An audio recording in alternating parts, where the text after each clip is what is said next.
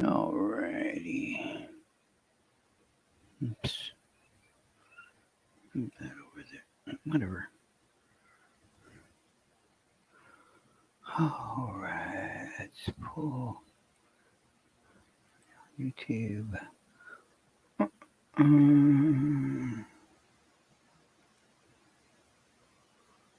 Alright. Okay. Pop it out. Alright.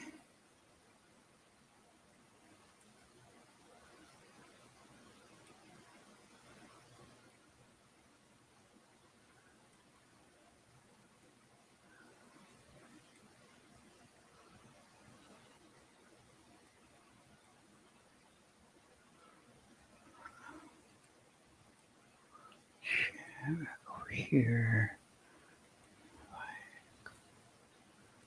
Or I lost it. I found it. Alright, that's and we're gonna pin that message. There we go.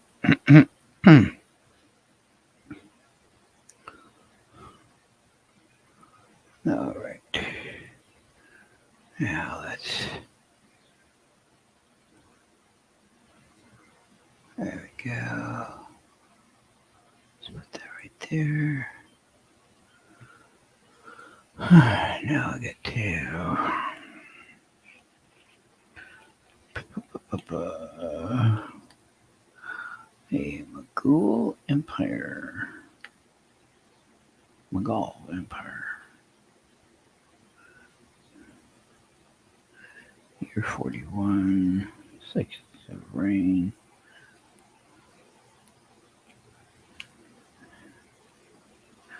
Okay.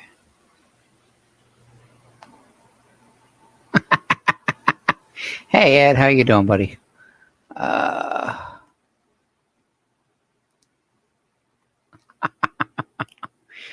Well, let's see here. Let's pull out the. Oh, not much. Got some awesome. Okay, I'll just pick one. A lot of these Mughal empires, they're silver. Hey, EUP, and they're all anywhere from 11 to 15 grams a piece. And I had to wait to get better internet, so that's kind of why I'm doing this stream as well. I got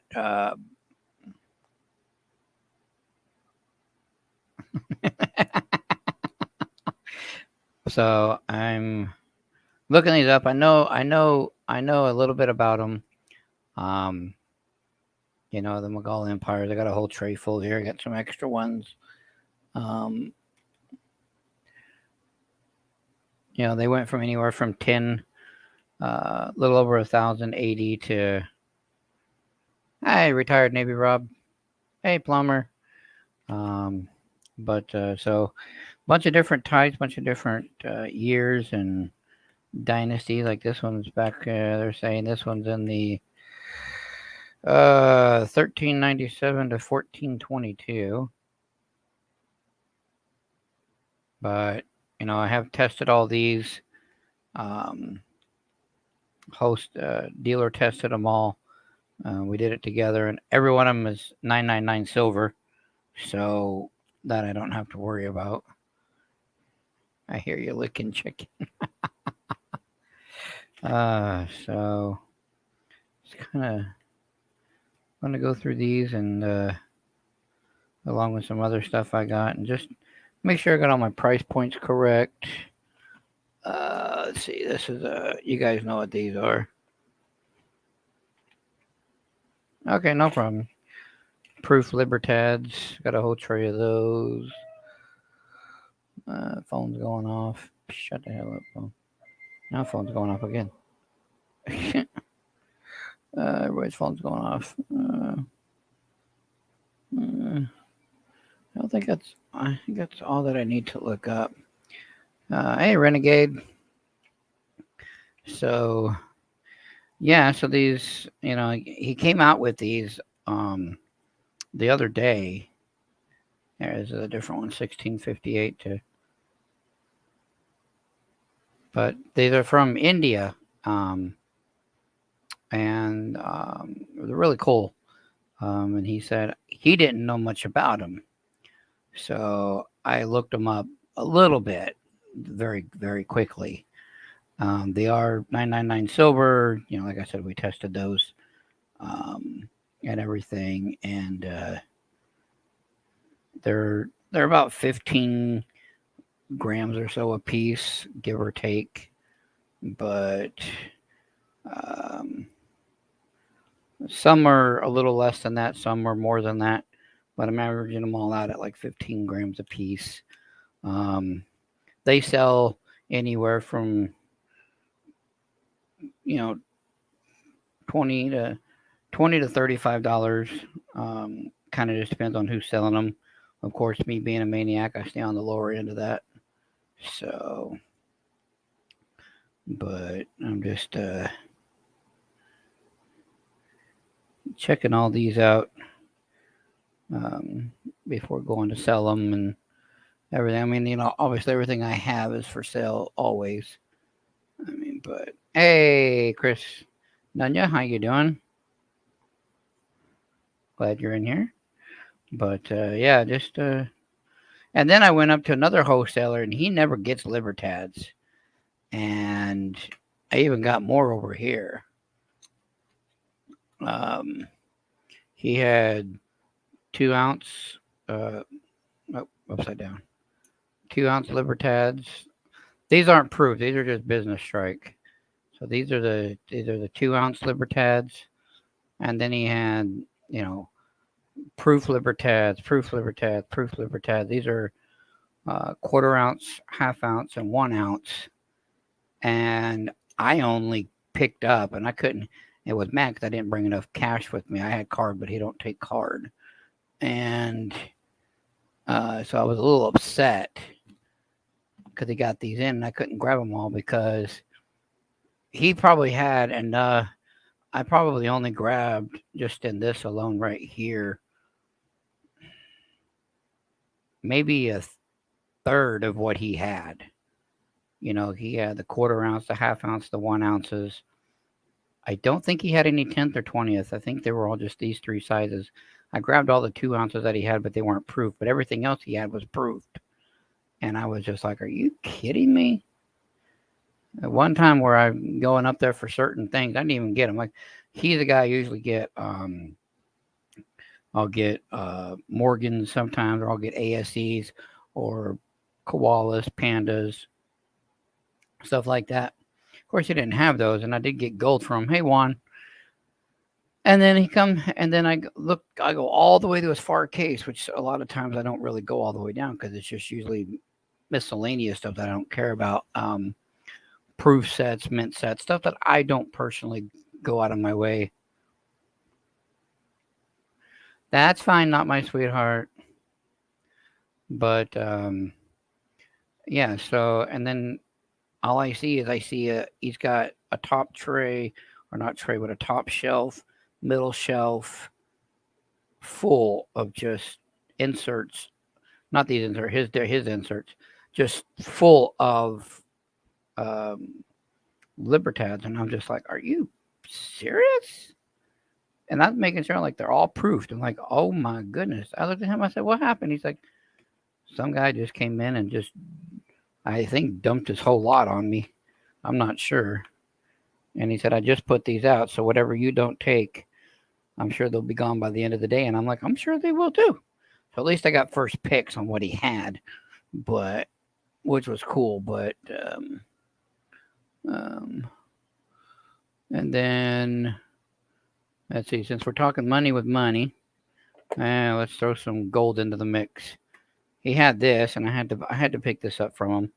It's a 1/10 gold proof, 2018. There, I'll let you.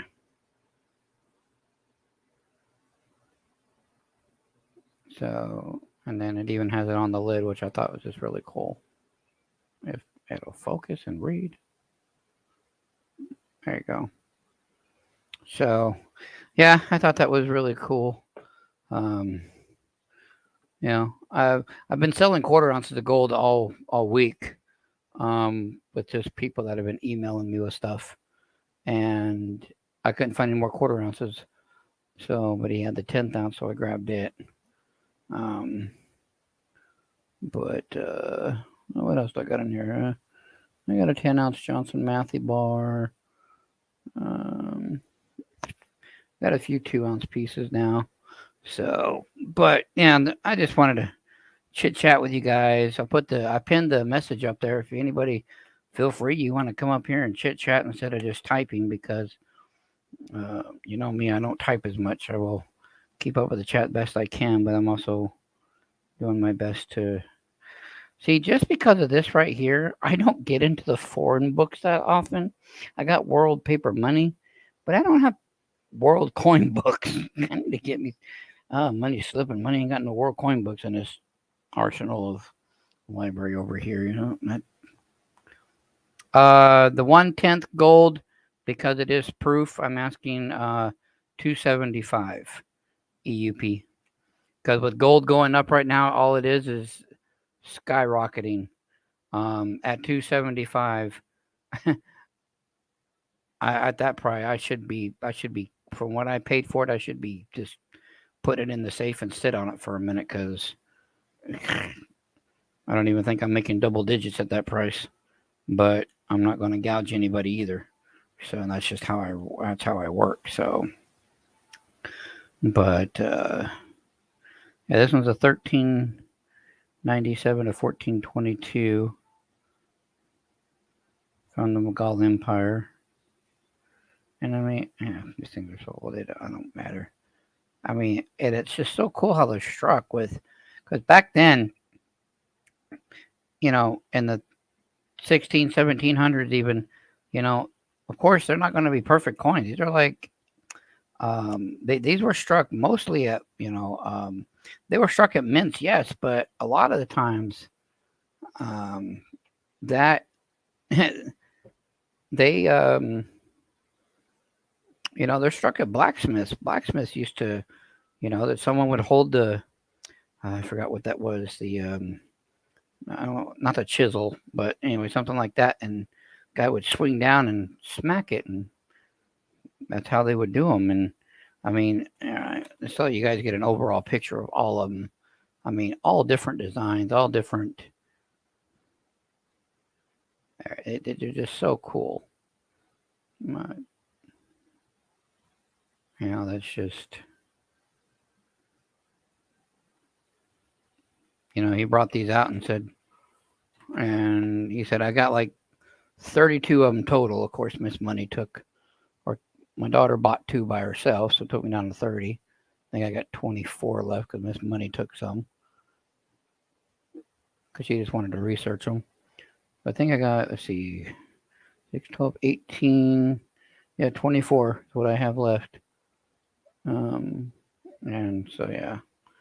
Yeah, that is a smoking deal for sure. I mean, like I said, I should probably just put it away in the safe, but I'm not that guy. You guys know me. Buy high, sell high, buy low, sell low. I'm not one to sit there and just put stuff away. I am holding right now until prices calm down. My take on that, Ed, is, and I don't mind talking politics on my channel, so you guys, I don't get into who voted for who, blah, blah, blah. But to me, a part of politics does coexist with silver and gold. Hi, Princess Jamie. Why are you not blue? Does coexist a little bit with what's going on in the world, like Russia and Ukraine. Well, it tends to affect our precious metal prices. What do I think about calming down on prices? I believe where you're seeing them right now, and I'll pull up a new tab because I have it on just like speedy. Right now, melt is $24.97. I believe once prices calm down, we're pretty much, I think I forgot the word. There's a new level, not what the Fed did or anything, but a new margin. And I think that we might go down to about 24.50. We might dip down to 22, 23 for a minute, right when, everything ceases with Russia and Ukraine and things, and inflation and stuff like that. But I think we're going to level back up at about 24, 25. So honestly, I think right now, hey, hustling, how you doing, Benji? I think right now we're pretty much at the bottom of where it's going to stay. Now, I'm talking about silver. As far as gold is concerned, I mean, when you have 3.5 weeks ago, gold at 1790. Now today's market, gold is at 1930, I think. Where's gold at? It was at 19 something earlier. Let me check gold real quick and don't get my numbers wrong. 1921. So yeah, 1930.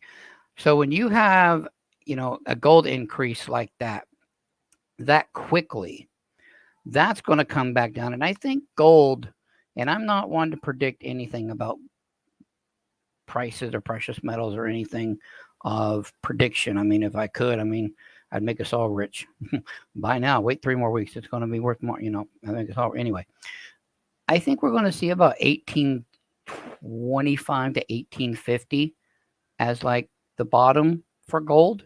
And then it's going to have a new where it's going to go up but it won't go lower than that. Just like I think with silver, 2450, like I said, right when Russia and everything gets done at first, we're probably going to we're going to buy it. We're going to have a dip. And like Benji always says, buy the dips. I think you're going to see a dip, and you're going to see a dip to about 23 and a half to a high 22, 22.80 or something like that for a minute. And what I mean by a minute is like a couple of days. And then you're going to see the upward trend. Say Tuesday, it's at 23. By Thursday, it's at 24, and then it starts just leveling off. So I think right now, honestly, if you're waiting until prices calm down, I think you're waiting for the inevitable. Only because I think we're pretty much at the lowest. Hey, Southern Coin. I think we're pretty much at the lowest of what we're going to be at once everything calms down with Russia, Ukraine, with inflation. I mean, we're not even going to talk about gas prices. I mean, I just drove from Georgia back to Arizona, and I can tell you, the only spot where they had decent gas prices.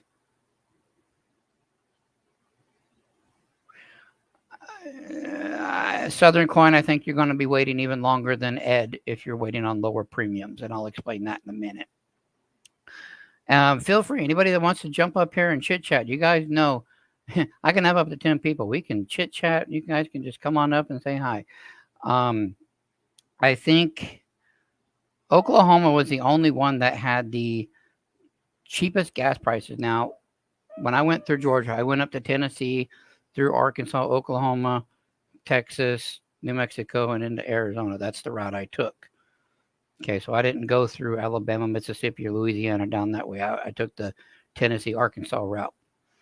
It doesn't matter where I went. We were at 409 to 429 no matter where I was until I got into Oklahoma. And then, wow, I like to know because when I got into Oklahoma, they were 389. So I heard the oil, but I've been home for about a week now, and that was a week ago prices that I'm going off of. As I know of right now here, we're still at 422. Yeah, so we're at 422 and I'm in Arizona. But as far as you're talking about premiums, certain things, Southern Coin, I think is always going to have a premium. That's never going to change. I think a lot of your premiums are just going to go up.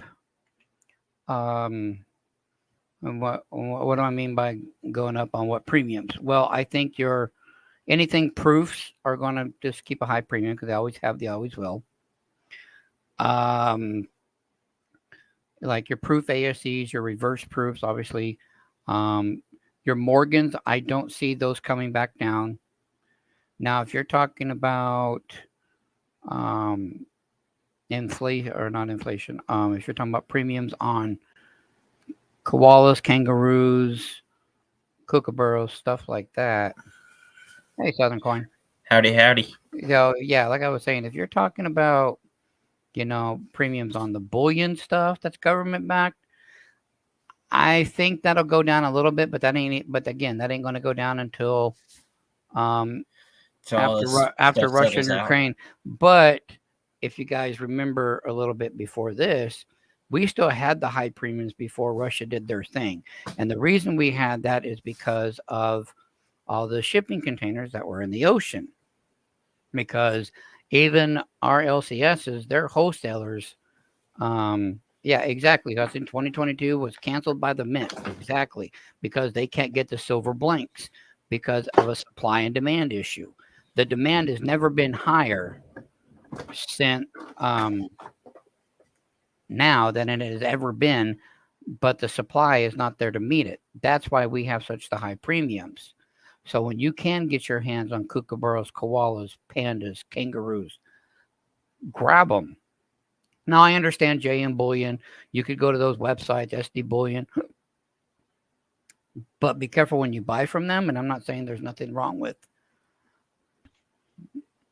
Hey, AUP, and there's nothing wrong with those websites. I like those websites.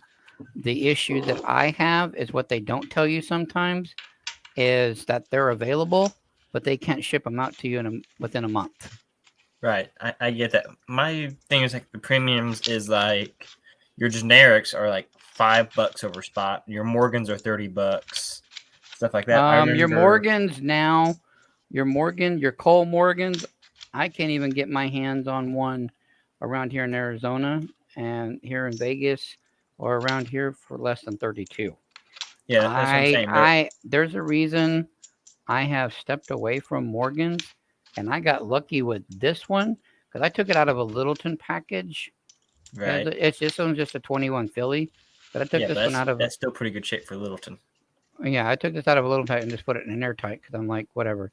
I mean, Yeah. I would put it as like a low MS like a 62 or something, but Right. I mean he basically just threw that in because I was buying all of this and the Libertads and stuff like that. And he's like, "Oh, here's this one." And I mean, he didn't give it to me; he just gave it to me for a really good price. And I'm like, "Oh, okay, well, I'll take it then." But that's the only like another one that I haven't had in a while is a Slab Morgan.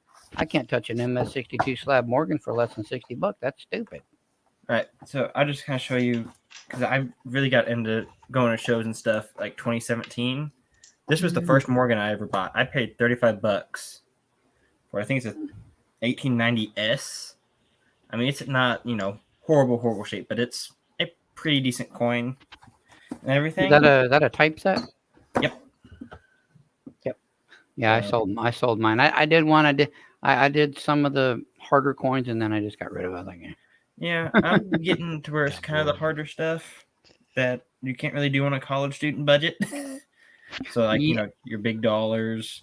This page is basically done. Cat yeah. When bust you half is kicking my butt. I can probably pull the Seat of Liberty stuff. the cap bust. I mean, if you're okay with like a G6 or something, you can find a Yeah, I decent one can. that's a common, unless you're trying to make like a BU album, which it doesn't seem like you are. So Yeah, I mean it's college student budget. I fill it in. I'm like I got time. I can go back and upgrade as needed. well, But yeah, like now I you remember understand that. like Cole Morgan, that was the first Morgan I bought $35. Second one I bought is my pocket piece. I paid $18 for that. It was half slick when I got it. Like I basically paid melt for it at the time. And Mm. so I'm just like I'm not saying everything's gonna go back to $20 high as a spot price. I'm okay with it staying up a little higher.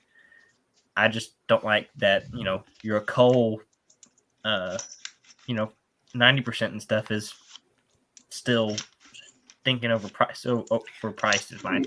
Well, and again, that's what everybody's stacking right now is the 90% stuff. I mean, 40%, 35%, yeah, those are anybody has those, and they're all trying to get rid of them.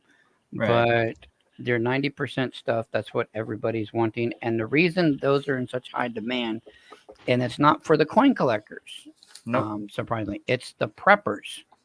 It's the SHTFers, because they know that those silver dimes and quarters are a loaf of bread, a gallon of milk, a gallon of gas.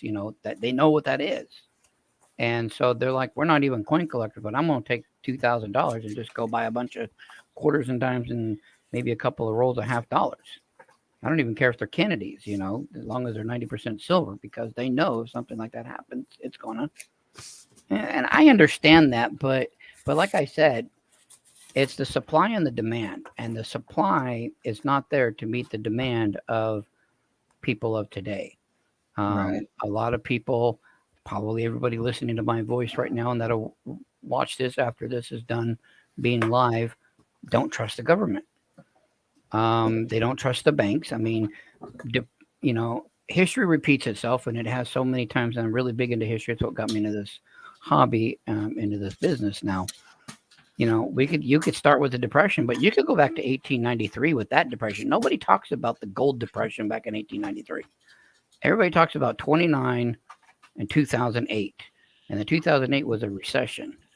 But nobody talks about the 1893 or what happened back then with the gold rush and the gold depression. And because the demand was so high that it got to edit these vids and get back. Hey, Redline Gary, appreciate you stopping in. I'll send you a message later, buddy. We'll talk. Just see how you're doing. I've been trying to keep up with your videos. If you guys don't have Redline Gary, anybody in the chat, he does racing videos, kind of like NASCAR a little bit, but he drives and stuff like that, and they have a racing team and everything. So, all right, Gary, but we'll chat later, buddy. Anyway, well, I'm kind of thinking about it. I remember you're kind of big into paper money. I picked this up at a show at the start of the month. So. Okay, the Providence of New Mexico. Is that a 1914, 1928, or 1918? It's 1915. Is the 15? 14, 15. It's got a 14 down here and it's got 15 up here. It's okay. Well, I was going with the yeah. So yeah. Okay, so it's a 14. And that's a pretty good specimen. That's pretty good. Now, I'm not big into the foreign currency. I'm not, but right. I do like the stuff pre 30s when it's large and obsolete like ours. Right. I do like that. That's nice. This was in a dealer's junk bin. I got this, a little 1 gram Mickey Mouse, and a little state quarter box set for like $8. Oh, I love going through people's when I go to coin shows. Man, junk bins. Going through the dump bins is like, when I was a kid, I used to go dumpster diving for aluminum cans to get money.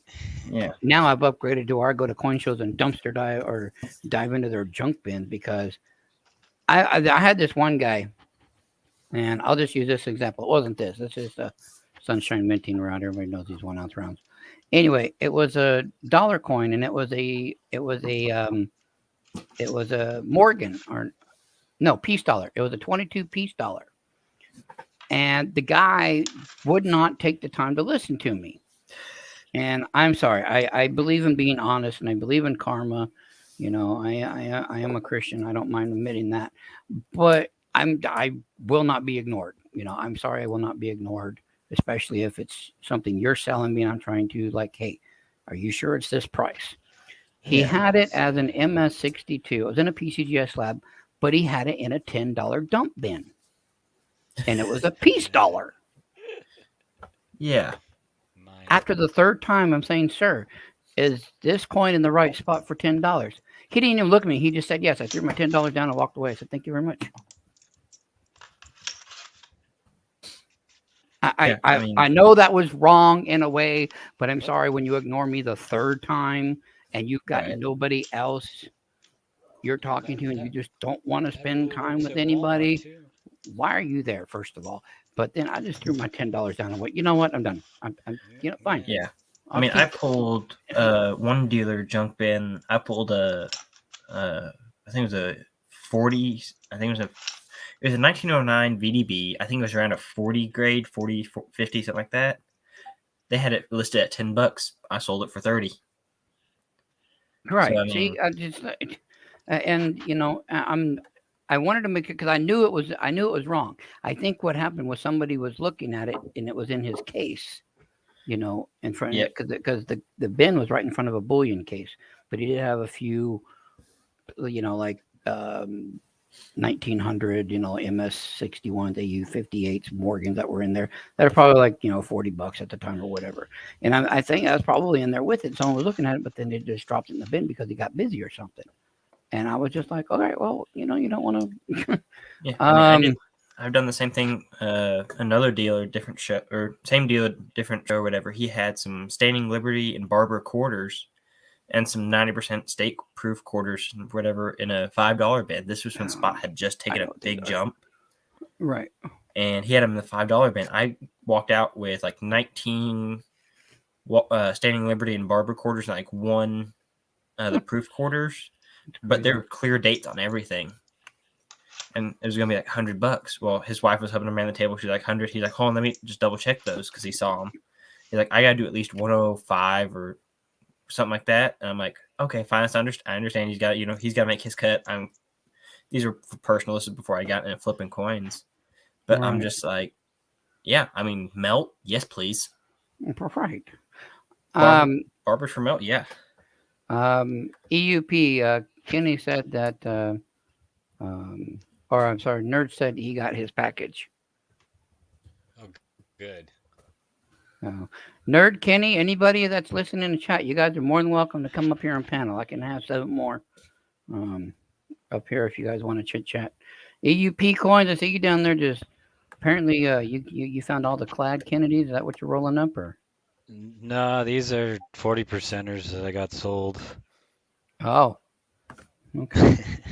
So I'm rolling them up to get shipped out. Oh, okay. But yeah, no, anyway, so as far as the, get back to the premiums and everything like that, I really don't think we're going to see a die down until the supply starts meeting the demand. And I think it's probably going to be the end of this year before that really starts speeding things up. And that's if everything starts going well. Right now, a lot of things aren't going well in the world, so we'll see. That's definitely, we'll have to wait and see. But I don't see the premiums going anywhere anytime soon. Unfortunately, I wish they did. Just a quick side note, I did finally, and I thought I already did this, but apparently I didn't. I did just pay for my subscription to NGC.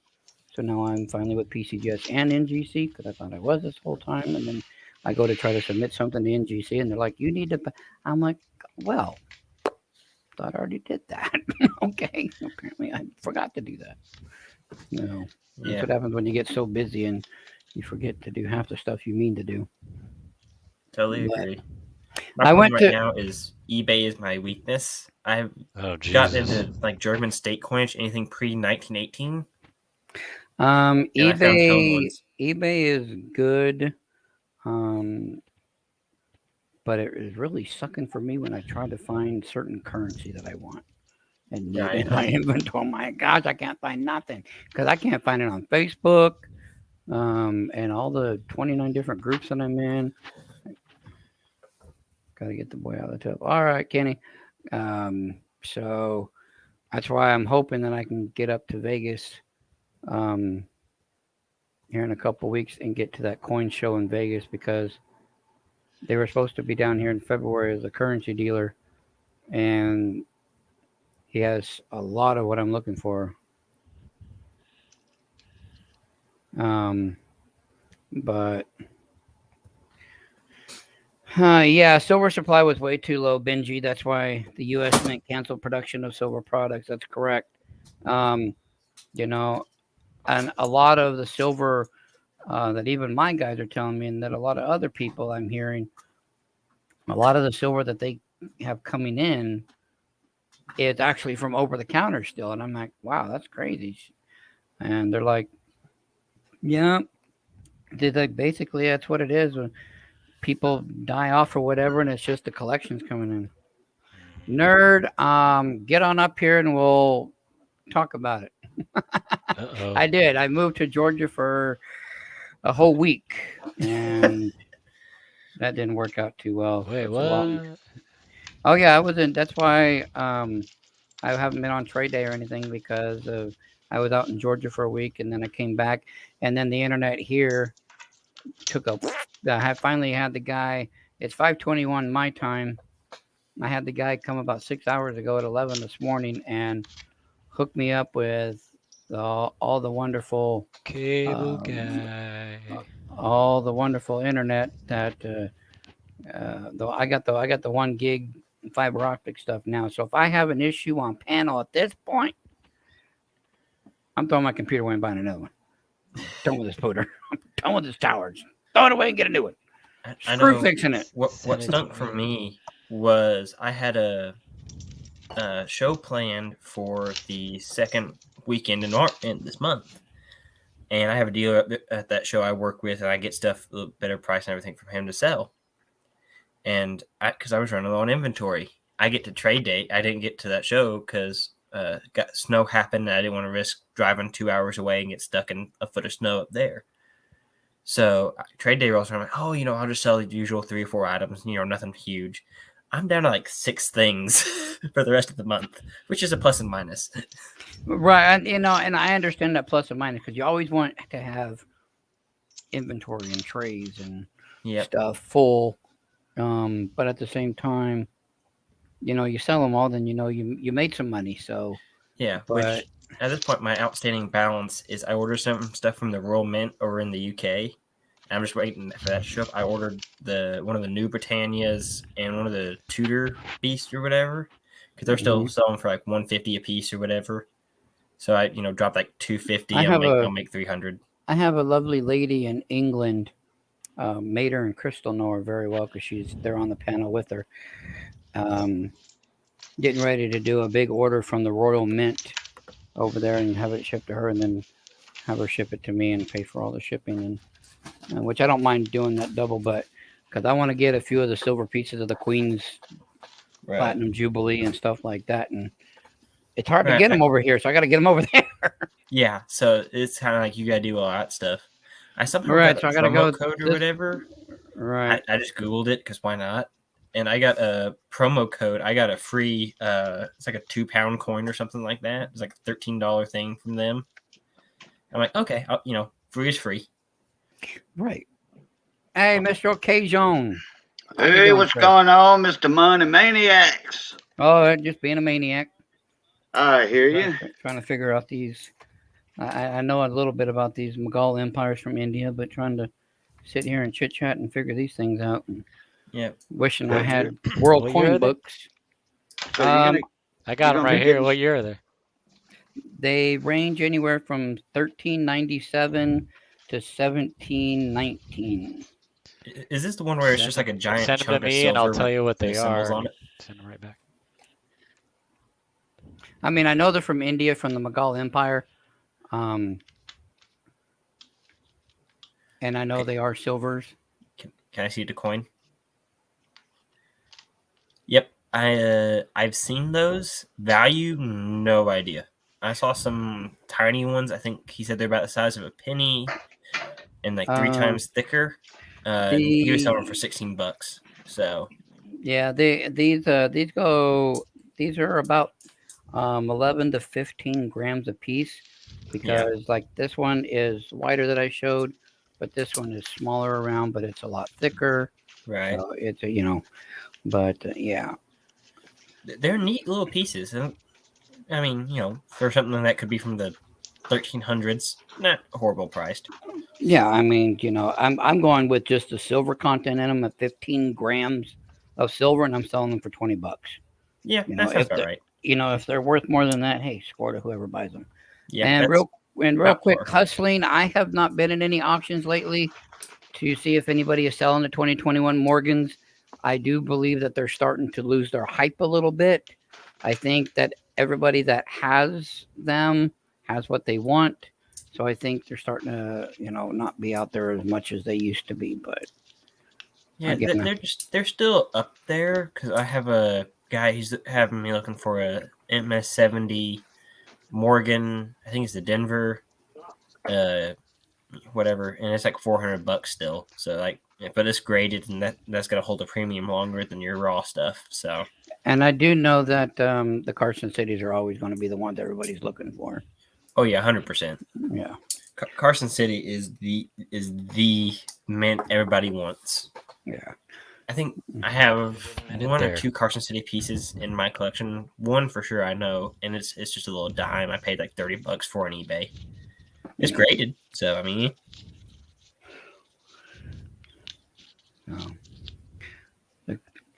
Cajun, how you been, sir? Oh, we've been pretty good, and that issue with those couple of teeth kind of let go. Well, that's good. They let me know they're still there, but at least I can function properly. A little bit. And I can't. Renegade must have left. I can't pull him up.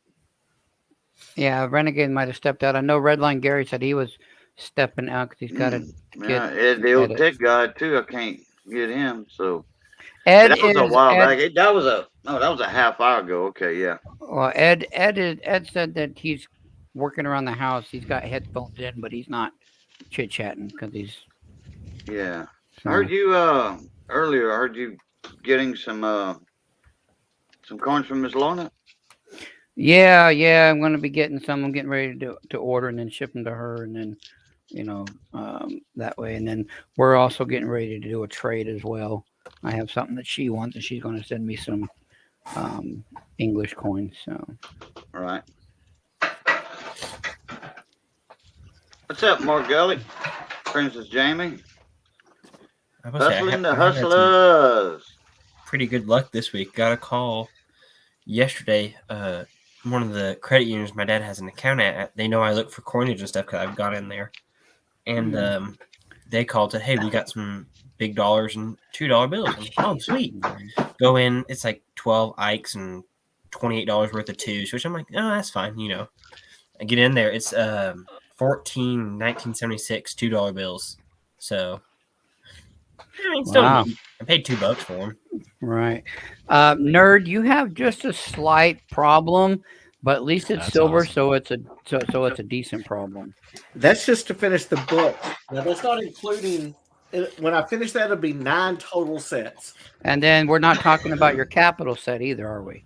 Well, that is. I went ahead and finished it out, and Wait, went ahead and I mean, they're not meant by any means. They're all circulated, but I went ahead and finished it and reorganized to put that as a priority because I got tired of just waiting. So I just pulled from one book and filled it in. I have a question for. This is more for Nerd and Hustling, because I know they like their binges and everything. A full Danceco book. They are circulated. Bingy book, completely filled up. 455 shipped. Sounds about Decent right. price, or is that a little too high for you guys? Are you talking about picking it up, or are you trying to sell it? Oh, no.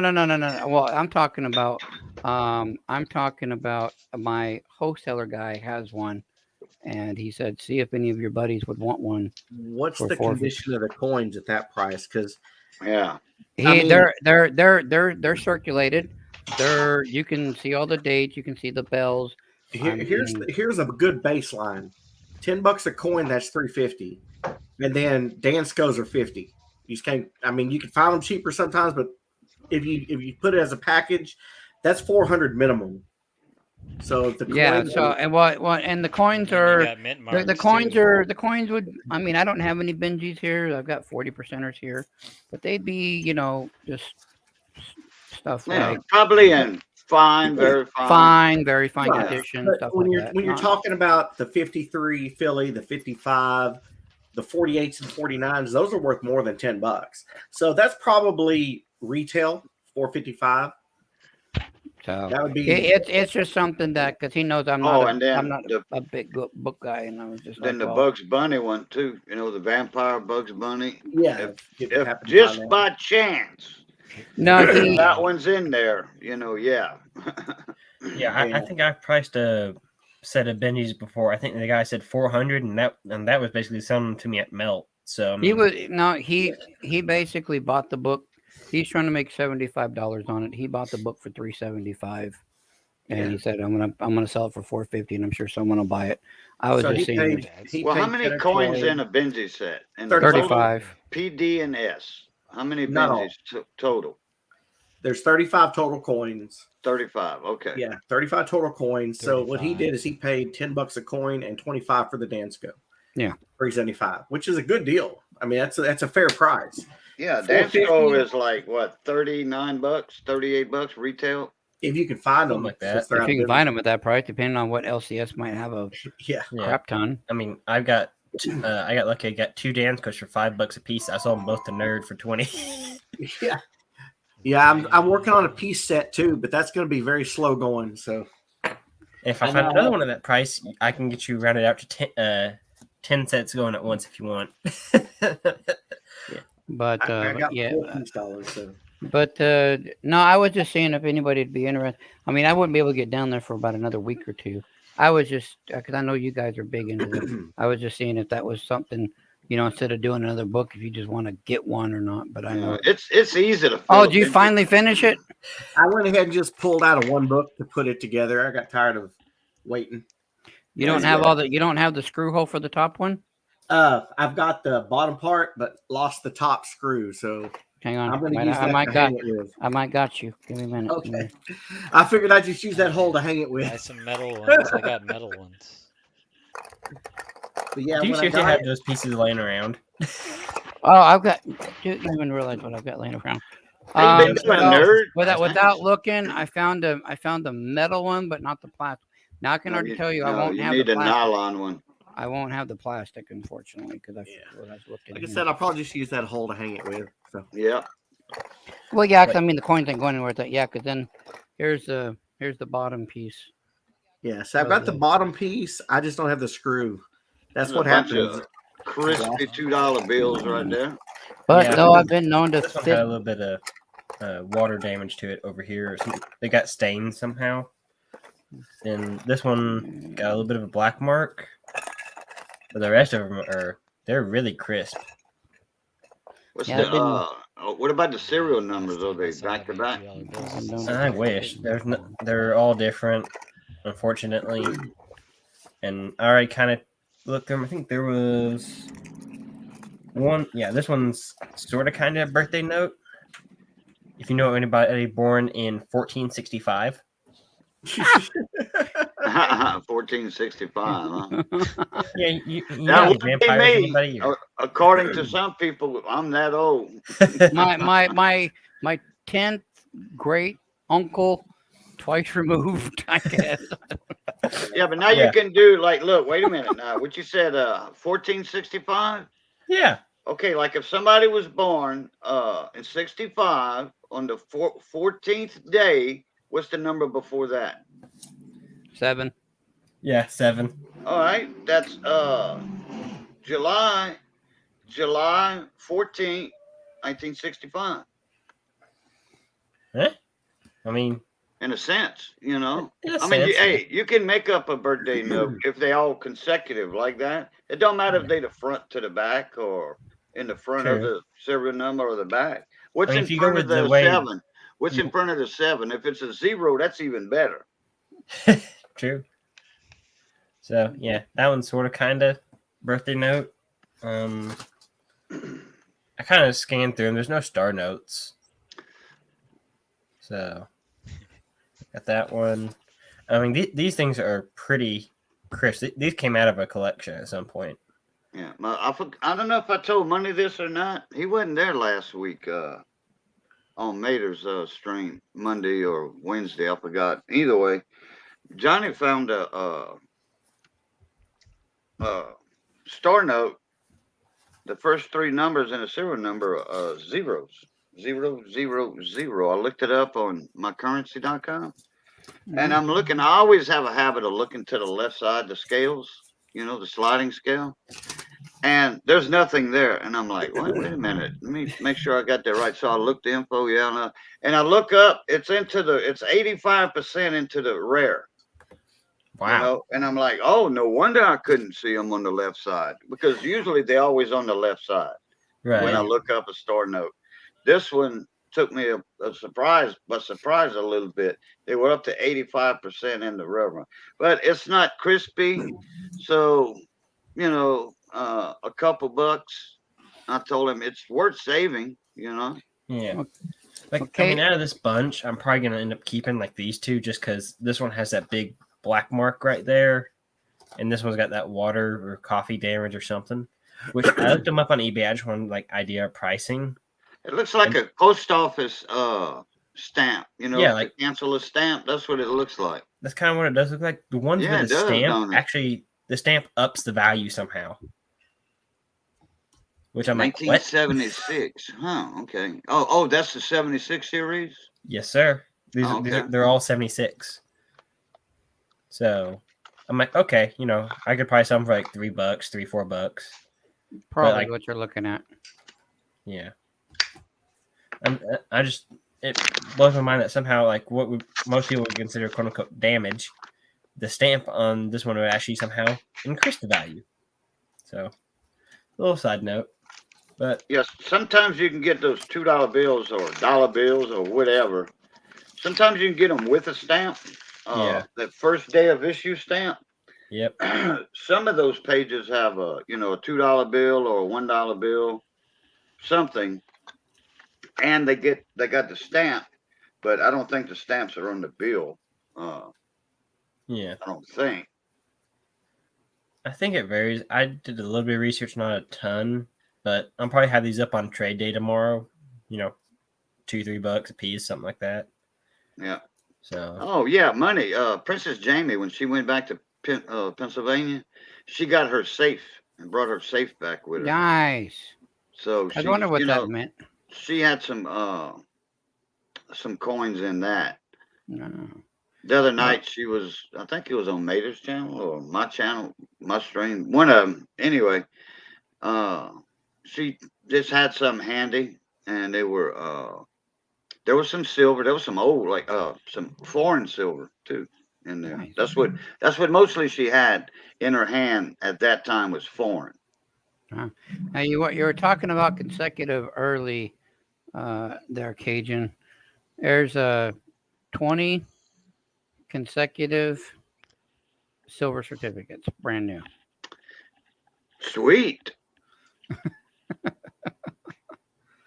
They're 1957 B series, but yeah, when those came up, I went, I'll take. Oh all yeah, those. I gotta I'll get take those. those. I'll take those quick.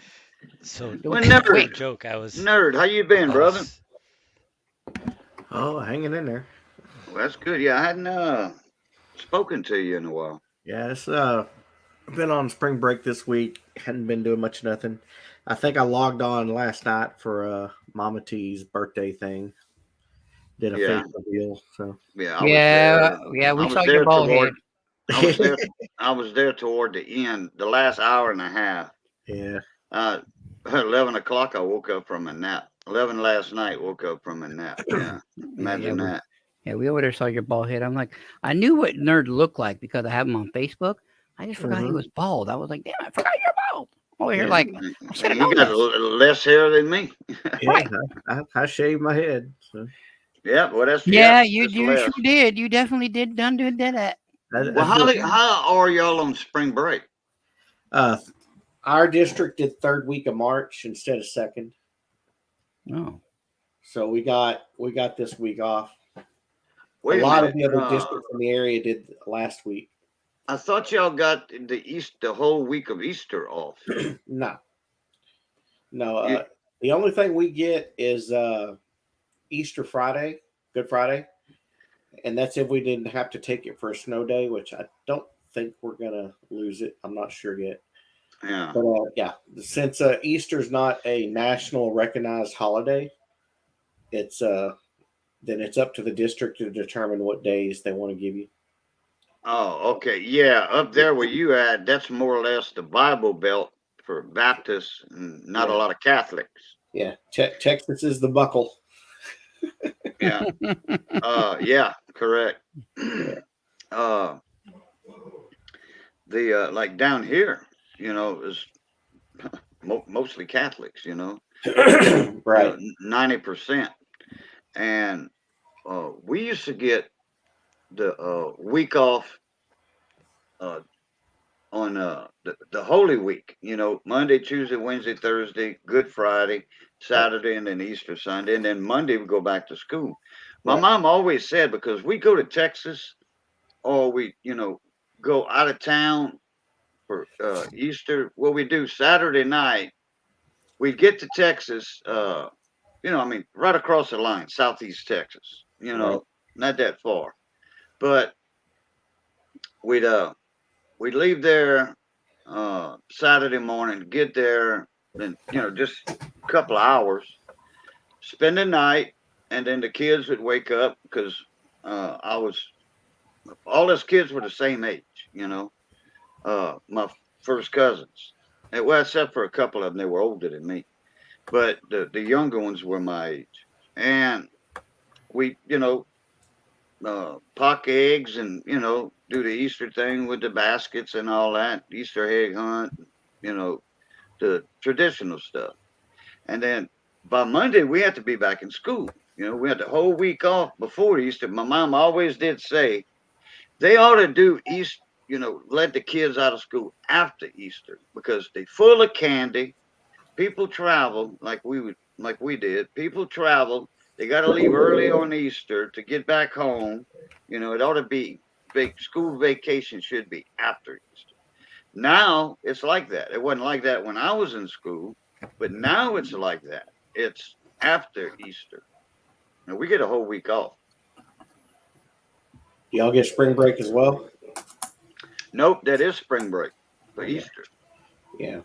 But I'm on spring break this week. It's so. never the same time though. Right. I think because that's another reason. Easter fluctuates. See, Easter is very late this year. Yeah. Easter's like what? April It's like mid to late April this year, I think. April 17th. Yeah. Yeah. That's Yeah. the latest it's been, yeah. Yeah. I hadn't seen Easter that late in a long time. I've seen it fall on my birthday 2 times, that I remember 2 times. And that was on the 7th. That was on the 7th. That's almost on my birthday. My birthday is April 21st, so it's right there near my birthday. Yeah, this year. Yeah, 17th. My dad was the 23rd. Yeah. I turned 21 this year, so I'm ready for that. So, You turned 21? Oh, that works. Well, some money. What happened to Georgia again? you'll be legal.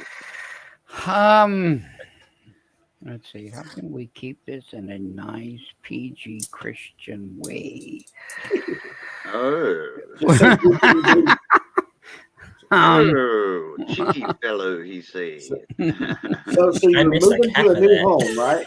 So I was moving and I was staying with, I was staying with somebody. It was her aunt and uncle. Just until, we could get, because there was a house across the way that they were going to fix up and we were going to start renting it, but it was going to take a few months. And things just didn't work out. And they never took me off the lease here. So they kind of just, it was nice and cordial. I've known them for years. And they said, this just really isn't working out.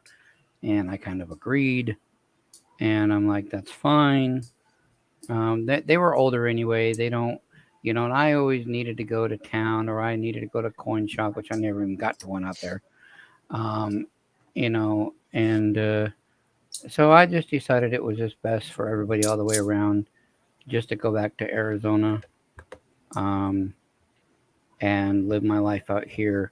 I mean, once I do save up money or whatever, I'm going to take me and the kids and the wife and everything. We're probably going to end up in, we're going to end up in a cooler climate. Um, Flagstaff is an option to stay in Arizona. We are definitely looking at Texas, around the Dallas area. If that doesn't work, they've all agreed the Amarillo area. So Well, I can tell you this: if you come towards Tennessee and need to go to a coin shop, don't pick Chattanooga because there's absolutely zero. no, I used to live in Tennessee, and I used to live in Memphis, Tennessee, which I Yeah, didn't mind. I didn't mind Memphis. Yeah, over that direction, there's a lot more. Yeah, I didn't mind There's some Memphis. towards Knoxville. I've been to a couple up in Knoxville. There's not hardly any in Chattanooga. It's all Georgia or Knoxville or over towards Nashville and stuff. Yeah, I think Jamie, that's going to be my statement later on. Is just staying in Texas, even in the Amarillo area, I'd be closer to the Oklahoma shows, the Texas shows, the Kansas shows, Missouri shows. Going out to Albuquerque, New Are you looking Mexico. to rent or own? I'm going to have to. I already know when I first get out there, the first year is going to rent, and then after that, we're going to, unless we get into like a rent to own situation, and then we're gonna do a year lease with somebody, and then we're going to buy after that. Yeah. So is what I'm Hopefully looking it's at. pulled down some for you because it's still. Yeah, that's another thing that I'm glad about that I'm not buying right now because, when I go buy my first house, I want it to be a buyer's market, not a seller's market. So Yeah, that's I got stuck into the seller market thing when I bought mine, but I don't plan on moving anywhere else the rest of my life, so I just look at it as rent control. no, this is very true too. But it also depends on what you're paying, for mortgage and everything. And just curious, did you do a 15-year or a 30-year? I can only get a 30-year, Okay. but I'm gonna pay it off early. So You're going to treat it like a 15? yeah, I mean it's one of those situations where the interest rates are so low. There's no way I'll ever get to refinance because the interest rates will never be this low again. So it's moot to refinance because the purpose is to lower your payments, lower your interest rate. I can't get much lower. So Well, so that's I'm not just that, and that's not a bad thing. So. no, it's not a bad thing. So I'm just at that point where I'll just start throwing extra money at it. And they say if you just make one extra mortgage payment a year, you can knock 8 years off the back end. Yeah, so the plan is right now is I'm going to build the business up on YouTube and Facebook a little bit, and then I've got plenty of display cases. You see the two open. Then I've got 3 more over there against the wall. I've got that one right there with that 60-ounce silver issue. I've got the rotating one. So I mean, I've got plenty of cases already for tables and things like that. It's just what I really need to work on right now is getting the inventory up more, because what I want to have is I want a slab case, nothing but slabs. It doesn't matter if they're ASCs, kookaburras, koalas, bullion, coins, Got a couple extra dimes. slides. So I'm definitely working on the that proof set does not want to stay up. So I'm definitely working on the slab. I need to work on the slab case. I've got plenty of the smaller currency. I'm working on the obsolete currency right now. I can get silver at any time. So when that depletes down, I can always refill that. So that's not an issue. But yeah, so this case, and I have another case that I want to be a slab case. Then the rotating case that I just showed is going to be nothing but fractional currency from the Civil War case and colonial currency. And then I want to work on a smaller case of having just gold. So why are you putting out all the stuff that I can't have? Actually, I told everybody I still got a little wiggle room left on my PayPal. Ooh, Nerd can take my money. Yeah, I can take a little money. Let's see, where's it at? Yeah, but see, I don't buy little. I buy.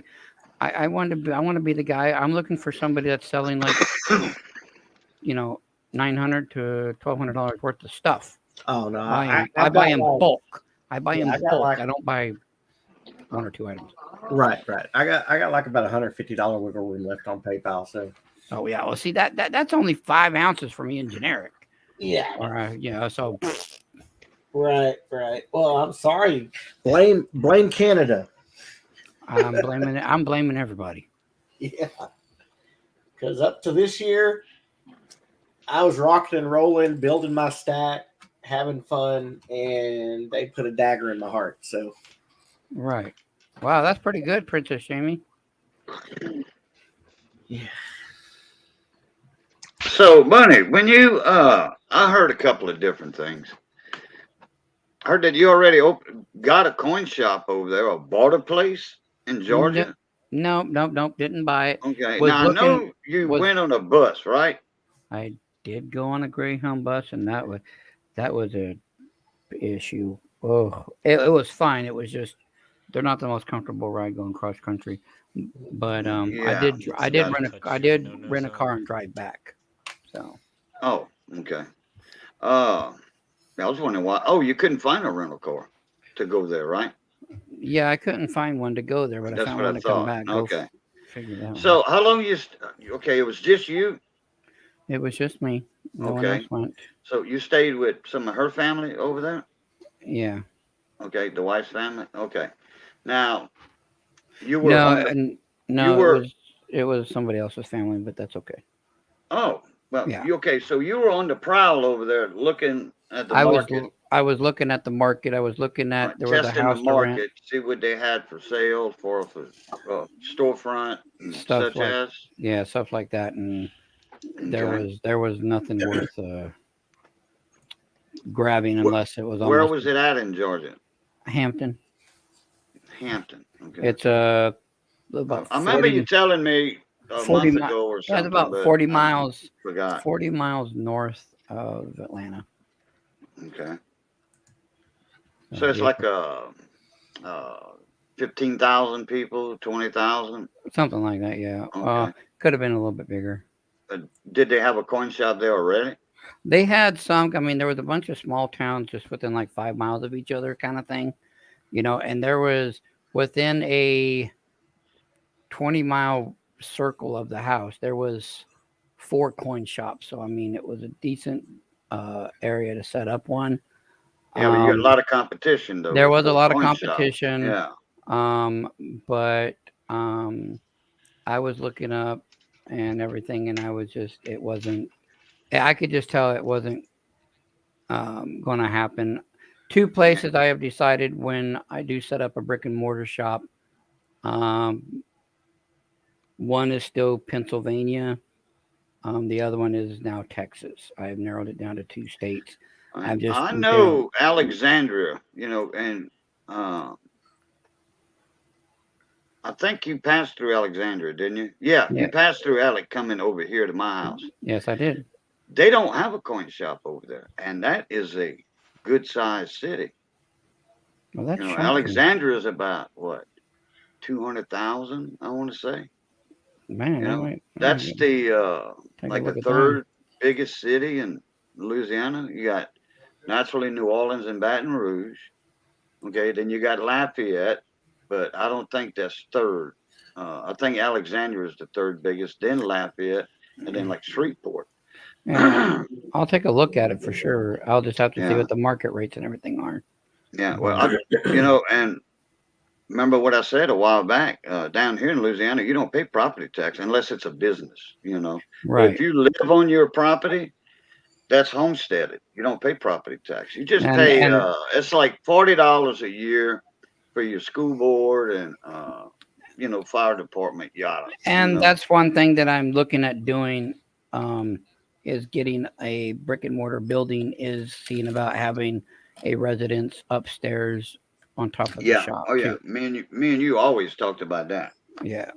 Hey, Mark Melton, how you doing? That one place that you were looking at that you showed me pictures of up in PA, it had that little side separate office. And I said, man, that would be awesome for a lawyer or something, Right. And that was up there just out of Pittsburgh. That was one that I was looking at. Cool, I need to shave. So that was definitely one that I was looking at.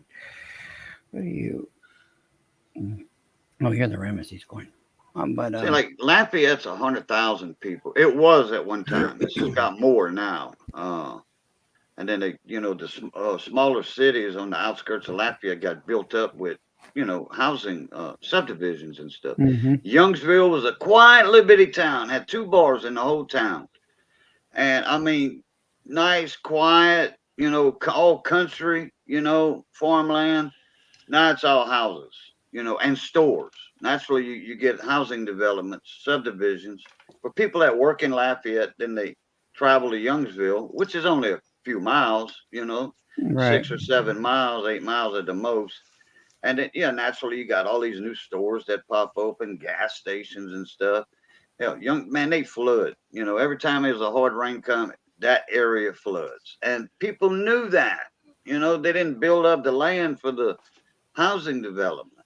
A lot of houses flood. They get a foot of water in them. Some people were Mhm. smart and built their houses. They got their own dirt contractor, haul dirt in, and dozer work their pad, like 3 foot above the natural ground.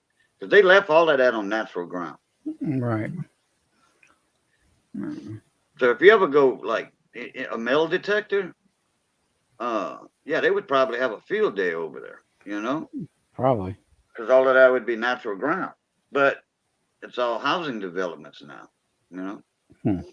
And then Dusson, which is on the west side of Lafayette, that blew up. I built many houses in Dusson.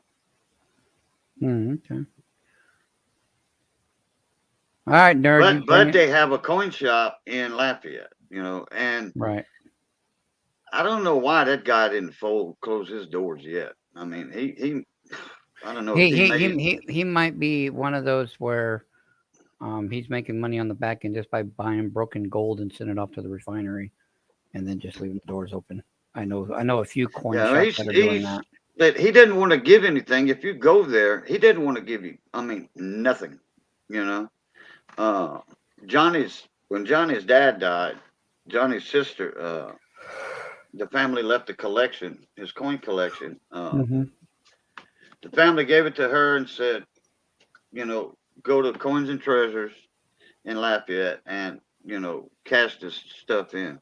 I mean, it wasn't nothing, and they had a lot of silver, they had gold coins in there. I mean, she might have came out with $3,000 or $4,000. And the Wow. guy just picked and chose what he wanted out of the collection. He didn't buy the whole collection. He didn't want to buy the whole collection. He just got the best stuff for hardly nothing. Right. Pennies on a dollar. So, and a lot of people talk about that shop. Man, I'll never go back there. I'm glad the internet's up where I could, surf the net I've got one and buy of those stuff from. around here. Right. Yeah, I heard somebody say something. I think it was EUP. Oh, yeah, I was saying I got a shop like that around here. And you walk in and the guy doesn't even look up and pay you no mind, Yeah, Yeah, it's I like, hate dealers So like that. like There's they don't care. oh my gosh, I hate. Yeah, dealers there's like no that. prices on anything, he's just showing off his coins, it feels like when you walk in. That's why there are, because the dealers in Las Vegas come down to Laughlin, and I've dealt with them for the last few years. There are 4 dealers that are in every show, without fail, and I won't even. I will continue to walk by their table. I won't even talk to them. I won't even acknowledge their presence anymore. Rude, sarcastic, thinking that their 1943 Merc dime is better than your 1943 Merc dime twice over, and whatever, they have gold pieces and everything. And the only business that I see them doing is dealer to dealer business, because apparently I'm not the only one that thinks this, and I'm still trying to figure out why they're showing up at these shows. Apparently they're doing something somewhere, but yeah, these guys, they won't give you the time of day. They want nothing, their price is what it is, which is fine. I understand dealers are that way, but when you go to ask for a price, unless you have every individual thing in your case priced out expect to be asked, how much is this? And when they ask, don't be rude about it. Right. Yeah, Yeah. and Mark, that is very true because dealers like that is perfect. Make it hard for beginning collectors because you guys go in there thinking, okay, I don't know what I'm doing anyway. Hopefully, there's somebody at a dealer that will sit with me, talk with me. This is what my motivation is. This is what I want to do. Whether you're just that guy that wants to take $2,000 or $3,000 from his 401k or from his savings account, going, this ain't working for me. I don't like where the economy's going, and we get all day, every day. I get these where people are like, what can I get for how much silver, or gold can I get for X amount of dollars? And that's when I will start questioning, not what do you like, but what is your monthly budget? And I don't mean to get too personal with you, but obviously if your monthly budget is $40 every paycheck, which is $80 a month for those that are biweekly, obviously stay away from gold at this point. Grab the couple of ounces of silver or a Morgan, or grab, what you like, or unless you, and I will tell you, I said there's a thing where you could save up, once a month and get a gram of gold because they're going to be about $75 or so. But I will see what your budget is. And I'm just going off of what maybe someone, okay, well, I want to spend $200 every time I come in. Right. Okay, Yeah. Build up a portfolio. Then I will kind of get into, what do you like? Do you like this? Do you like the premium silver rounds, or are you okay with just the generic sunshine stuff? Yeah. Or What do you American like? Silver Eagles. Are or you Constitutional Silver. are you a collector, or are you just doing this to be a stacker? Right. Now there are some people out there that start as stackers, they become collectors. That just happens, because you start buying what you like, and that's a model that everybody plays with, is buy what you like. That's why I have a little bit of everything, because somebody may not like Libertads, then somebody may not like half-ounce silvers, but I got a whole tube of half-ounce silvers, and they're Canadian coins. Yeah. Somebody's going to like them. Oh, I got to have a little bit. I have currency. I've got some Yeah. people don't like sets. I've got sets. Yeah. You diversify. So that's when I get into, what do you like? And so, especially if you're a new beginner and you go up to a dealer like that and he has no time for you, I'm sorry. I'd be like, well, apparently this ain't for me, and just walk right on out and never do it again. I cannot stand On the dealers that other way. hand, though, I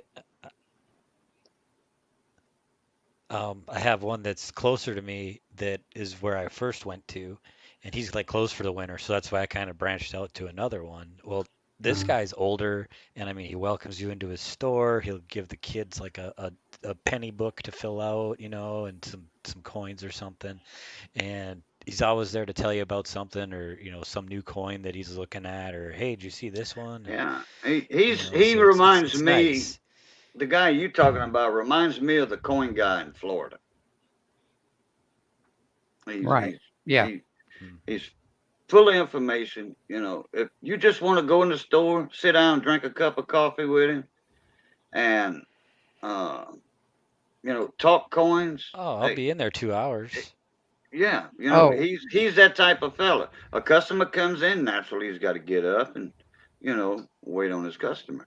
But this one guy that I was talking about earlier in Lafayette, his dad had that store. Okay, so he inherited that. The guy that owns it now is younger than me. I'm 58. This guy is like about 52. Okay, so I know for a fact that was his dad that had that store. And I had brought his dad up. My collection, I had, I don't know, 2 attaché cases of half dollars. Had Walking Liberty halves, Benjis. I had enough to fill probably 10 Benji books. Yeah, Mark, that's another thing that I do as well. If I go into a store, there's no price on stuff, I'll leave.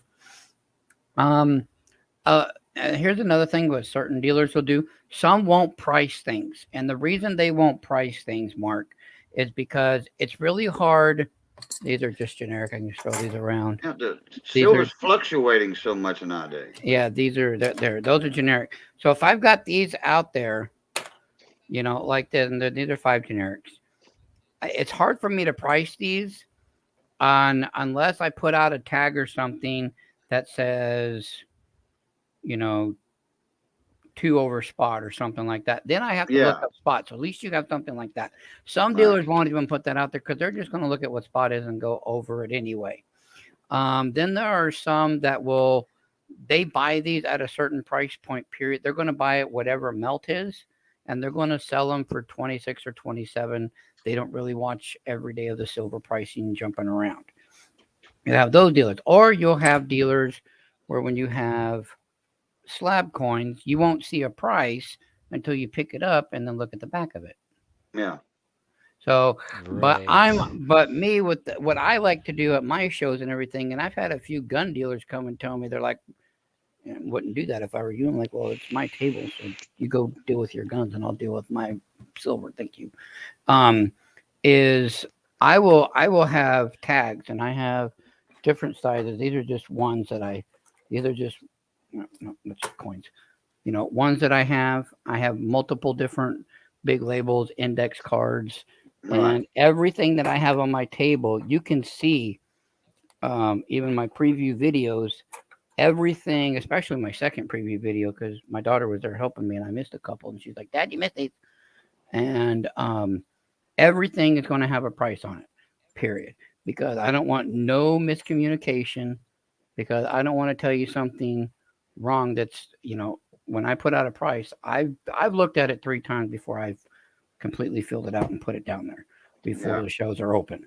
And I prefer when I go to someone's table, within the first 30 seconds, you know where that dealer's at. And what I mean by that is you know where that dealer's at with, okay, if I bring him a couple of tubes of ASCs, I can already see where he's going to buy them and where he's selling them at without even asking him. So I'm over here selling ASCs for 32.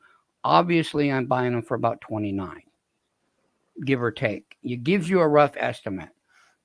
If I'm selling generics for, 27, obviously I'm buying them closer to spot. Things like that. And that's what I like about, dealers that I deal with, which is there's only 2. And I'm the third one at the gun shows that I go to, which I have one coming up in 3 weeks. Reminds me I need to call the promoter tomorrow. Need to do that. To get my tables reserved. Anyway, and they also do that. There's one guy, and it's the promoter's husband, and I'm going to do my best to buy these books this time because I'm tired of looking at them. He has 2 Dansko books. One has got 48. So it's a Dansko silver round book. He's got 48 silver rounds. Some are government, some are generic. Most of them are generic. I have told him I've seen 4 commemorative, the silver dollar commemoratives in there, and I showed him to him. He's like, "Oh, well, I'll take the price down. I didn't realize I threw those in there." And then he has another Dansko book that are nothing but, I think there's like 35 or 36, and they're just silver bars in this. And I have looked at these books for a year and a half now, and I don't know why I haven't picked them up. But he has them as a flat rate because he's the guy. He's retired, and he literally he tell me, but he won't tell the customers, the guests that show. But he'll tell me, he's like, honestly, these are my prices. I won't tell the guests that walk in here. I don't care if I sell these or not. The reason I don't care if I sell these or not is because I really don't need the money. I'm just bored, and I have a safe full of this stuff. So the wife's the promoter, so I took a couple of tables to help her out. I'm like, okay, look, there's Miss Money. And Hey, Miss Money. Yeah, and I know the Kate feeling. said, "Hey, Miss Money." So, and then he has another case like the size of this one, just full of 10th gold, slab gold, stuff like that. I mean, he, like you said, I don't need the money. I've been collecting this my whole life, but I'm willing to sell it if somebody's willing to buy it. And he said, and his prices aren't astronomical. His 10th gold at the last show were $240 a piece for the 10th gold Eagles non-proof. His Morgans were at like 35 a piece for good ones. He has some Carson Cities that are at different prices in on the years. So, I mean, he's got decent prices. He's not like he's just gouging anybody, but I like how he put prices on everything. And then that's the first thing he said when he came to our table. He's like, okay, I actually like you. And I'm like, yeah, how's that? He's like, I know how much you want for everything on your table. Even if it's in an oversized slab, the set in the boxes over here, you have everything priced. I don't have to ask questions, which I don't mind asking questions, but I can just look and like, okay, that's not for me and keep going. Or I can go, hey, I'll take that. I'll take that. I'll take that. You know, he said, I like how you do that. And so, Yeah, yes, ma'am. that's right, Mark. I agree with your comments, Mark. Cause Especially the that's first one. Dealers like that make it hard for beginner collectors. That's and, true. and that's just how I see it, because I know when I go into a coin show or something, I don't want to have to stand there waiting on a wait. Okay, I'm coming to your table to buy something. I don't want to have to stand there and wait 20 minutes just to ask, hey, how much are you selling your Thor over here for? Put out Yeah. a price for your 1 ounce silver Thor. No, What are you how much asking is for? that You know, Sonic Hedgehog coin? exactly. What are you asking for this stuff? Even if you say, $10 over spot, at least, okay, I got an idea. I can kind of Hey, look up and spot myself. Right. I got something to add to that. Coin dealers ought to, like, say if a couple of young kids come in, say 3 young fellas, 12 years old, they rode their bicycle, on a Saturday, school was out naturally on a Saturday. They rode their bicycles 4 or 5 miles, they had fun on the way to the coin store. Well, they each got a few dollars on them, 20 or 30 bucks, whatever, their allowance for the month or cutting some yards or whatever. Dealers need to treat kids right too, Yes. because that's the future of, that's our future. Young kids that are younger than us coming up, if they interested. And the younger they start, the more it's going to stick with them, when they get older. They won't get tired or burn out, especially with the variety of coins being minted nowadays. Back when I was Right. growing up, I Yeah. started collecting 5, 6 years old.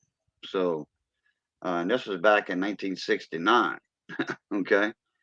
So, you can imagine what I was finding in my pocket change and row Right. hunting half dollars. Where do you think I got all that silver from? What I was talking about earlier. I was finding walkers, Benjis, and not like 3 or 4 or 5 half dollars in a box. I'm talking about 3, 4, 5 in a row.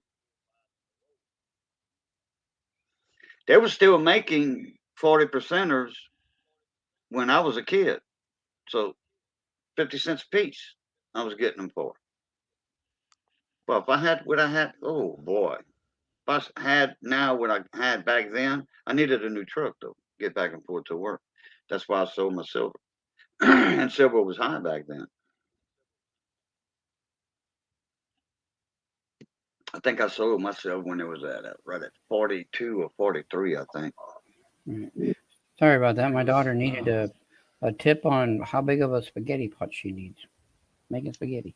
Oh, But she's at a neighbor's house You gonna be at trade day? make I will be who, me or? Yeah, you money. Sorry. Oh yes, I will be there.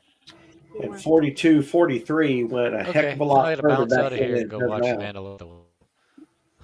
Alrighty, yep. I will be at trade day tomorrow. I'll probably be making early trade day as well. I don't know who's hosting it tomorrow. I don't know whose turn it is, but I'll be there too. what'd you say, nerd? I said All right, we'll see you 42, there, man. 43 went a heck of a lot further back then than it does now. You're damn right. I remember me and Ken Peavy. Ken Peavy was in one of my lives one night, and we were talking about how silver spiked and was 81, 80, 81. It spiked. And for a few minutes, but hour, 2 hours, it got up to $100 an ounce. It peaked at $100 an ounce. But this was off hours, all that stuff. So, and then it went right back down to 60 or whatever. I don't know the reason for the spike, but me and Ken had talked about that one time. He said, "Yeah, I remember silver got up to 100 an ounce, but just for an hour or so, 2 hours." And just to follow up on what Cajun was saying about kids, one thing that I do, and that's why sometimes you'll see me buying some just weird, not worth that much stuff from whoever's selling stuff from sometimes, is I will give a lot of stuff away to kids. I will give silver certificates away. I will give red seal $2 bills away. I've been known to give away proof sets. You know, I've been known to give away like a slab, like slab nickels. I've seen you do that with Redline Gary's kids. You know, Yeah, I mean, but silver, you know, rounds. I'm talking about ounces. oh yeah, I'm giving.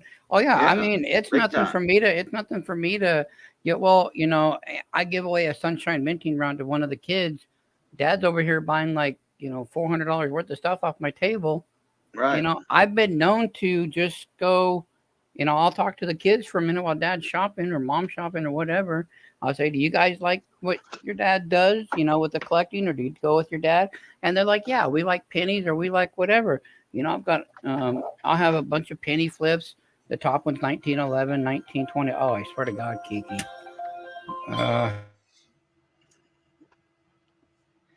Kiki.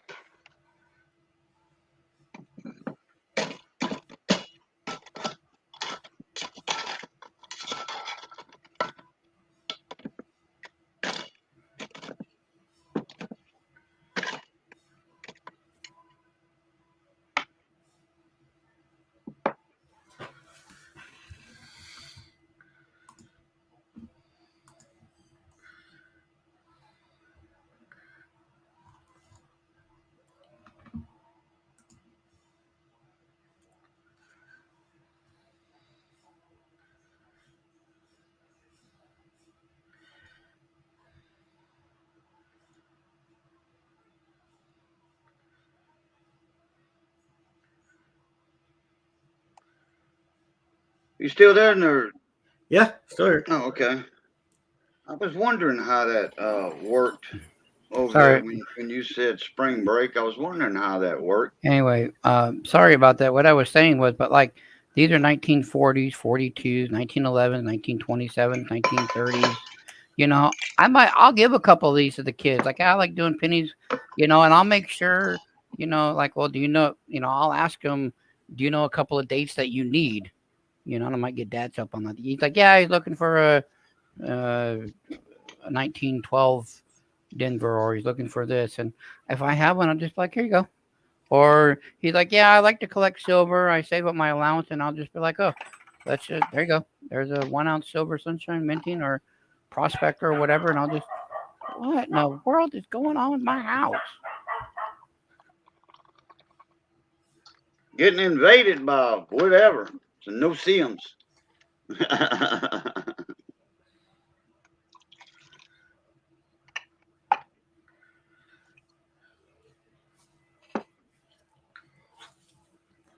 Sorry about that. People calling.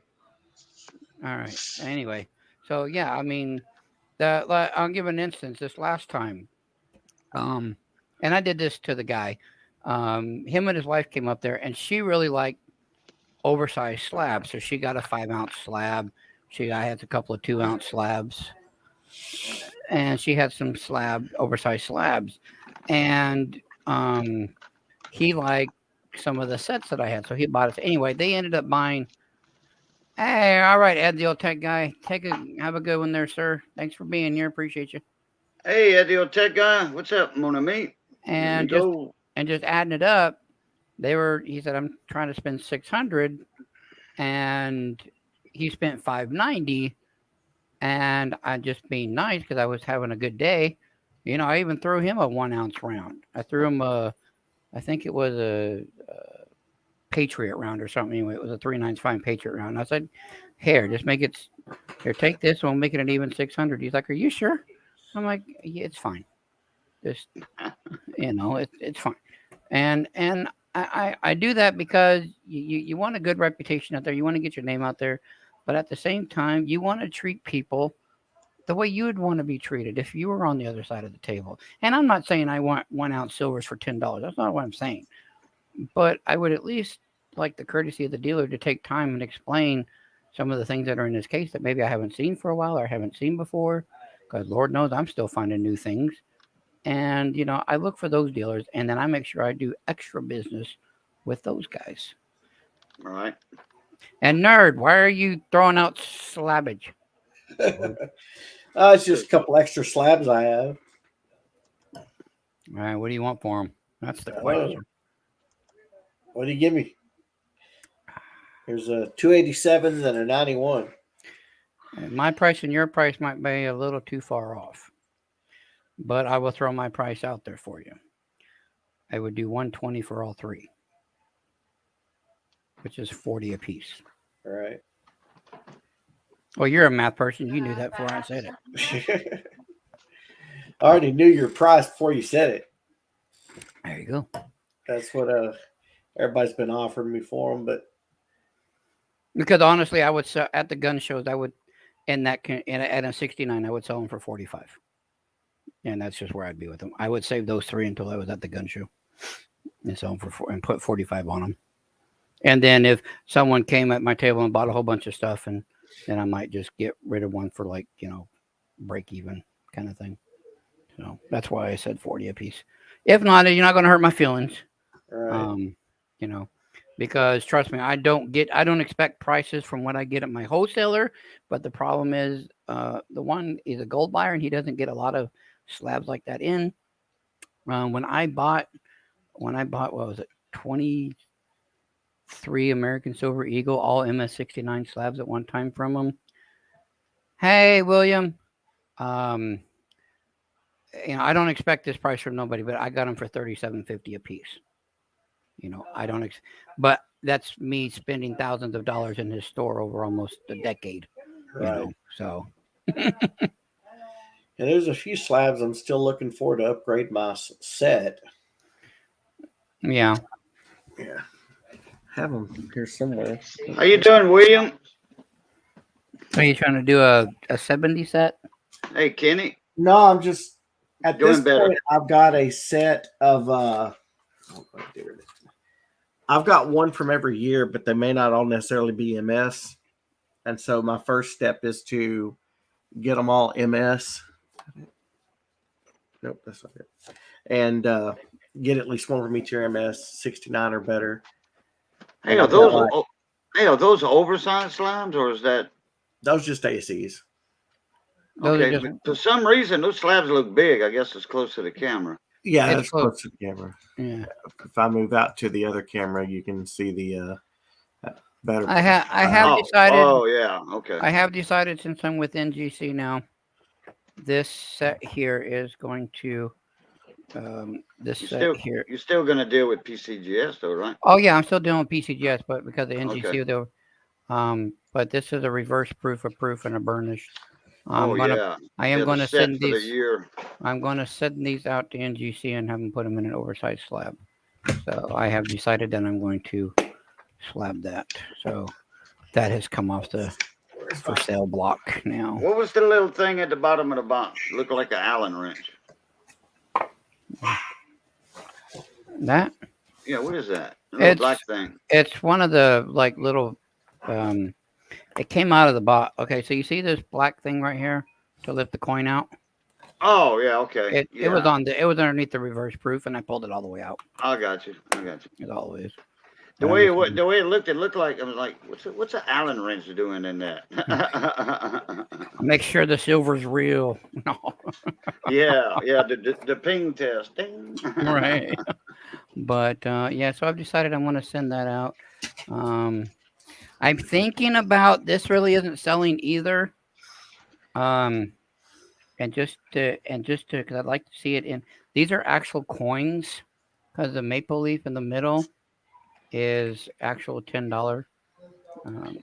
Yeah, just like your guitar silver coin.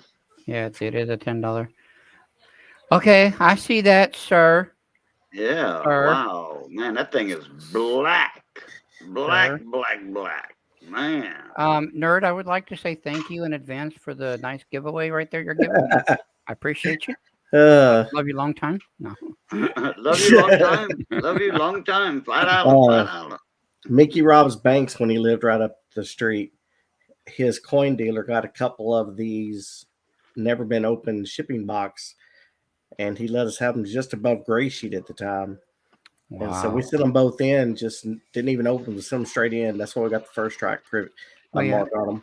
Well, yeah, these are And- two. These are real quick. These are 2 ounces, and these are $25 coins. So I'm thinking about sending this set in too, because there was only a mintage of 3,000. So I think those 2 sets are going to get sent in.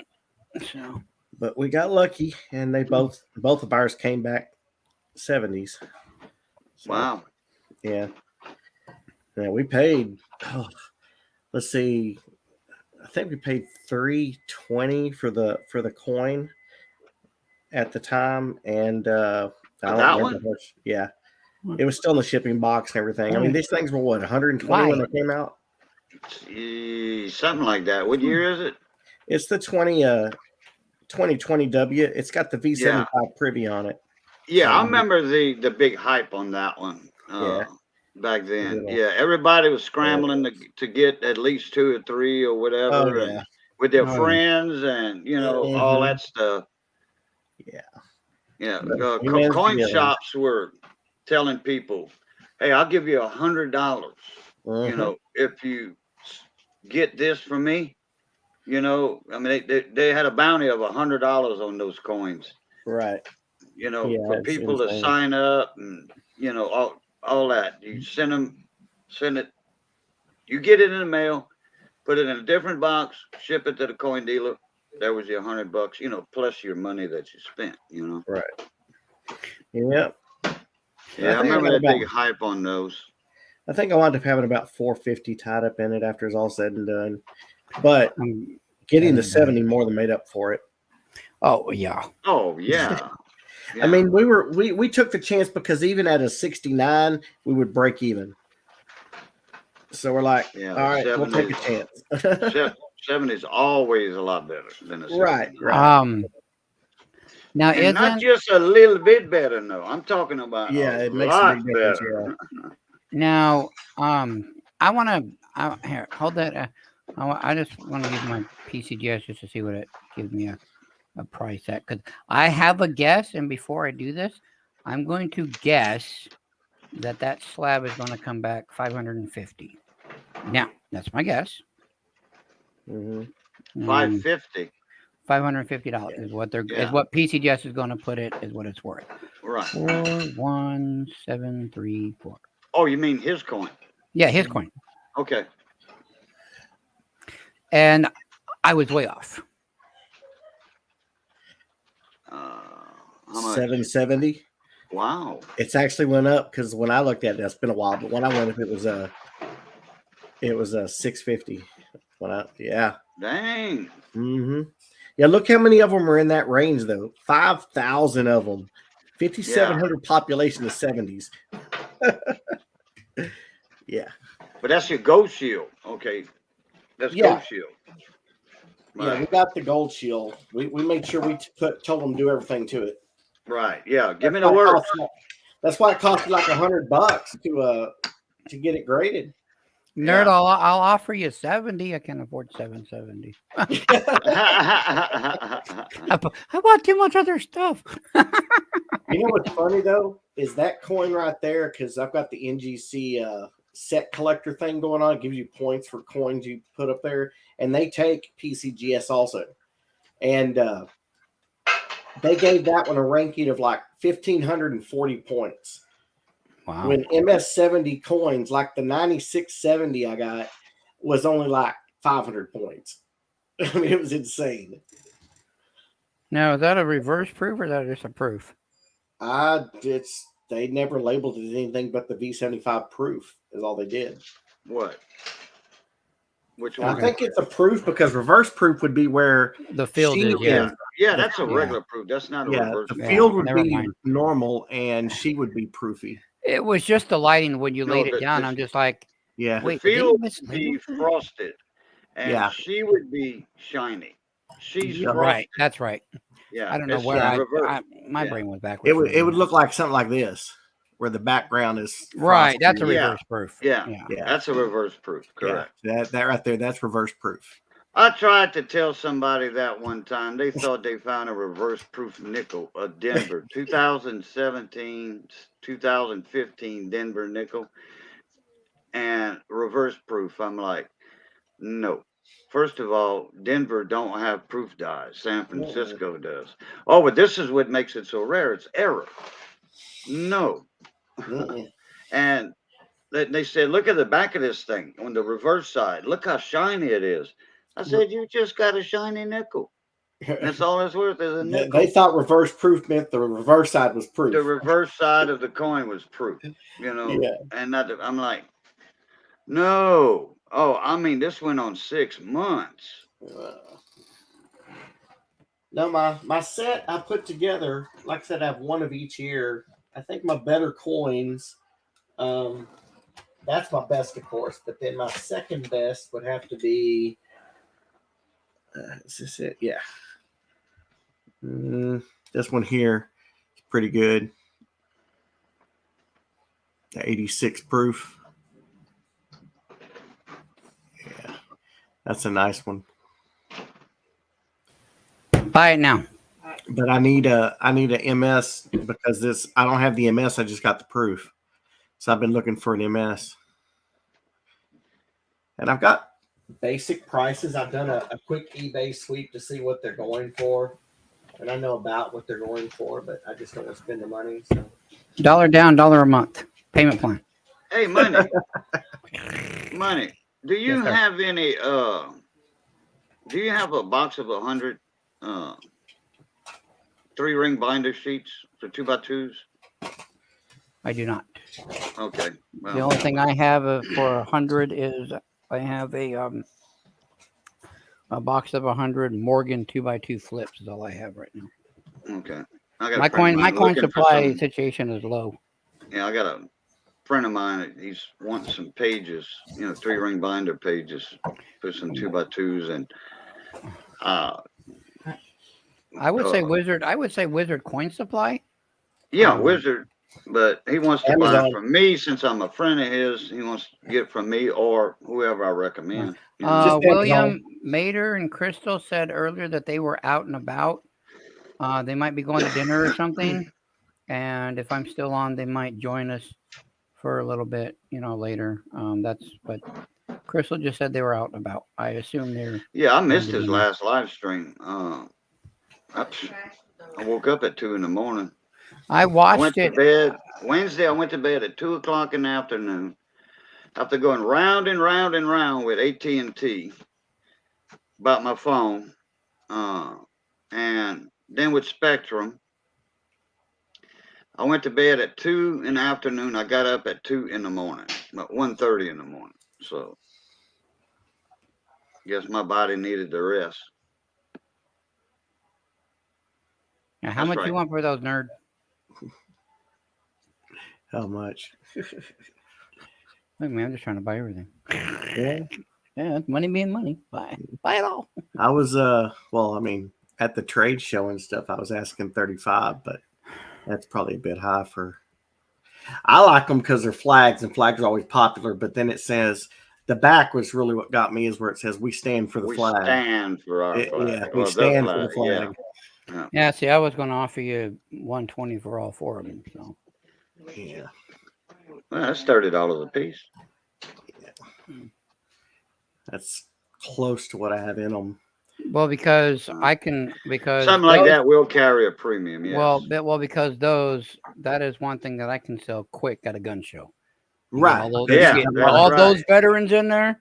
They'll Man, pay those- 35, 40 for them. Yeah. Those would be gone. The dealers would probably come buy those before I even got set up. They'd be like, "We'll take those." Uh-huh. I don't even get half my stuff set up. They just start seeing me put in case. Well, how much you want for that? How much you want for that? I literally got all these dealers. I have all these guns and ammo over there, and just come over here going, "Hey, what's Money Maniac got?" Uh-huh. Because all these gun guys that they sell gun, but they're safe at home. It's full of gold and silver. Yeah. Yep. Oh, And ammo. That's Yeah, why and, they have their guns to guard their gold and silver. Exactly.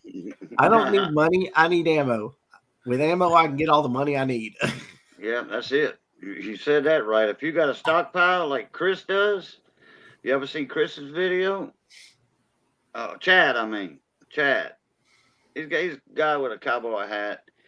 He's starting. He says, "Oh man, I'm getting nervous. You know, all this stuff going around, these riots and all that."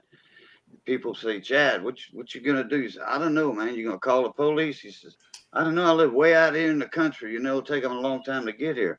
What can I do?" And then he's walking by his gun shelves, you know, gun racks, and he's got all these high-powered rifles with scopes. I mean, this guy's got a collection of like 400 or 500 high-powered rifles. Okay, plus archery. I ain't talking about no cheap bows now. I'm talking about high-quality compound bows. Okay, that he can hit a red bug in the ass with an arrow with. Okay, yeah. You know, you got night vision, night scope on a bow or compound bow. You prepared, you know, and he knows how to use them. And then he says, you know, and then he says, far as ammo and what I got here, I haven't made a dent in it yet.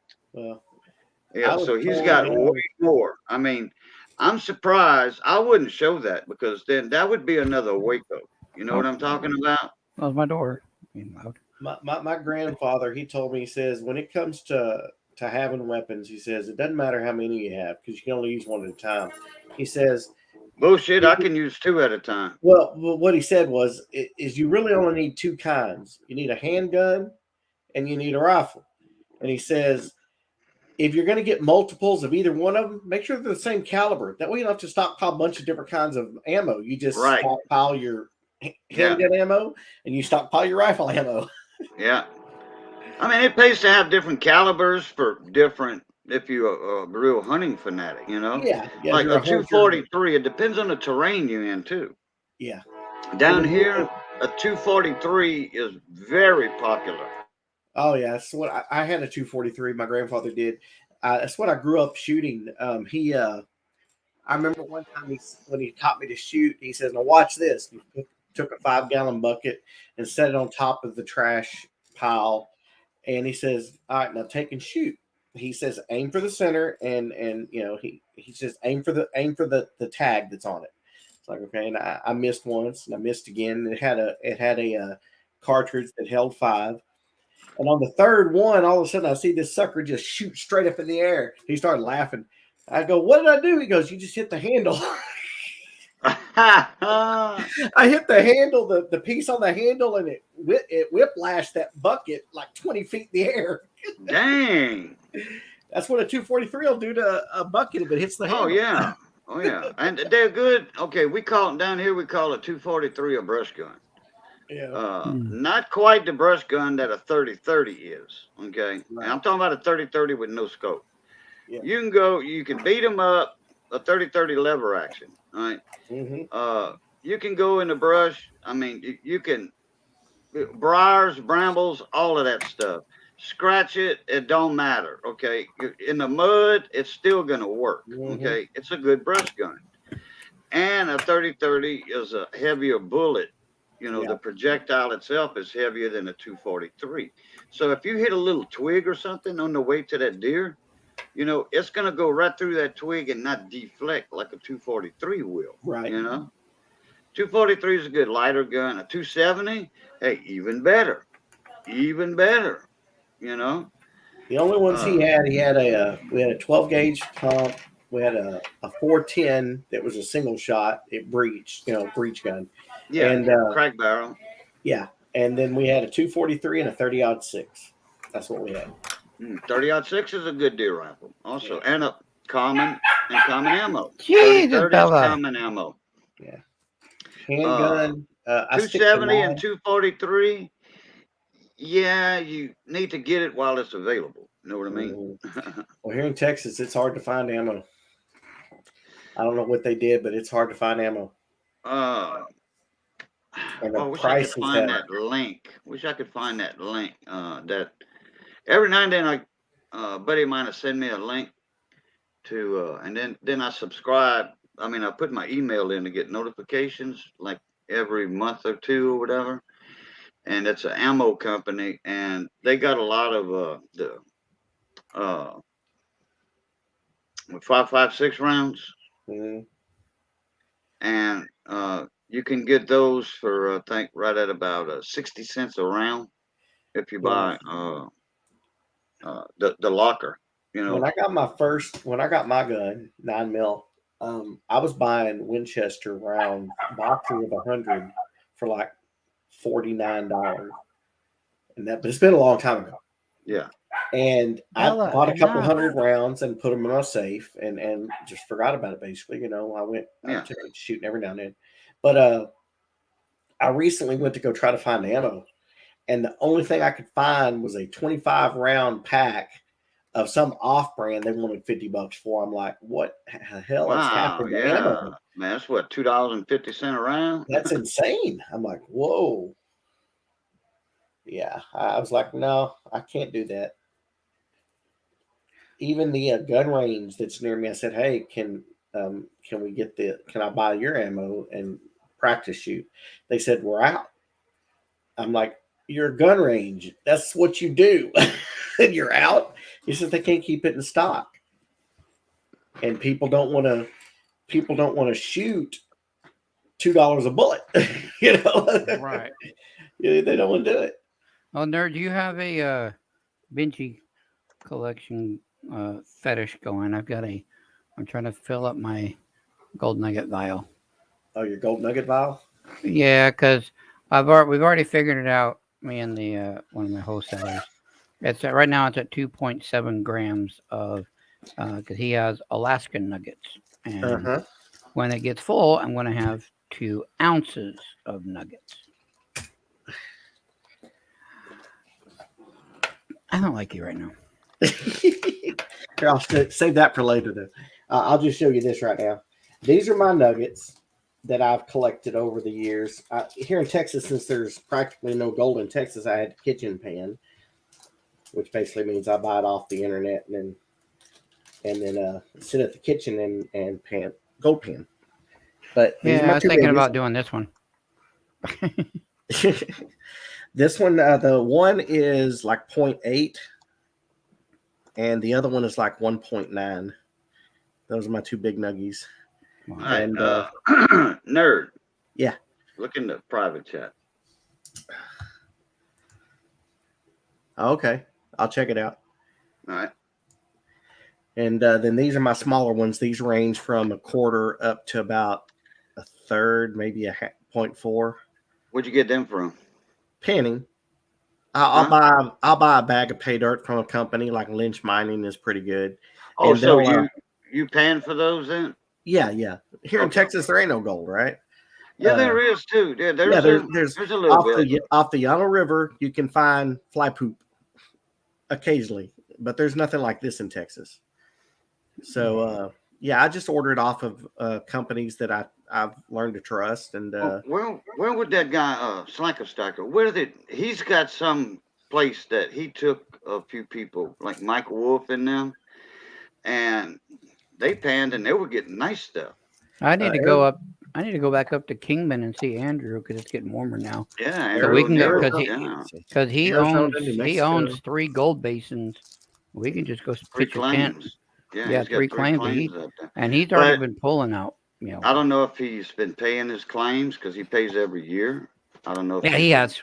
keeping up with that or not. He's paid up till 2024. He paid up way advanced. Oh, okay. Oh, he probably got smart when he got his retirement. Right. Disabled All right, money. show me what you got, nerd. yeah, you ever seen one of these? Yeah, I that's have a not. vial holder. Yeah, from what I understand, these used to be film cases, is the way they originally came, and then people figured out that these 1 ounce vials would fit in them.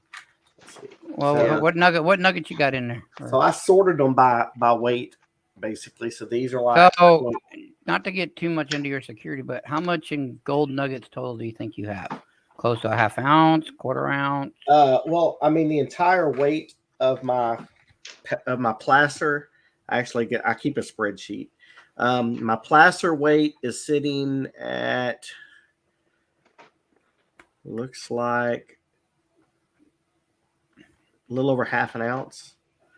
It's Not bad. 15. I'm only sitting over here at 2.7 grams. So It's about 18 grams total placer weight.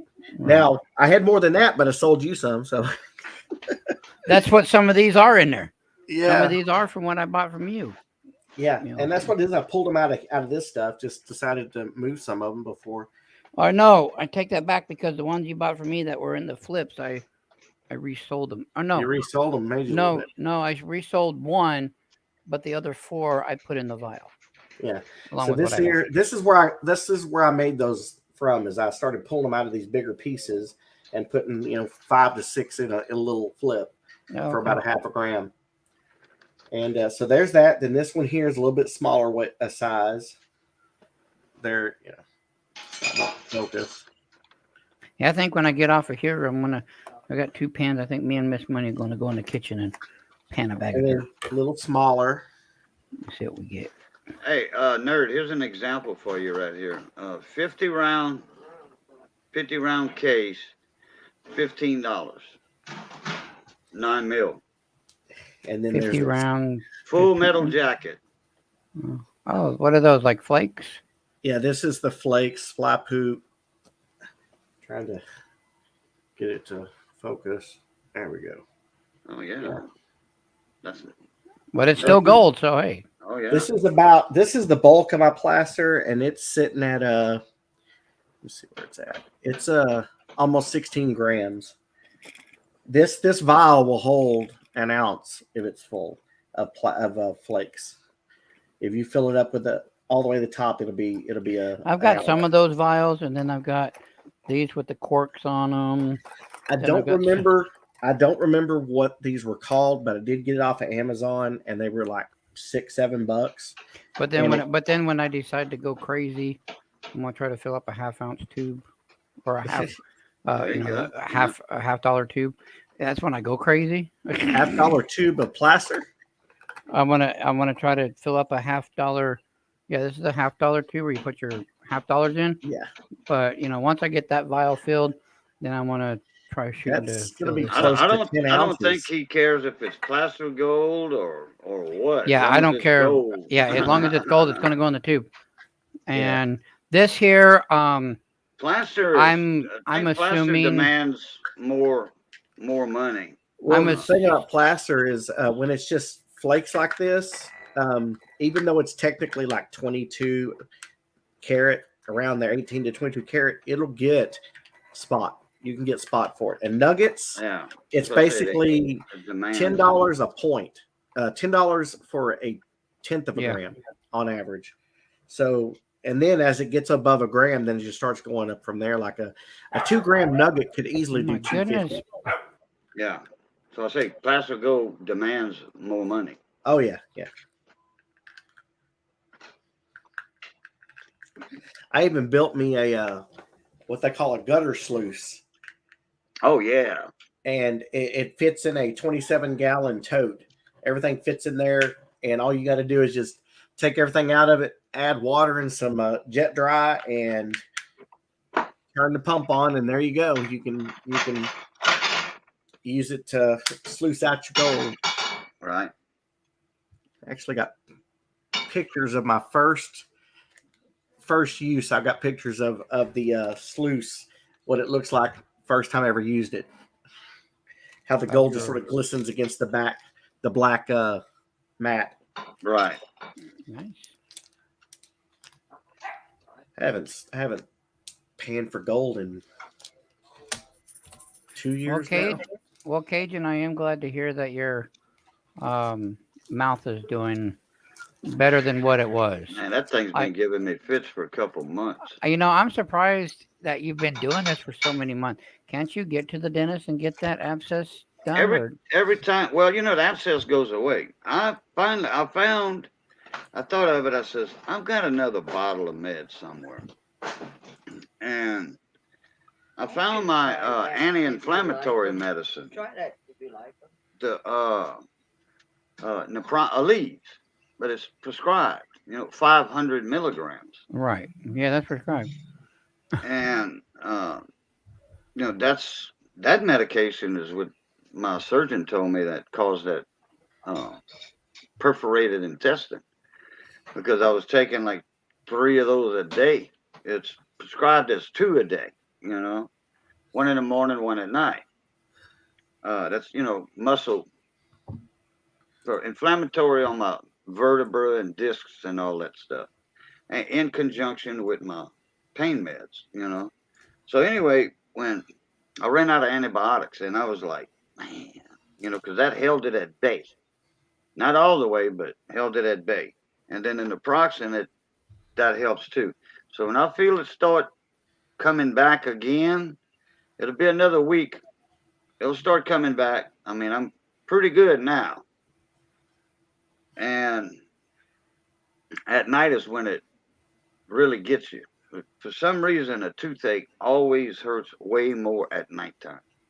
I don't know why, but everybody can agree with that. So that naproxen holds it at bay. But, you know, I just take when I need it because I don't have that many left. I thought there was something that dentists could do to go in there and at least help it along. Like, I know it'd be a little painful, but drain the abscess or something. Put a hole in it and drain it. Or Yeah, but where this one of them is the eye tooth, and that goes up in your sinus cavity. You know, the root is in the sinus cavity. I know that for sure because I've had X-rays, and that's supposed to have been out. You know, 3 years ago. 3 years ago. That should have done been out. I should have my top plate in right now. But when I call the dentist, okay, like today's March, 18th. If I would have called one today, they'd have said, yeah, we'll give you an appointment just at the beginning of June or the middle of June. They're always 2 months out, always 2 months. But I always thought, look, man, and I tell them, hey, this is an emergency, you know, and I have cash. It don't matter what you tell them. They don't care, you know. They're like, go to the emergency room. Well, what they gonna do? Give me antibiotics, you know? pretty much. And that's it. No, I just literally thought that there was something that they could do is go in and drain it to help it quicker to relieve the pressure of the pain or something. But No. If I would go to the dentist, I would tell him, look, just take them out. Okay. well, yeah, I understand that. But Over and done with. But if you get a full-blown abscess, they're not going to yank it. They're not. That's when you would have to go to an oral surgeon, and they would have to right. cut it, maybe cut your gums, which, you know, so they can get that infection out of your mouth, your sinus cavity, wherever, so it don't go to your brain. Right. You know, but man, people have almost died from a busted abscess, you know.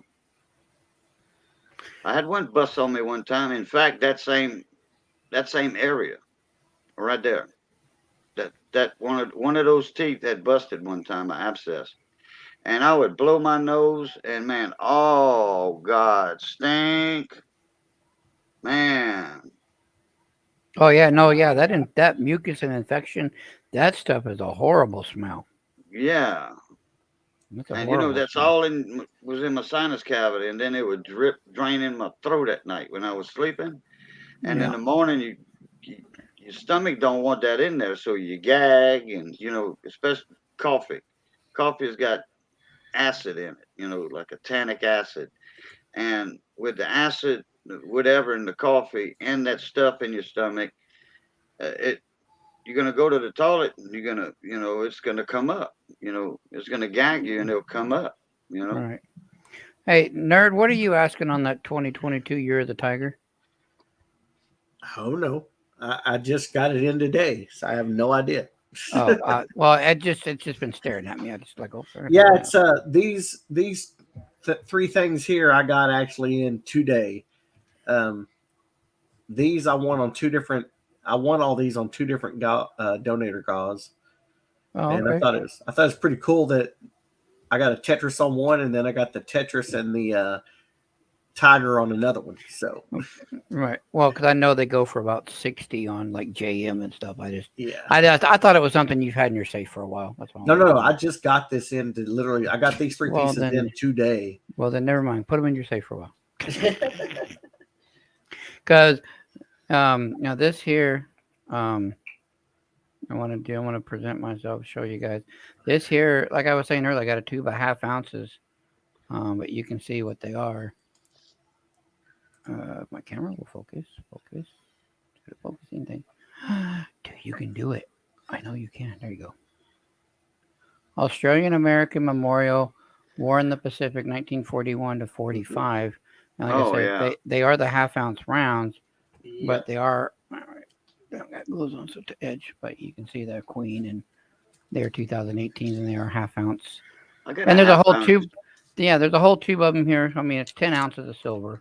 I got Yeah, a those are half cool. ounce round with silver round with the Yeah, same so- wording, but it shows the ships at sea on the reverse. Right. And Yeah, so, like that. you know, and I didn't have any half ounces, and they're like, well, how many you want? I'm like, well, do you have a whole tube? And they're like, sure. Yeah. I'm like, What'd you have to pay for them? I paid $320 for them. I'm asking $340 for them. I There's how paid many were there? 32. I paid 32 an ounce. I'm asking 34 an Okay. ounce. Yeah. There's 10 ounces, so there's 20 total. So, and then I have in this tube, I've got what's two maple leaves in that one. Because I had those at one time. It's been a And little while. I then paid for it. This one I've got 6, and these are the kangaroos. Oh yeah, there they are. These are the kangaroos. These are. This one's pretty cool as well. Hang on, I can't. Yeah, I can't. I see got you. you. Yeah. Whoop! There you go. Well, I can't. You're blurry. Come on, focus. It's like my camera don't want to focus. There it goes. Are those? What are those? 10th golds or 20th Yeah. golds? 10th. These were my first gold purchase back in 20 something 2000 whatever year this was. Now we were talking about reverse proofs earlier, and I don't care. I don't mind maples, but I really love the reverse maples. Oh yeah, that's the Yeah. tank privy. Yeah, I've got 2 of them. And he had these, and he said, well, "You don't really buy much maples from me." He said, "What about these?" And as soon as he put them on the counter, he put them out like that. I just went, "Thank you." Yeah. They didn't sit there long. And he actually had one, and for me to get pandas is hard, but he actually had There's one. the ship at sea right there. Yeah. Yeah, there's the ship at sea, and actually, it's still a 1 ounce panda. This Yeah, is a- pre 2015. Yeah, it's a 14 to last year. Yeah. This is my first AGE I got. Oh That's my yeah, first AGE. my favorite design. For a long time I didn't want them because they wasn't pure gold. What? AGs. American Gold Eagles or pure gold? No, they're not. They're No, they're 22 not. carat. They're Huh? 22. They're 22 carat. Oh, They that's have right, a- that's right. They have the gold weight in them, but they're 22 carats. I didn't like them, but then I got one over eventually. Yeah, just like the the real double eagle from the early 1900s. Yeah, those were 90%. Yeah, those are 90% gold. Okay, yeah. my bad. Yep, you're right, because there it is. Mhm. Just to show money, he was, dumber than a box of rocks. Yeah, 91.67. And Yeah. 3% silver, and the balance is copper. So there's 5.33 of copper in them. Yeah. But this is the proof one, that I've got. But I love the Krugerrands. Yeah, this is a 10th Cougaran. Oh yeah. I just want to focus on the background. I hate this one. Come on, Okay. focus. And then this one here is this one's a proof. Obviously, you can see the mirror in it. But Yeah, come on, your shirt's clear as day. Yeah. where my shirts? Get back here. There you go. The Pearl Harbor ones actually came with this card, which I thought was pretty cool.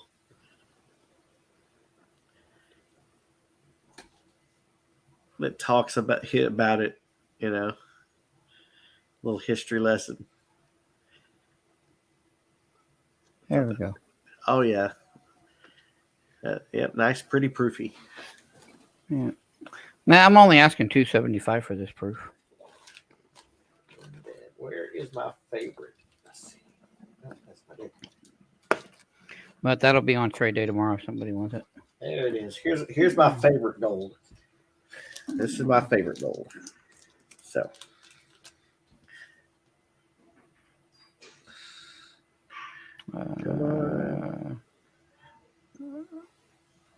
Dope. Dope. Oh, Homer. yeah. Is that a half ounce? Nope. 1 ounce? Yep. Oh, Gold? yep, there it is. Yep, there it is. Yeah. 1 ounce.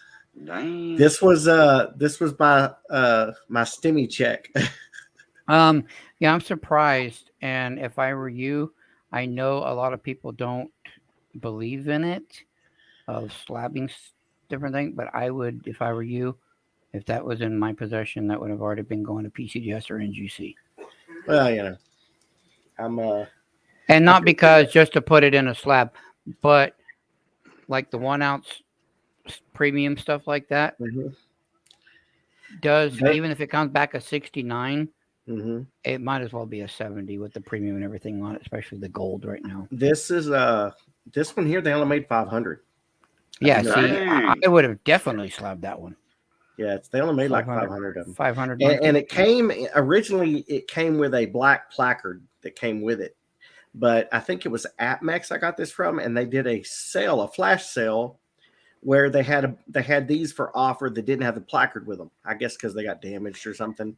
I have a question, and because I don't know, I really don't know this answer. So, or and for those that are watching, please feel free to answer if you know, or if you watch this afterwards, after we're live, feel free to answer. I've noticed these here, the different stuff from the ANA, American Numismatic Association. This is 2017 from I think it's the World Money Fair or something like that. And I'll notice that they're not really coins, but they will still slab these. Is it because on the back right here, there is a 10D on it? Or is it just because it's from the ANA World Fair of Money and they'll slab those? Hey, Coin World UK. I would Why say are it's you- closer because of it's something Hey. from A&A. How you doing, Dale? So I was just curious if somebody would know and why they do that for the ANA World Fair of Money. Do they have some sort of a account or contract with them or something to do so many and slab them?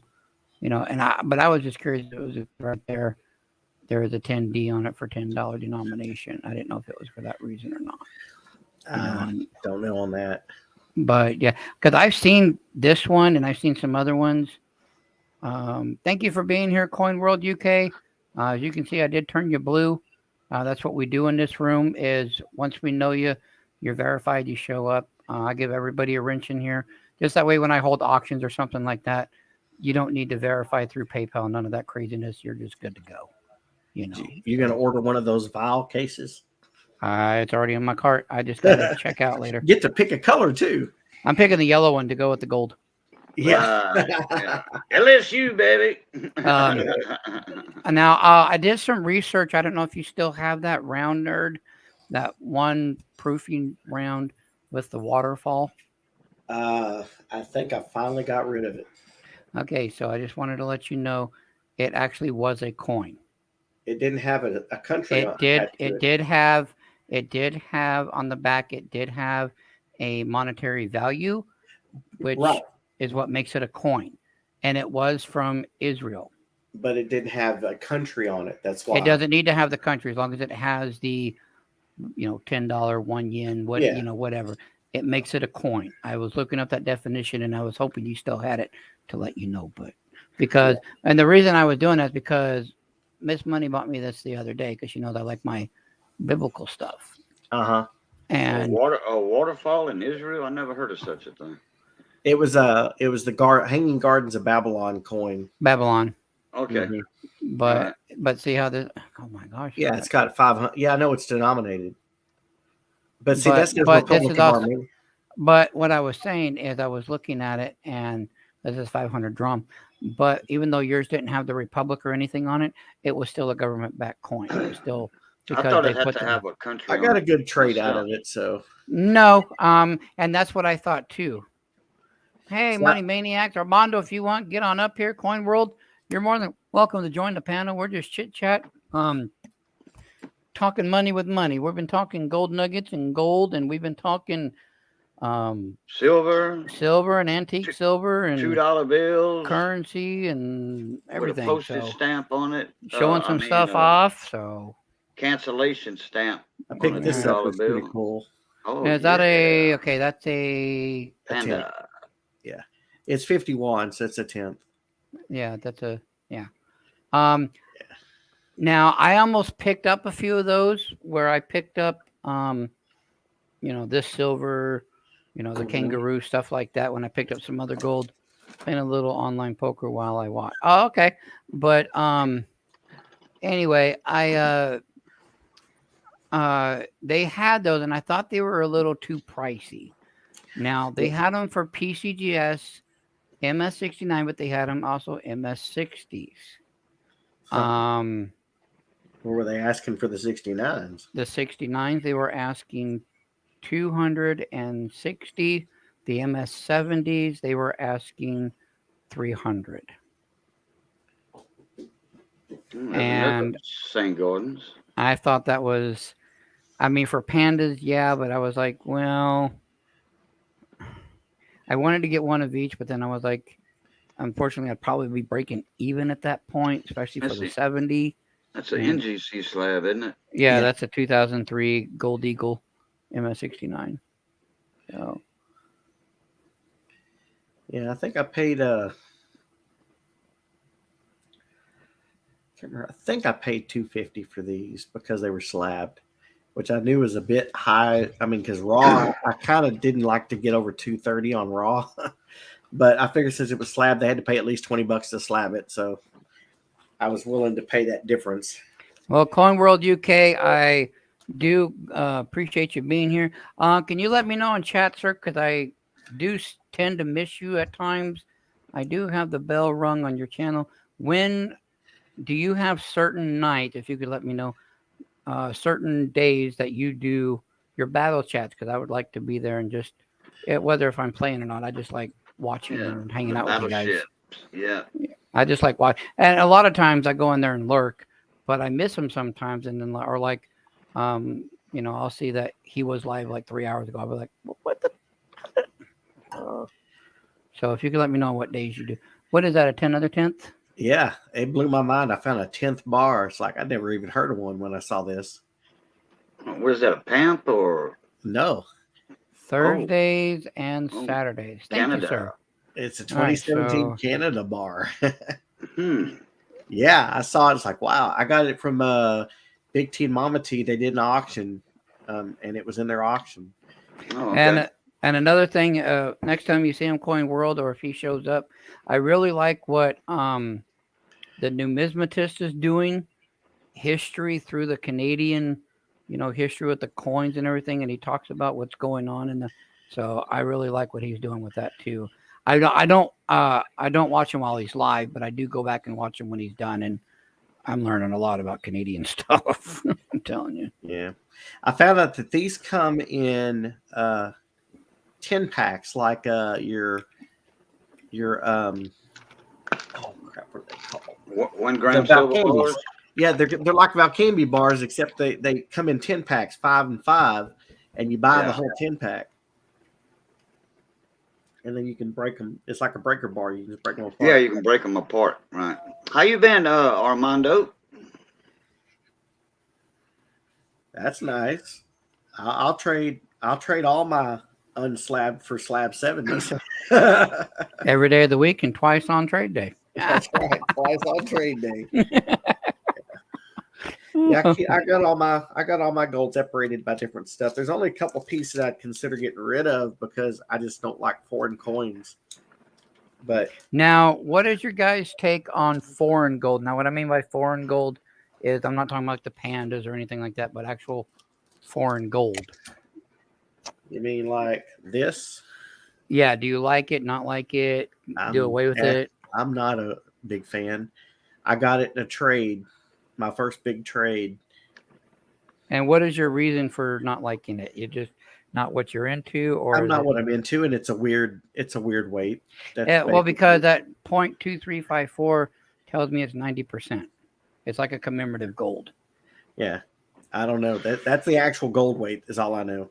Yeah, that's it. So that would be for us, that would be like a $5 commemorative. Yeah. Well, this is a coin, 1980 South African 2 rand.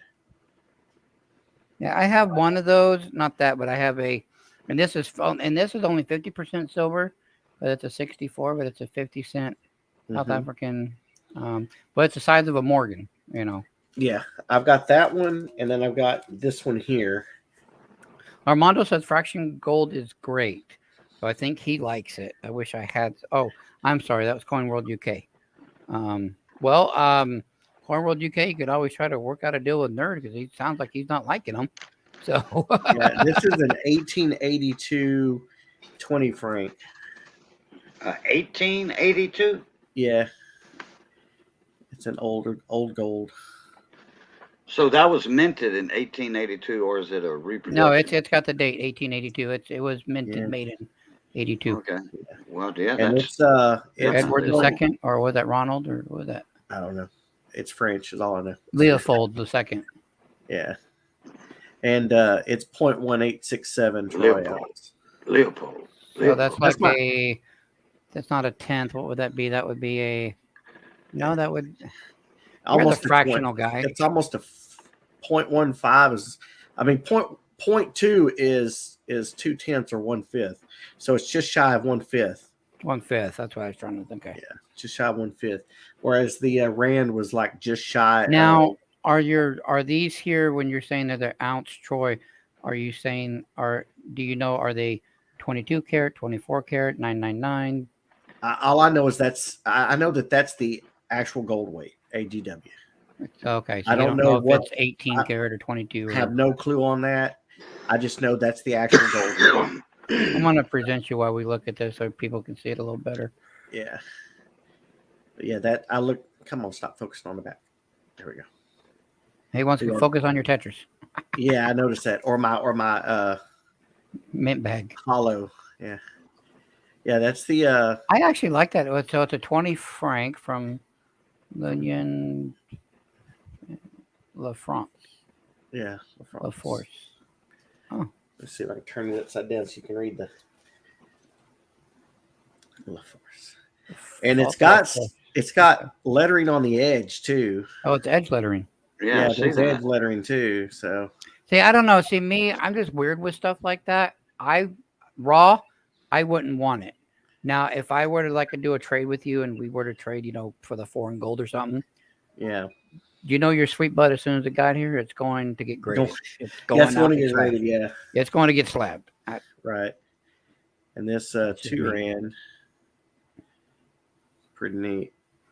Yeah, that would be straight going to get into even if it came back like an AU58, I'd be okay with it, kind of thing. You just want it protected and proved. Right. And prove that it's not a fake, kind of Yeah. thing, Yeah. just that way they put it in a slab, goes, yes, this is real gold.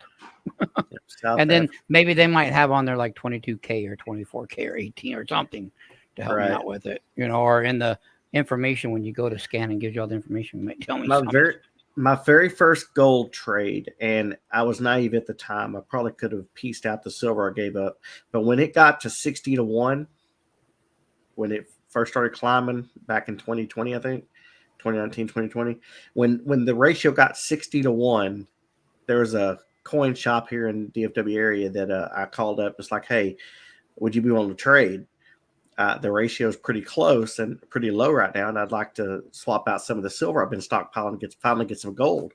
And they said, yeah, but they're going to do just straight ounce for ounce, so it's 60 ounces for 1 ounce type situation. And So what is the ratio now? It's like 85, 86 to 1? it's Something like that. something like that, yeah.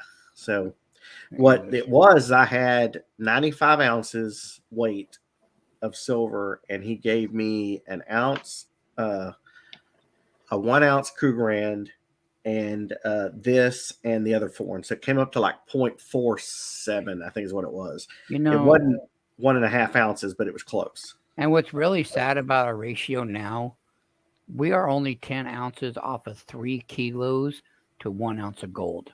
That's sad. Yeah. And I learned also that that's why I don't say I want to swap ratio anymore, because the premiums are so wonky that you have to say swap value for value, because I look at the stuff I gave up, and I've got a pretty good memory about keeping up with things I've given up, and what I could have sold that for and then flipped and turned and bought the gold.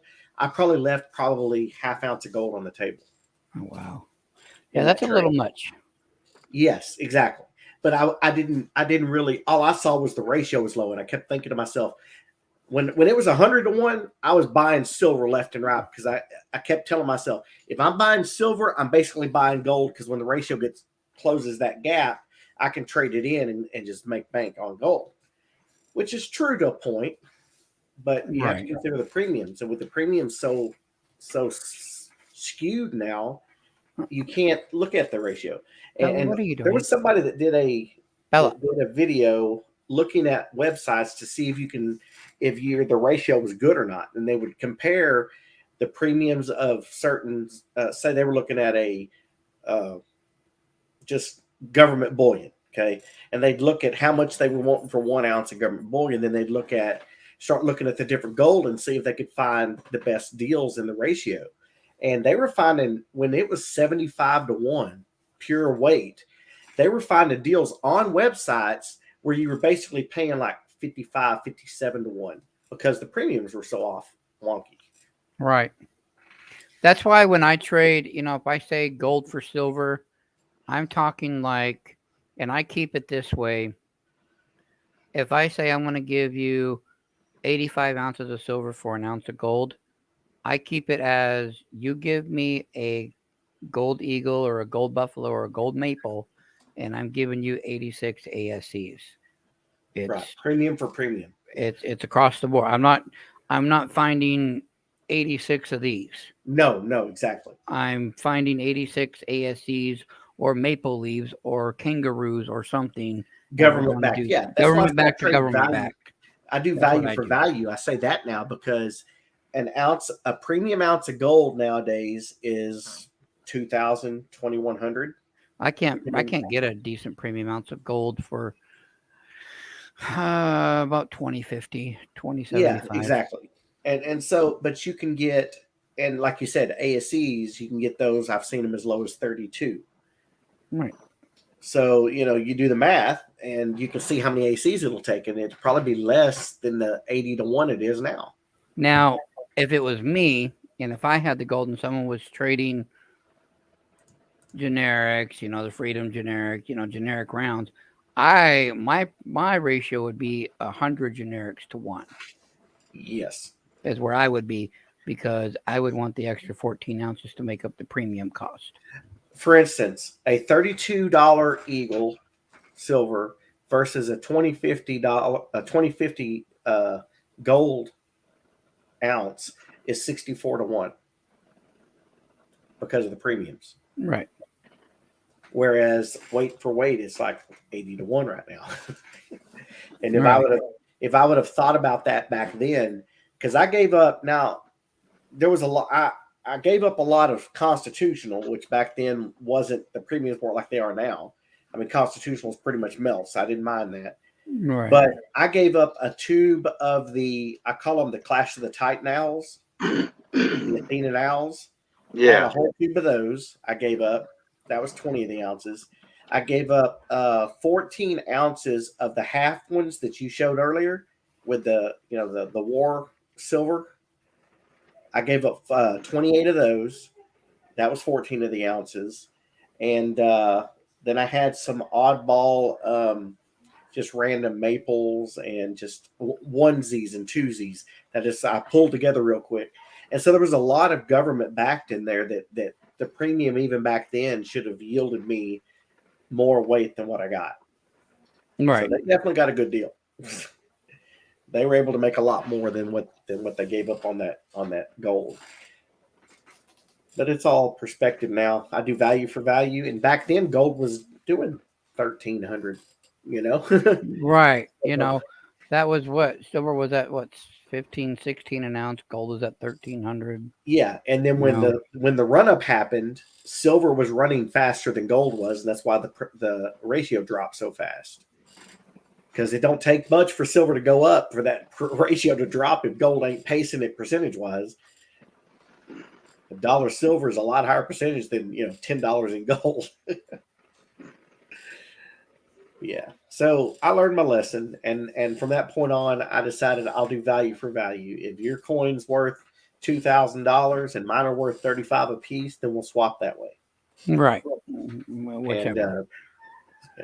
and that's how I would go about doing it now. So problem is I don't have if a $2,000 ounce versus a $35 ounce is 57 ounces to 1.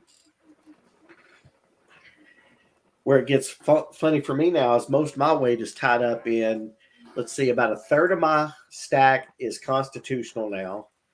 I'd say about a third of my stack is chunkier silver, like 5 and 10 ounces. Mm-hmm. And then the other third is singles. Yeah, that's what I'm looking for is 5 and 10 ounce bar. Because I have this one here, and this one's an older one, and I'll explain how I know it's an older one here in a minute. But your Johnson Matthey, and can you stop, Bella? Seriously, the reason I know it's an older one is because it's blank on the back. See, the newer ones, they have it where it goes diagonal. Johnson Matthey, all the way diagonal, all the way down. And what I found out was these were like the 1980s editions. Ace Bullion. Oh, Ace Bullion. John RMS. Yep. That's one cat I ain't seen in a while. 10 ounce bar with a certificate. Yeah. Oh yeah, he does that to everyone he pours. Yeah. So I got that. I actually got that from Johnny Ray when he started selling this stuff off. He actually PM'd me and said, "Hey man, would you be interested in the 10 ounce bar?" And I said, "I'm always interested in silver." He goes, "Well, I'm selling. I figured I'd come to you first because I know you like chunkier stuff." And so he sold me that. So that's one thing I got. Let's see. I've got these that are pretty nice. I picked these up when the prices were right. Like this. The 9 fine mint. Yep. Yeah, this is the 10 ouncer, and then I've got the 5 ouncer to go with it. The package is a little busted, but I don't care. Silver at that point. Right. I ain't trying to buy cardboard. Yeah. I'm trying to buy the plastic. You're not buying the case it came in. I mean, the only thing I buy with plastic, is I'll buy the plastic on these things, but that's about it. There you go. Yeah, exactly. That kind of case, yeah. These are my other 5 ounce bars I got. Oh, I didn't show that off yet. Ooh. World of Frogs. World of Frogs. Okay. Is that the frog that you lick its back and it's psychedelic? Oh boy. Boy. Yeah. I heard about a frog like that. I just don't remember what country they in. Are you ever planning on selling your 5 ounce bars, nerd? Or Yeah. My goal was to get up. I just wanted 10 ounces, but I kept on picking up 5 ounces because they're more available. I mean, would you?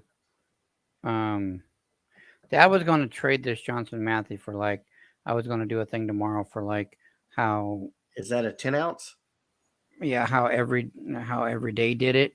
I was going to start the auction, and then let them just go, 10 ounces for this or 11 ounces or 12 ounces. I was going to do that. But one thing I'm actually going to trade for and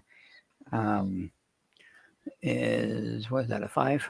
Yeah, that's what I got from EC. He on his, are you willing to trade? I went start with 5 generic, and I think I wound up paying 2 generic and 3 premium, but the premium was like Eagle, Kangaroo, that wasn't in like a Philharmonic, so the premium wasn't too high over the. So this here is 60 ounces of silver. There was only 5,000 of these sets made, and as you can see, everybody can see I got all the paperwork. Oh yeah, right there. I remember those. So what I'm going to do is I'm going to trade these, and so what I'm thinking about doing is trading this 60 ounce of silver. I got the original box, all the COAs. There's like 5 COAs in each stack, and then that's a COA for the whole set. is I'm going to trade this 60 ounces, but what I'm asking is for 100 ounces. And the 100 ounces, it doesn't matter to me if they're generic rounds or government backed, constitutional, mixed. You can do whatever you want. Why don't you just swap that for some gold?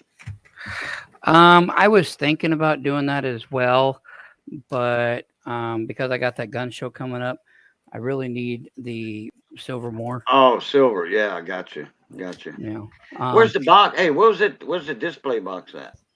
Oh, it's right here.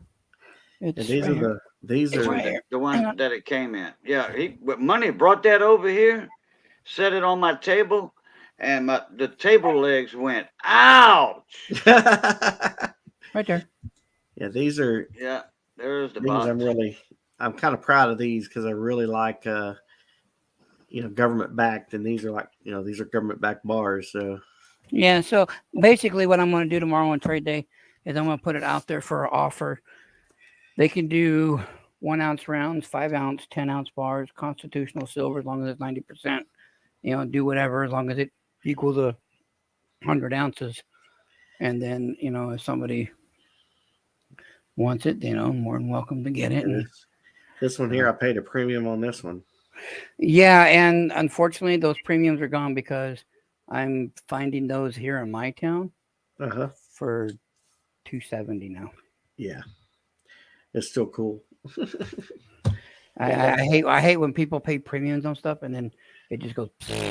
Yep, I got this one.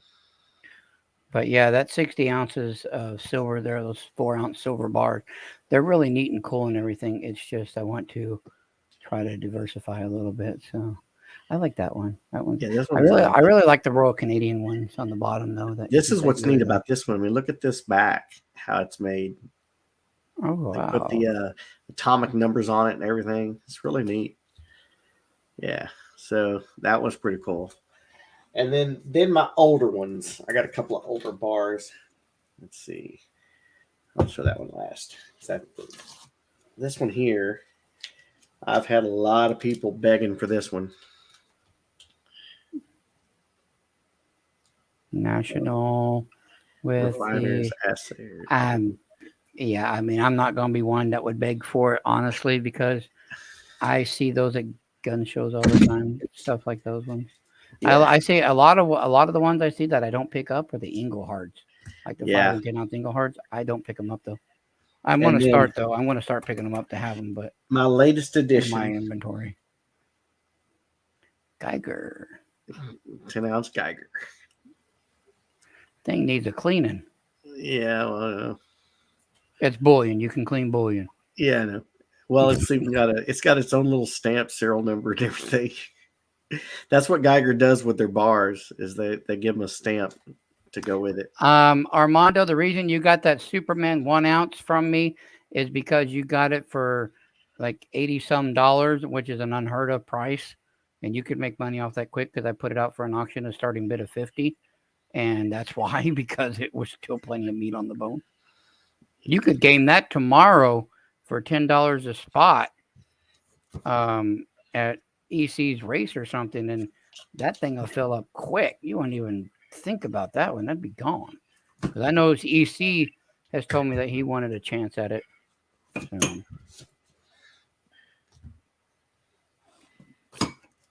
But yeah, so that's what I'm gonna do. I'm gonna some of my bigger sets that I have here that are like that 60 ounce silver set or whatever. We're gonna do that and diversify it into because there is only like 1,000 or so sets left completed in the world, so to me it is worth 100 ounces. And Heritage Auction, I just recently talked to them about it again. They told me that they price it around $3,000 to $3,500, but they have a $5,000 consignment. So it's still under the price point of where they would take it by about $1,500. And I'm just like, well, darn it. So, because I just talked to him again about it and showed him the old emails and what here I am. Here I am talking and my mic was muted. I thought you was gonna put those in slabs. The bars? Yeah, I can't. They're just bullion. no, they're no, not- I'm talking about the box of silver you brought over here. Yeah, that's just, those aren't government backed. Those are just bullion bars. Oh, Yeah, okay. they're not coins or anything. I can't. So I remember you telling me something about, I forget how much was it, 7 or 8,000 Yeah, something, as or what I as forgot what what it was about, as but what one told me, and then I just got with Heritage Auction, and they came back with 3,500, and I'm like, okay, that's. I mean, it's fine. It's fair because it is bullion. It's not government backed. I think the last time they gave me that higher price, they thought it was government backed. oh, okay. So, All right. but they relooked at all the pictures and they're like, no, it's only about 3,500. So, That's a missions quarter. yeah, Yeah. those are the 5 ounce, the beautiful America, the beautiful Yeah. stuff.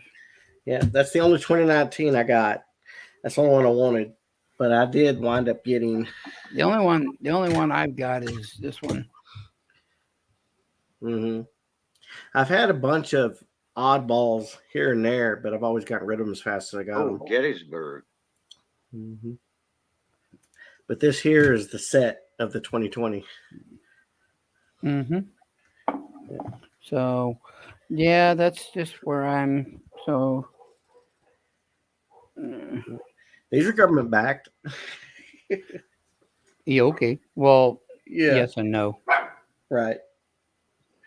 I know. I like how they did the loophole, so they grade them because it has 25 cents on the back. I'm like, really? Right. But they would say, Bella, Tricks, stop. I'm like, gosh, you're annoying. But my Okay, you're not a chihuahua. Stop barking at the leaves. Yeah. Hey, stop barking Yeah. at the stupid leaves. It's dark outside. We ain't no leaves to bark at anyway. We live in a desert. What, a rock move? What you barking at? Did a rock Right, move? Damn. I mean, she's a pug terrier kind of thing. Or okay, well, you are half. Never mind. I think you're pug chihuahuas. Okay, you got a little bit in there. Apparently, got the barking part. Did a rock move. That's a good one. Yeah. in the First desert, time I rocks ever do, heard that one.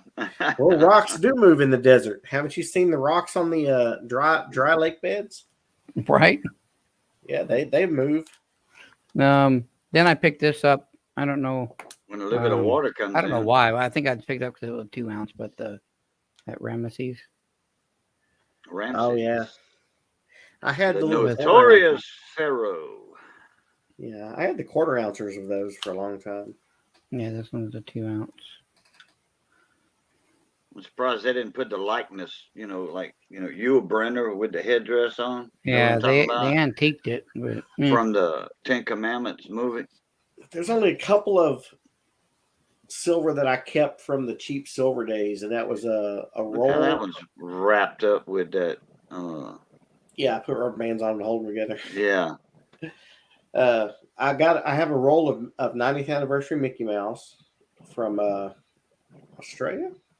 I'll be right back. I'll lean off the dock, as Cajun says. Yeah, it's All right. it's a 25 ounce roll, and never been opened. It's still got the seal on it.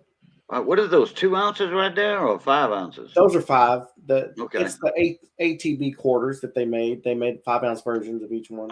Yeah, correct. So that finishes up my chunky silver. I've got all those 5 and 10s, and then those 5s. It's 105 ounces of 5 and 10 ounces. Well, you got yourself a pretty little nice stack there going. Yeah. I went balls to the wall this last 3 years when I actually got a job. I could afford to do it. Yeah. Oh, and then that little, that extra money that people got also. Yeah. That's what I did That with my helped out a lot of people, Oh but yeah. I don't think there's ever going to be another 1,500 or 1,200 or whatever. I think people keep talking about it. Oh, next month we're getting that next month. No, I don't think so. All that money's gone. All that free money's gone. Yeah. Call it free, but look at the inflation that's going on now. They're getting it back. Yeah. No, now that the beer flus went from a pandemic to pretty much endemic, that we're going to be living with it for the rest of our lives. Well, they still telling people to wear a mask and all. They, still saying that is a pandemic on now, but Well, definition of pandemic is worldwide, and it yeah, is. Endemic means it's just here to stay. That's the yeah, difference. yeah. There you go. And Yeah. so it is. It's a worldwide endemic now. It's here to Yeah. stay, and it's going to constantly change, and it's going to constantly have new strains that are going to be worse or better. And all they can keep doing is, I mean, there's nothing we can do other than do the best we can with what's Yeah. given us to protect ourselves. However you see fit at this point. Armando, you gonna be at Groves? Yeah. For the show. I can't make it. You can't, man, and that's not that far from you. No, it's not. I looked at it. The problem, it's a 5 hour drive, Right.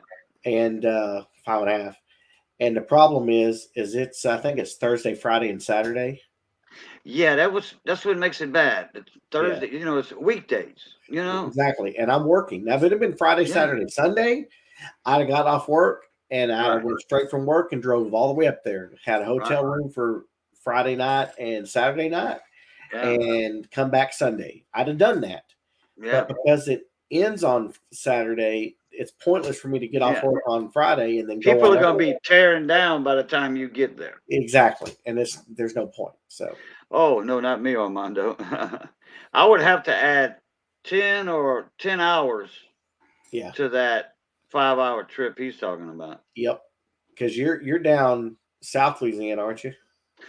South Louisiana, Southwest, yeah. I mean, I'm 49. I jump up from here. You can ask Money.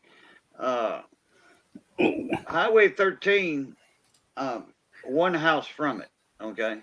So when I get my driveway, I get to the stop sign, one house away. I'm turning left on Highway 13, and that highway brings me all the way straight to I-49 below Alexandria. About, I don't know, 12, 15 miles, something like that, below Alexandria. And Alexandria is halfway to the state. But I mean, it's a good little drive from here, from Eunice to I-49. I know the drive is long because I've driven from Mesquite, the DFW area, to Nolans, and that was an 8.5-hour drive. Okay, well, that's what I was saying. I could add about 10 hours, but I know the bypass around Shreveport, and I showed Money that route to avoid Shreveport at Highway 3132. You jump off at 20 on 3132, it's going to bring you out to the south of Shreveport on I-49. It saves you about 35, 40 minutes. Especially depending on what time of day you're at. Because if it's lunch hour traffic or 5 o'clock morning rush, evening rush, whatever. If you can avoid major cities, it'll save you time every time. I always avoid a major city unless I want to go there for a reason, And since I'm there, I've never been there before. I heard about this store, a coin shop or a friend or something, that's there. Yeah, that's the only way I'm going to not bypass this big city.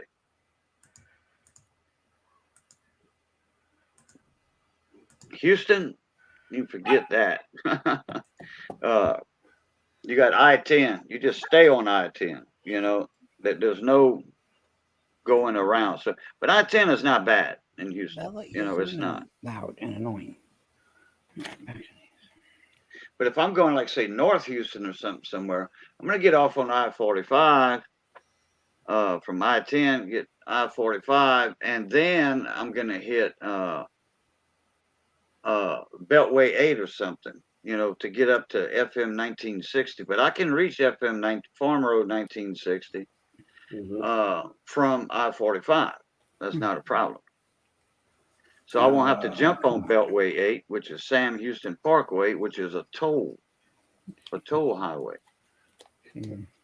but it sure saves a lot of time going around Houston. All right. But I just can't see spending $15, for the tolls to go all the way around Houston. Right. Don't they have a toll road up by Dallas? Big Yeah. 4-lane highway, big Yeah, it's the freeway George. or whatever. It's called the George W. Bush Freeway. It'll take you from the east side of DFW up north, go to the northern edge, and all the way around to the western side. So it sort of covers like an umbrella almost. DFW. It'll start you on the east side and take you to the west, or however you look at it. They just recently finished the eastern corridor of it. Last few years. So, yeah, if you know anything about DFW, it starts in Garland and takes you all the way up through Richardson and Plano, Frisco, and then dumps you off in Irving. Okay. Does it take you all the way to 35? Yeah, it crosses on the other side of Fort Worth. No, it doesn't go that far. It goes mid cities. It only encompasses Dallas side. Oh, that's that one. And then of course you got your toll road that splits Dallas. Goes north south. Okay. It's been there forever. Hey, what's up, Navy Rob? How you been? Boy, I hadn't seen that name in a while neither. Oh, there's my infamous train. So, Money, what were you wanting to do with your chunky silver? Do what? What were you wanting to do with your chunky silver? Which one? That I think you were showing them with a 5 or a 10 or something. The 10-ounce bar? Yeah, I think you showed one of those. Yeah. What were you wanting to do with it? Oh, this one here? Yeah, that one, Jan. Because it was Johnson Matthey, I was looking to trade. For it, like 11 ounces of generic or something for it. Damn, I think I took my muscle relaxer too early. That sucker had me down for about 15 minutes, 20 minutes because it's Johnson Matthey and they have a premium. I would take 5 premium rounds and 5 generic, or I'd take 11 generic or something like that. That's right, Armando. They do. I did forget about the LBJ Expressway that they built. And that would just the George Bush. Okay. Oh, yeah, Lyndon B. Johnson. That would just to be to even out the premiums a little bit. We have 3 tolls now in DFW. We've got the George Bush, which is the northern part of the Dallas County. Then you got your LBJ, which is basically the northern section of Dallas proper city, and it goes all the way till if I remember right, north part of Fort Worth, I think. If I remember right, when I went to Weatherford's on the other side of Fort Worth. Yeah. You get off on 20 at that Flying J truck stop, and you head north, and there's Weatherford. Yeah. Clean on the other side of Fort Worth. But if I remember right, I stayed on 20 throughout Dallas and then through Fort Worth. I think I stayed on 20. 20 passes to the south side of the 2 cities, right? Yeah. Okay. Yeah. There's no other interstate that bypasses. That doesn't nothing bypasses. 30 cuts through the middle of it. Okay, 30. Okay, but 20 is more or less on the south side, and because I didn't really encounter that much traffic on I-20, but it was it was late when I drove through there. It was like way after rush hour traffic, afternoon rush hour, and when I came back from the girl I was dating, when I came back in Louisiana, it was late in the evening. So, and I was so damn tired. We went to Billy Bob's, the stockyards, first time I ever been to the stockyards. I didn't even know that place existed. My friend that I went visit, Kat said, she's from down here in Maurice, but lives up there, Texas Ranger. And Kat said, well, you want to go to the stockyards? I'm like, wow, man, we got sale barns all over where I grew up. You know, I said, you know that? We got sale barns all over the place. Yep. And she was like, huh? And then it hit her. You know, she was like, oh, wait a minute, you in for a surprise. Yeah. She thought she was, you know, Yeah. sale barn. There's only Stockyard. twice a year that's at an actual stockyard. Yeah. When they have the cattle and stuff in it. But the rest Yeah. of the time, Right. it's like a just humongous. Yeah, but we got stockyards down here. We call them sale barns. You know, on certain days they got, you know, like one in Abbeville, one in Lafayette. Well, north of Lafayette, Carencro. We got one in Opelousas, Dominic's in Opelousas.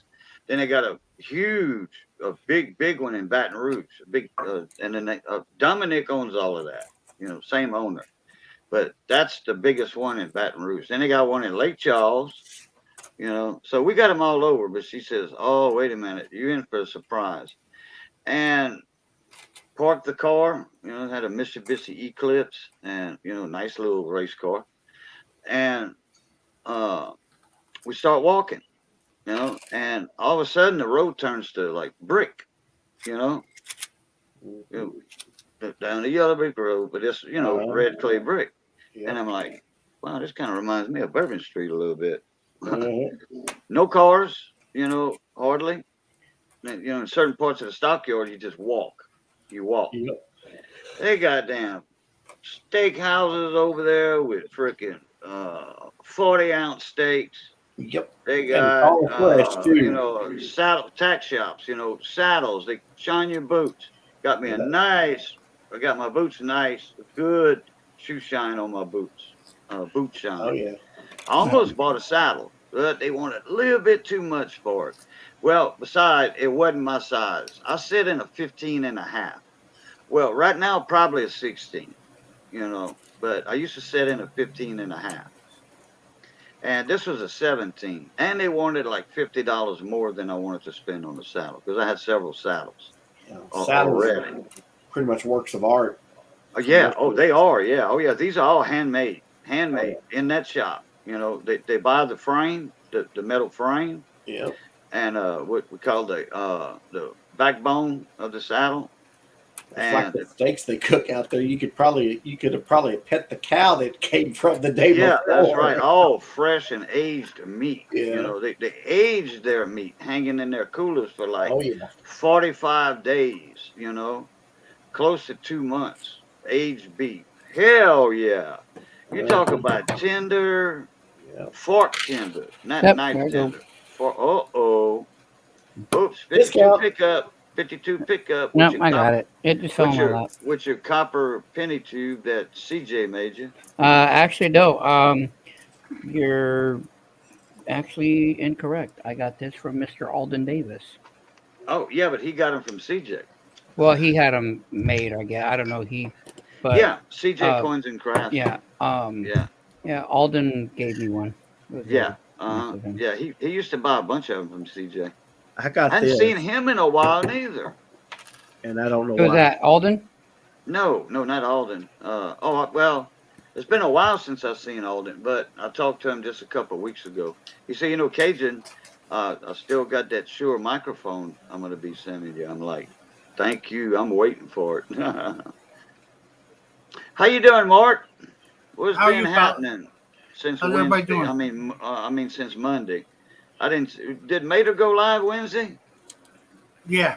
Okay, Yeah. I didn't know. Oh yeah, he did. I watched the beginning of it I seen you. I talked to you this morning. You remember? this morning. Yeah. Oh yeah, on the on Ida's. Yeah. Yeah, but you wasn't live on the panel. No, I don't. That's the only one I don't go up on. Yeah. So anyway, I hadn't seen you on panel since Monday, Mater's There we go. Monday. But Wednesday, I went to bed at 2 in the afternoon. You know, I was rounding around with AT&T and Spectrum about this phone ordeal going on. Are those And I woke up at 1:30 in the morning. I missed everybody Wednesday night. Are those- Everybody. War Nickels, nerd? No, they're 1960. No. Big T had a roll of them, and he couldn't get anybody to buy them. So I gave him $2 for the roll because I had a package coming anyway. Oh, okay. And now I don't know what to do with them because they're supposed to be AUBU. I don't know. Oh, They're all 1960, which probably means I might as well just spend them like the $2 I had. I don't know. So my actually, daughter. go through them and look for your better specimens. You know. So we went up to my wholesaler the other day, and this bag of Wheaties, this was in there, and then these were in there. And what these are, there's 3 Indian head pennies here. Now they're just, these 3 are just the common dates. But, and I'm I not think this, so. I'm not this lucky. I'm not lucky to get anything. I think so. Navy Rob.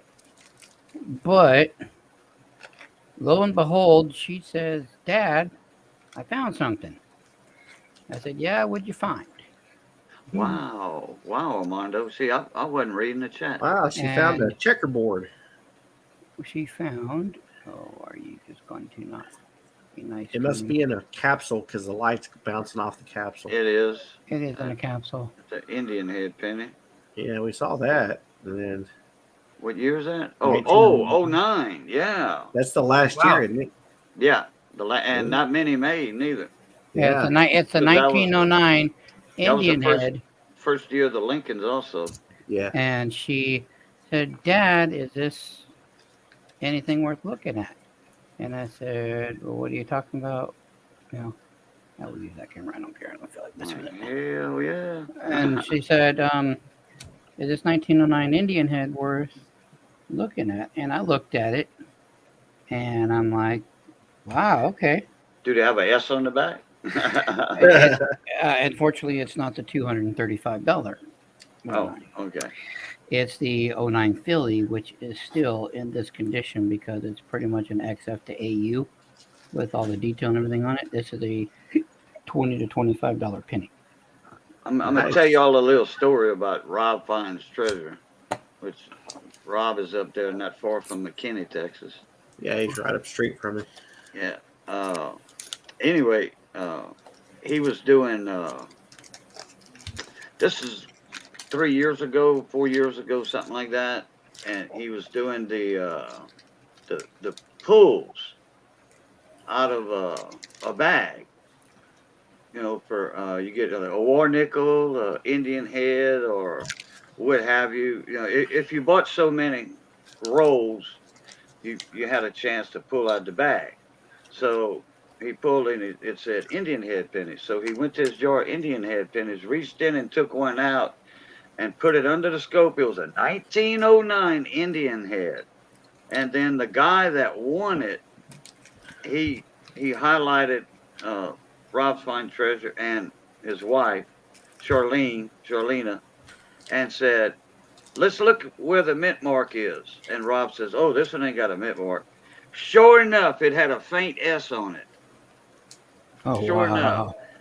Oh, so the guy says, "Well, I mean, that's still my penny, right?" And Rob said, "Oh, yeah, I'm holding to my word. Hey, I pulled it. If that is a S, which you could plainly see, it looked exactly like the mint mark." He's like, I'm "If gonna- it's in there, my bad. More power to you, brother." I'm going to take it out of the airtight real quick and we'll look just to double check because I thought I checked it and there was no S, but we will just double check with it. Yeah, well, the one Rob had, yeah, you could see a faint S. Well, I didn't look that hard. I mean, so we'll Yeah. just show that it is first of But all. that's a little story on the 1909 S right there from So it is an Rob. 09. Rob's Finds Treasure. Yep. Hey, she's not in bad shape neither. No, she's not in bad shape at I all. want to see the Liberty when you turn it back over It after is a a while. Philly. It is a Where's the Philly. mint mark supposed to be? Down right there. Yeah. Okay. I don't even see anything faintly. No. Now right below Yeah. that ribbon.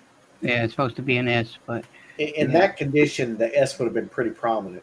right. Okay. Liberty is not real Liberty's noticeable. not down there. Liberty's gone. Liberty's Yeah. gone. So that means would the be in diamonds are like gone. what, VG or something? I put this in an F, and in gray sheet and F? Okay. in an F16, gray sheets at $20.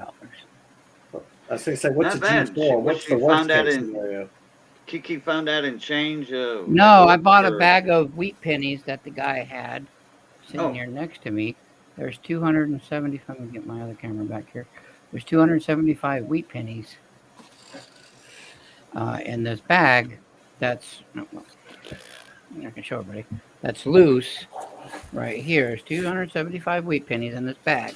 Yeah. Now, what is shocking, because Kiki didn't go through them or anything, but she just wanted to see how many teens, 20s, 30s, 40s, 50s, you know. that's what I was Correct. doing. Correct. Yeah. There was a pile this big of teens and 20s, and Wow. the 40s and 50s were only this big. That's surprising. I'm like, wow. And then these. Where'd those then, come from? It's Well, backwards day. It came from like I said, my wholesaler, and he had Oh, a okay. guy. He had a guy bring these pennies in that just wanted to get rid of them because he didn't want to put them back into circulation because he knew they were older. And honest, I think he gave them because without looking at them, he put them through the counter and fed to the bottom and put them back in the bag, and it said 275 here. Or 275 what the Indian heads, what there's 4 Right, Indian yeah. heads. And he said, I'll give you $3 for them. That'll include these here, you know, face value for them. And the guy said, well, that's fine because I'd rather go get a bag of chips with them than put them back into circulation. But this one here, this one starts at 1911. Uh-huh. Nice. And then it's 1919, 1920, 27, 27, 28, 29, 37, 38D, 39 Philly, 40 F.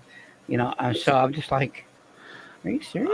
Charles Just Kelly never was looked on in the panel with us last night on Big T's channel live stream, Mm-hmm. and he somebody needed a 14D for the book, It's in there.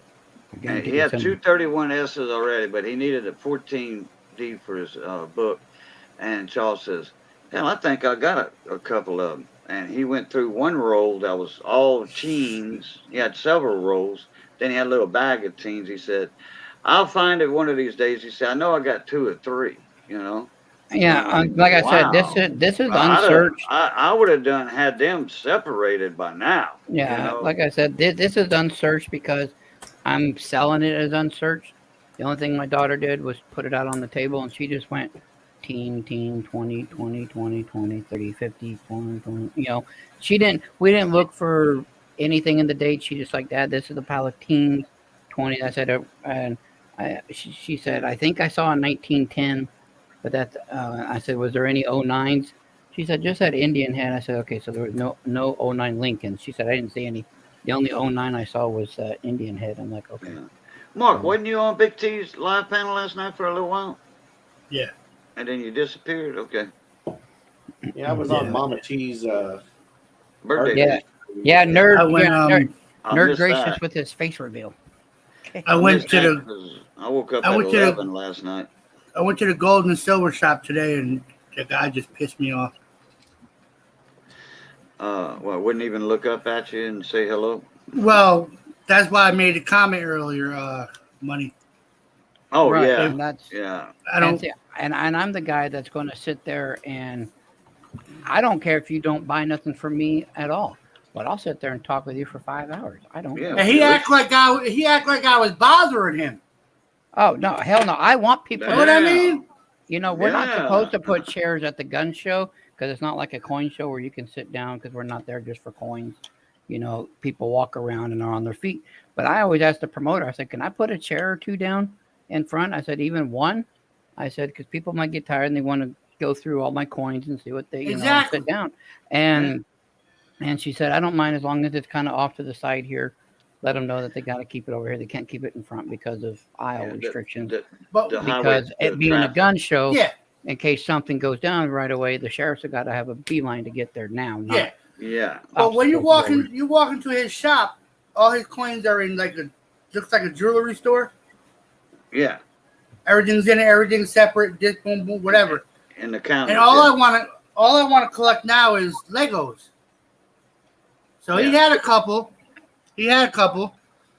and he wanted to charge me what was it, $50 per Lego. For what, the What? 1 ounces? Yeah, For the 1 ounce? yeah. No, the Lego. And I should remember the be- conversation that we had Yeah. a while ago. You was telling me, and then a couple months ago, I went to the flea market. I got 3 of them for $100. Yeah. So see, I now knew that's big. he was full of shit. Now, if I had 1 ounce Legos at gun shows, I'd probably have them between 40 and 45, honestly. At a coin show, competing with everybody else, you got to stick with what's going on in the show. They'd probably be about Yeah. 35. But the guy at the flea market, he Yeah. acted like he wanted to help me. Mhm. So he gave me a deal. This doofus, Yeah, it sounded like he didn't. he thought he was going to get him a quick $100. Mm-hmm. Like I said, I could have bought him. Yeah, no problem. I was like, no. Yeah, that's just when you turn your nose and like, I'll go somewhere else. I remember Nautical Um, Silver used to pour Lego silver bars. Stackable. That's what was good about it. I have, Stackable. yeah, I have 5 of them now. See how, okay, say you came to my table. These 4 trays would be here, okay? And this would be how it would be set up. But this tray, I would have a card, I'd have this back a little bit with a card right in front. And I would have an arrow pointed up. This tray, You got all your $20. prices, right? $20 each. These He's are got prices on nothing. Yeah, these would be proof Libertads. And then on the card, I would say the 1/4 ounces are this much, the 1/2 ounces are this much, the 1 ounces are this much. And Yeah. by the side. Over here is this row up here. And down here, these are my 2 ounces. And I would say my 2 ounces are this much. My porch silver is so much per ounce. And then this is all my government back stuff is in here. And I would say all government back rounds are X amount of dollars. It's Mhm. how I do mine. I don't put it on individual coin. I put out a big card, like how Nerds got a big postcard, and I'll Yeah. use stuff like that. Now, if I I will use dump bins or bins. I will have bins. That way, people can go through, silver and pick out generics, and I'll say generics $2 over spot, or whatever. That way, look it up on your phone. If you don't want to look at them, I'll tell you what spot was, and then you can do the add $2 to it. And okay, so it's 27 a piece. So you know exactly what you're getting and what your prices are. See, it's just like these are grams. $3 and $4 a piece. You know what they are. I don't deal with flips too often, but and just like with the currency. Now the currency I deal with a little differently. If it's a set, I'll put something down there. But if say it's like, so this here is a 1963A star note. I would have the price tag kind of right there on the back in the top corner, or because I don't want to take away from the top. Or You don't want to distract from the front of the front. note. Yeah, Right. I'll put it behind there, and then if I have multiples, I'll have one like this with my prices, and the rest like this, and I'll say those are that price. That way, 95% of my stuff has got price tags on it. I actually say 100%, but 95% is visible.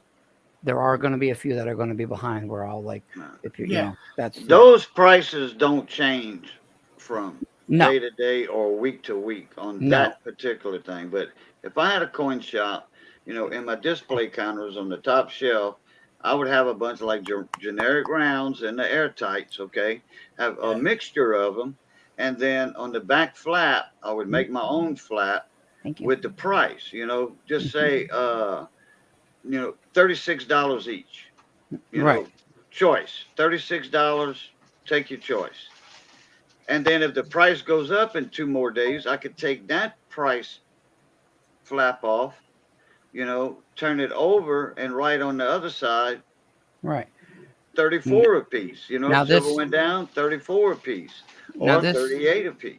Now this here I'm going to show you, and this is another thing I do at my shows, is I'll have something like this. Now that price tag says $50, but I'll have this out like this, and I'll have this book open. And I'll show you what it is. These are a bunch of Wheaties, but they're 19, 10, 11, 12, 13, Right. 14, 15, and it goes all the way to. You got a 35. generic named 3-ring binder portfolio. Yeah, there's 49S. It goes all the way The to good thing about that is the 49, that's the customer last can one. always buy more pages and put more coins in them. right. And so Yeah. I said, and people have asked me if I'll piece this out, and I said no. I said because No. honestly, there's over 60 pennies in here anyway, and a lot of them are teens. What is Is that that on the complete- bottom? What is that wrote is on that the very bottom below portfolio collection? What is that? Archival quality. Oh, okay, gotcha. But and I'll have Is it that a kind of like set? this, and I'll say it's $50 for the whole thing. It's a made up set that he made up. No, actually, Oh. I actually what I did is I had this book, and I guess you could say yes, I made the set, but I had a guy bring me in a whole bunch of wheat pennies, Yeah. and they were, and they were all just like this, and I put them in the book by, 1910, 1911P, 1911D, 1912P, 1912D, 13P, 14P, 15D, 16. This is something kind of cool that it's already there for like a kid or something, or Yeah. a dad to So go. the customer you can know. buy more pages Yeah, and and add more flips. He can even put nickels in it if he wanted to. right. I mean that these pages will hold up to Morgan's, and so I just put the Correct. pennies in there. So I said, okay, for over 50 pennies with the book and the sleeve, $50 for the whole thing, and that's Yeah. how I'll Wow. do my prices. Yeah. That's Wow. a $25-$30 easy book. 30 Yeah. easy. Oh yeah, book. then yeah. I mean, and that's without shipping. This is a $30 book easy without Yeah, you shipping. put that on a bookshelf, and if somebody breaks in your house, they're not going to look twice at a bookshelf. They No. don't. I mean, and this is just stuff like this that I'll bring. I don't expect the expert collector to grab it, but I do expect maybe, because Beginner. a lot of kids go with their parents, Yeah, and younger, and younger and they collector. might say, hey, that's kind of a neat set. Would you take this much for it? And if they're already buying something, like, yeah, I'll take 45 or something for it. You're already Wow. buying stuff, Right. kind of thing. See, I don't mind spending money with a guy like you because you act like you want to It's make just- money. Well, You know yeah, what? I'm not here to break no one's wallet. Hey, everyday opportunity, You- how you doing? You want to keep me Hey. in your shop. This guy Speak wanted to of the keep me out the door, What's Right. up, every day? and you act like you would try to keep me in your shop. Well, and that's why Cajun next to me can tell you there is a bunch, and they were in here earlier. William, Mater, Ed, Redline Gary, Renegade's Garage. I got a lot of not Ed, just the old coin tech Ed, the old guy. tech guy. These guys buy from me all the time. Yep. They Yeah. are repeat people because these guys are the guys hey, I have this much money to spend. I'm Yep. diversifying my portfolio. and Mark, get this, Mark. Money even does a layaway plan. And I didn't I didn't let this guy know how much money I had. I didn't say nothing to him. I just walked in. Excuse me. And I just asked him. I said, "Do you have Legos, silver Legos?" He said, "Yeah, they're $50 each." But the way he said it, His Yeah. stuff was too good for you, is the way he's basically putting it. yeah, Your I was money's like, not yeah. good here. You're wasting my time. Go away. exactly. Yeah. And that's why Armando. I mean, I'm not lifetime rich. gain on money's extravagant. Right. I mean, I I'm don't not know. rich. I don't know how many times, Armando. What would you say? Me and you go back and forth. What, 6 to 10 times a month? I'm either buying something from him, or I'm selling him a large something, or vice versa. Armando's got Bingo, quite baby. the collection. He's either got a package sending out to me, or I've got one sending out to him. I mean, and Everyday Opportunity, he's my first person I'll go to because he does his games and everything. When I get generic silver, it's like, hey, I got 15 generic silvers. Do you want them? Yeah. Kind of thing. Or, I got a lot of stuff coming in the mail in the next few days. but yeah, I put a lot of emphasis on getting my name out there. I mean, I have no problem doing this. Those are my initials. Hell, that's my business phone number. If you need something, give me a call. Send me an email. I Well, make yeah. no bones about it, because that's my business number. Because you're here to make money. Exactly. I'm a dealer. I do this full time. I literally I have my Exactly. business license, everything. I'm a full time dealer. I don't do anything else. And So, his yeah. name is trademark too. Hey, Money Hidden. Yep. Maniacs is Yep. a trademark name. Money Maniacs is a trademark Yeah. name. I got it all trademarked Yeah. and everything now too. Yep. Oh wow. Nobody else can use that unless for dealing coins, unless they have Yep. his permission, which he probably won't sell or give out. But yeah, when I set up at shows, I even have a underneath here. You can't see it, but I've got a banner stand and a Money Maniacs banner, and I'm doing good. Hidden, how you doing, sir? Thanks for being here every day. When I Thanks go for being here. when I go to the Jim? flea market, I'll sit there for an hour and talk to the guy. He's showing me this and he's telling me about this and this and this. So I'll spend money. I have this one. It's a family. He sells guns and Civil War relics and stuff like that. But his wife and son come with him, and his son collects foreign coins. Now me, I don't care for foreign coins. I'm not a foreign guy. It's just not my thing. I will get them if someone's selling them, but it's not for me. Dumb It's not question. it's not something I'd put in my safe, obviously. But Foreign coins This- would be like foreign this countries. kid came and said, "You got any foreign coins? I'm always looking for foreign coins." Well, I know he'll be there next month, but Yeah. he's also looking for certain silver rounds that are generic. He wants anything. He's always looking for generic rounds, like anything that's basically patriotic is what he's looking for. Okay. Flags, freedom, war, he's not looking for government back. He's just looking for generic stuff. And so I always try to get him some stuff. And he's, like I was saying earlier, I give stuff to kids. I don't know how much stuff I've given to that kid already. And that's because his dad came over. His dad Spend made money. Yeah. Exactly. Yeah, his dad came over and he only bought like 2 silver rounds from me or something, or 2 ASCs. Got any? I think any- dealer to dealer, I think I only charged him 30 a piece for it. So I charged him 60. Got any pachyderms money? Pachyderms, panda, Robin Hoods, rams, koalas, Kruger rams, kangaroos. No, Haven't- Hidden, I'm sorry. Haven't seen you show Right. any pachyderms in quite some time. Yeah, I can't get them. I got a lion, but no pachyderms Hidden. Oh, and I got a marlin. Nerd, how much are them silver flags you had up there earlier? Oh, that was Nerd. Yeah, that's Yeah, what he said, nerd. Yeah. I How was much are they? asking- I was asking 35. Right. Every day we know you love foreign coins. That's why you. There you go, every day. Naples, Britannias, Phillies. Well, I love that too, but I'm just talking like the other stuff, the nonsense. But yeah, just like these, I got a whole bunch of a mess of these, which I'm surprised there was no pachyderm on those either. But these are the $20, and they're all different designs: 1/4 ounce silver Canadian reverse proofs. And just because EC's here, I'll show his dragon lady. I sure will, Hidden. If I haven't already, I think I've watched a couple of your videos. Typeset. Oh, typeset. Yeah. The polar bear, bobcat, reindeer, sphinx, dragon lady, maple leaves. Nope, no pachyderms. Those are libertads. Got any peace dollars? Oh, we've got the Dansko 7070.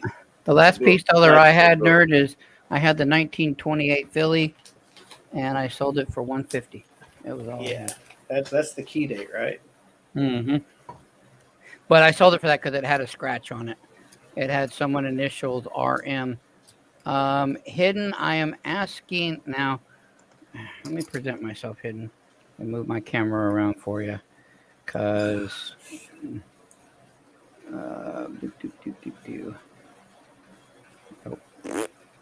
Pull these down. So this is the one that Everyday Opportunity said it's the Dragon Lady on both, but they're all different designs with the young head on the back. I'm asking $20 a piece for these. Wow. is what I'm asking for these. What year are those? Actually, they're different years. But they're modern. They're fairly modern, right? They're 2012, Yeah. 2011. That, We that's have 10 part- of them. Those were those 20 for 20 series that came out with, right? Yeah. You could And, buy them for $20 Canadian.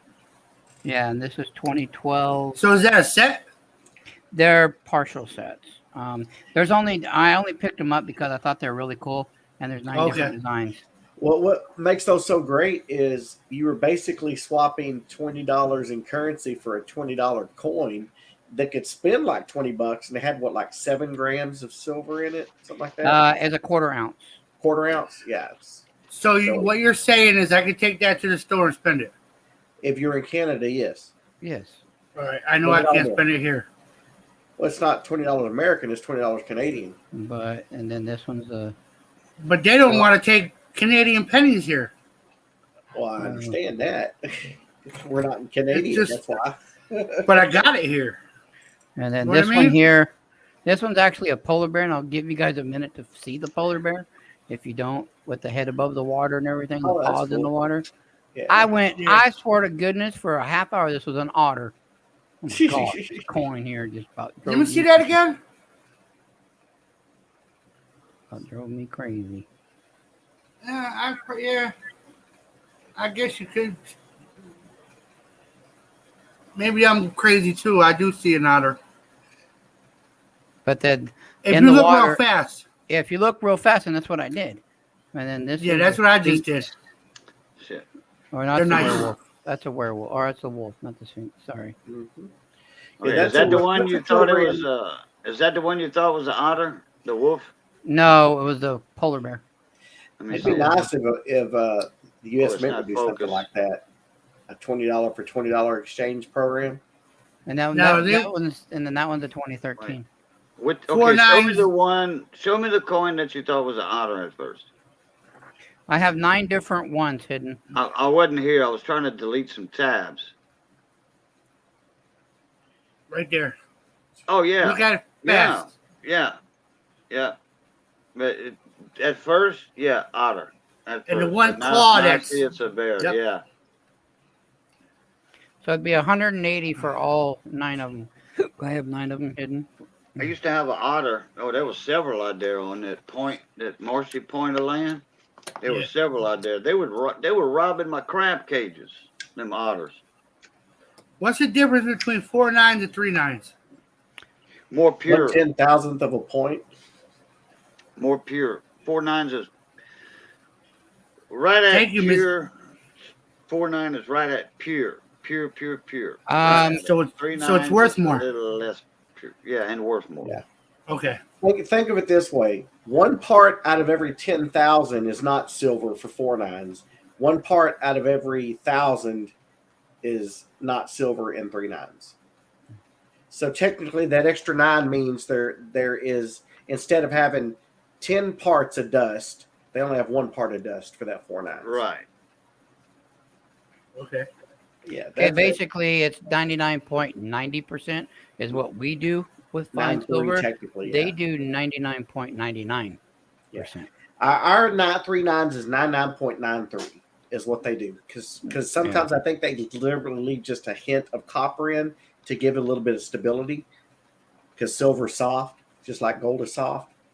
And so yeah, American 3 nines means it's like 9.3.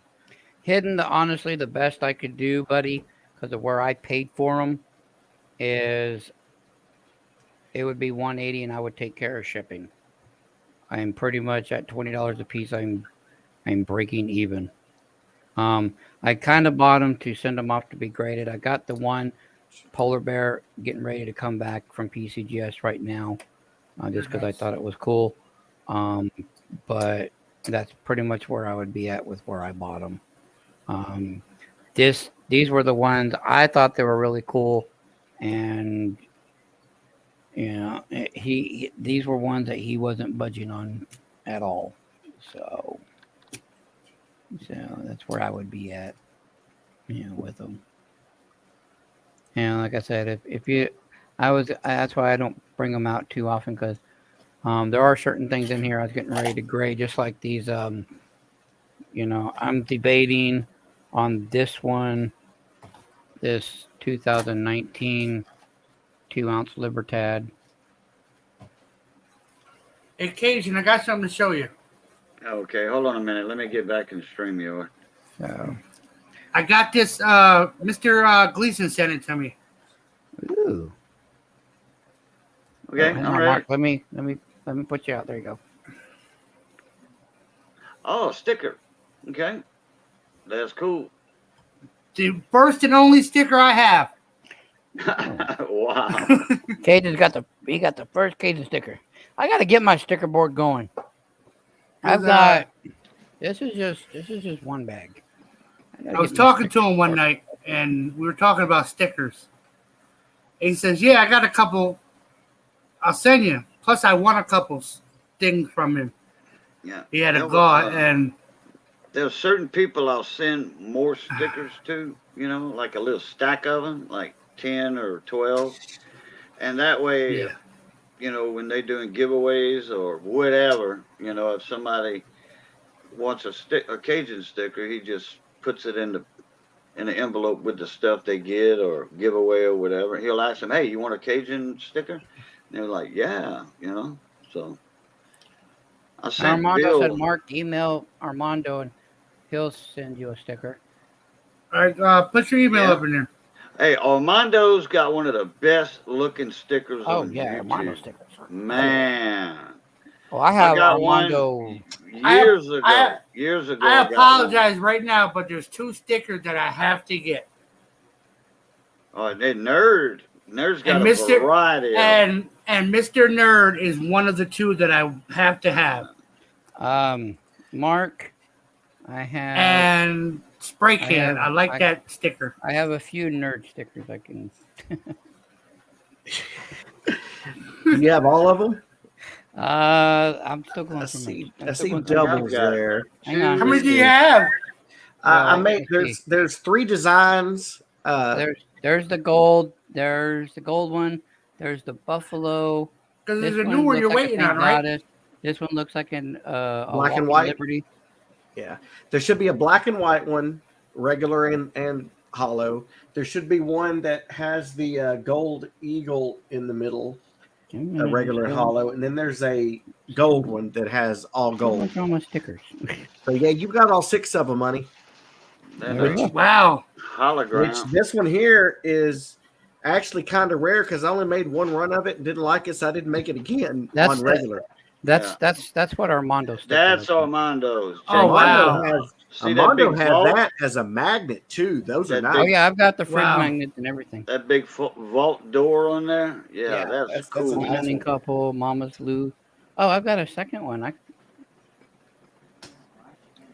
Never because have- I think some of these doubles in here are missed from. Then there's silver nitrate. That's another one. Never have a piece of paper when you want it. I got Um, silver nitrates. I got little nitrate. you see how big Lambo's is? Jesus. Yeah, And then big Lambo. Army Ranger style shield.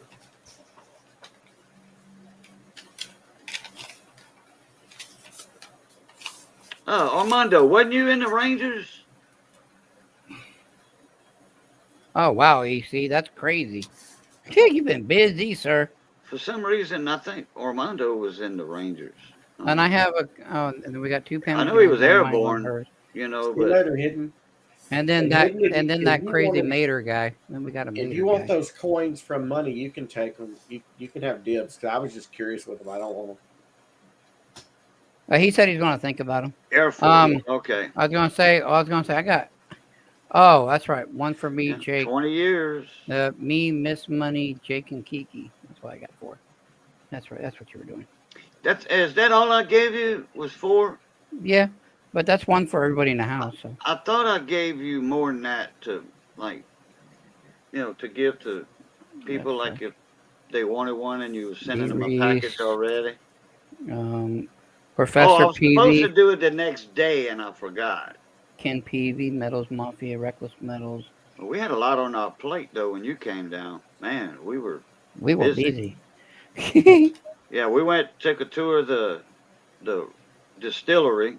There's Now a distillery this down here, Mark. They make vodka from rice. Ooh. Wow.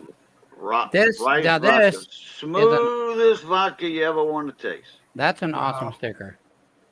What is that? Prosper. Wait, what? Prosper Me. Metals.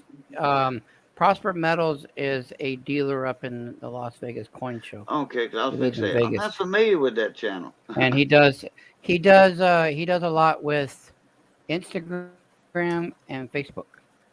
You know, where did these guys go? I haven't seen them in a minute. Coin hunting couple. I don't know, but I have to tell them to quit sending me stickers. They- Yeah, Yeah, I I had don't to. remember what the deal was, but they shut down like 7-8 months ago. yeah. I was About wondering 8 why. months. Okay. Well, I know they got their PayPal. They had And then another one that's not- several. They that we had don't five see in or the community anymore. $7,000 in their PayPal, Big flip. and then their account got froze for 6 months. Yeah.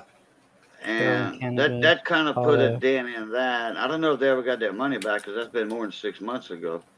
Oh, remember that guy? Uh, You know that one very well.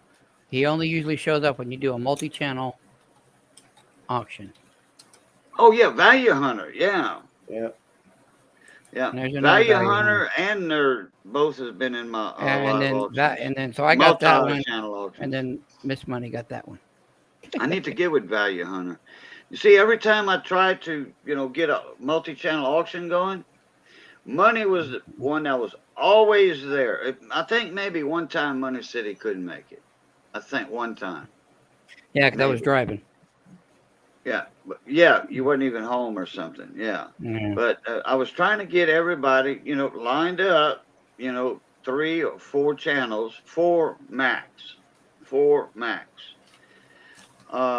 And I just couldn't get everybody lined up. It was during the holidays and all that, so and then Kellen, Friday Kellen, if night you're still here, I got school yours. football with 710. Southern always Point, had- that was earlier. Friday night football. That's just like I said. That's just one bag. Whatever Yeah. happened to Mickey Rob's Banks? He moved Every to Washington. once in a while, he will He'll be still up there. show up, Yeah. and he only shows up. Last time I saw him, like if I'm doing a chit chat or a midweek flea market, he won't show up. But if I'm hosting an auction, he'll pop in, say, "Hey, Money," hit the thumbs up, and then he's gone. That is as much as I see him. Mickey Rob's Bank. Mickey was going strong. I mean, he was going strong at one time, like two times a week. I want to say, or maybe Yeah. 3 times a He week. went to visit his daughter up in Washington and got COVID. And by the time he got over it, was able to fly back down, he had lost his job down here in Texas because he lived right up north of him. Ah, I Right? actually Yeah, went yeah. there and You and visited. him were not far from each other. Yeah, we did a lot of dealings. I helped him with his auctions a couple of times. So what he decided was since he didn't really have any roots down here anymore and he didn't have a job anymore, he just moved up there with them. And Oh, okay. he's done some test streams here and there trying to get things started again, but I haven't seen him in several months. Yeah, I haven't seen him lately neither. Like I said, he was going strong at one time. It's So, like yeah. Jeff Crumpler. Jeff Crumpler nowadays, man, that boy's going strong. I mean, okay, he's hitting it Cajun. hard. Whenever you're ready, and you don't have to worry about me. Just let me know, like, hey, Money, we're doing it. Well, I'm available 24/7. I do this. I want to full-time. get Nerd up in there, Value Hunter, one of them, because I know not everybody's going to be able to make it, Well, if you do it on a Friday night, Armando Nerd can- has posed questions to me. Armando would like to join the multi-channel auction. That's fine, Everyday EC.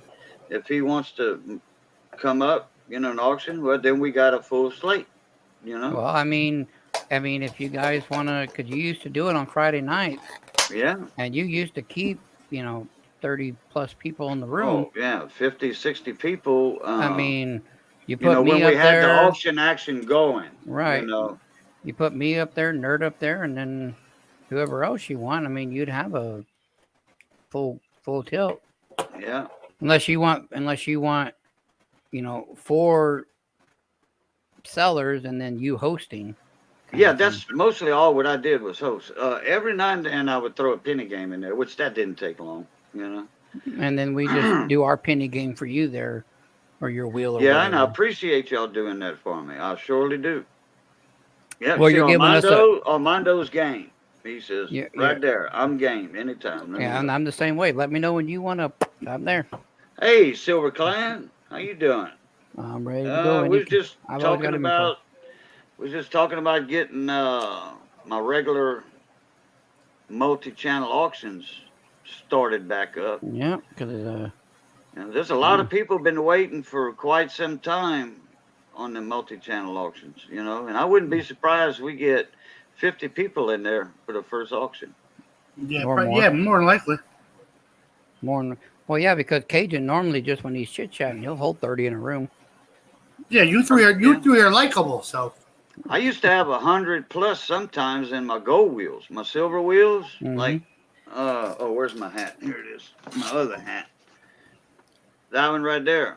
My wheels are silver. Well, Oh, wow. I also had the gold wheels. Hell, that 100 people, you know. Yeah, so I mean, Cajun, talk to Missy or whatever. But Yeah. if you want to do it in a week or two and you get it set up, give us a date. I'll be there.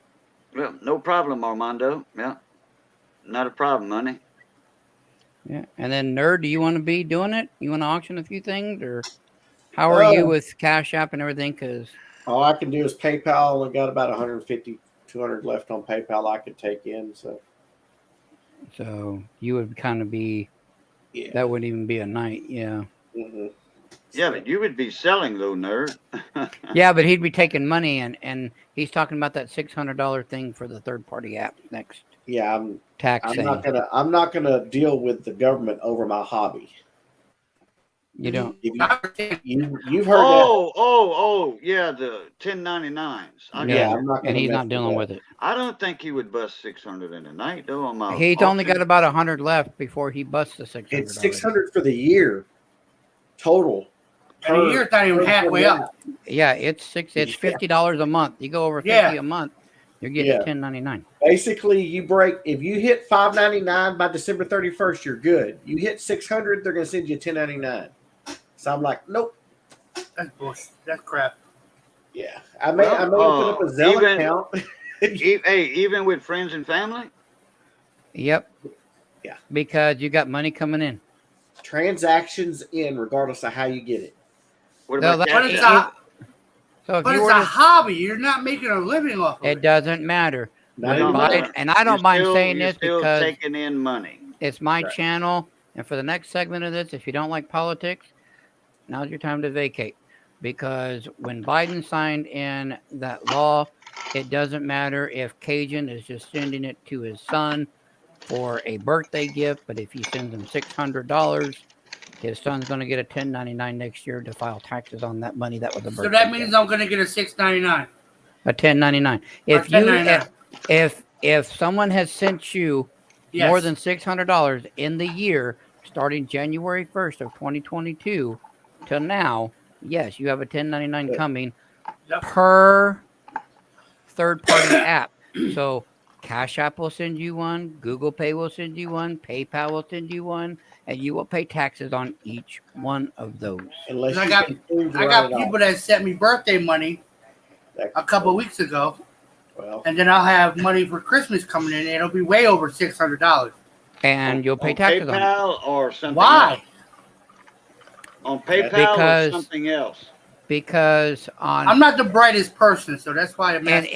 any Cajun, any third party app that you can send money to, even Zelle, is they're touching that as well. No, but But I the was- reason for that being is because what Biden signed into law at the end of December to January 1st it took into effect was the I forgot what it was actually called, the it wasn't Make America Better, it was affordable or something I forgot what the hell it's called. Anyway, Man, that's bull butter. That's all I gotta Yep. say. So my best bet is to tell them to send me a Hi, check. Dolly. I'll tell everybody to send me a check for Christmas.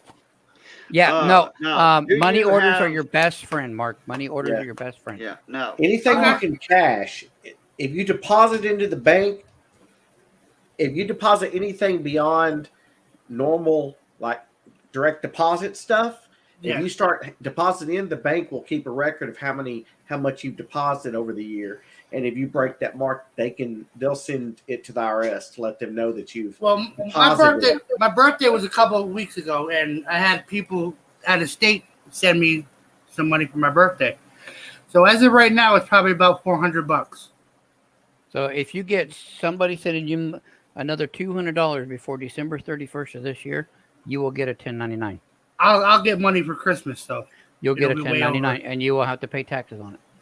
okay. that's The Yep. question I had earlier was directed at Mark. Do you have Cash App? yes. Okay. That's where Well, they're sending it. Oh, okay. Well, I They're just sending it to found my out. cash app, and I'm putting it into the bank from the app. Well, no, just take it out of the ATM with your Cash App debit card. All right. So Do this you have is a Cash App debit card? No, They white. no, I didn't get one. all right. you So well, then ask for one. these are just what I have in one folder. Okay.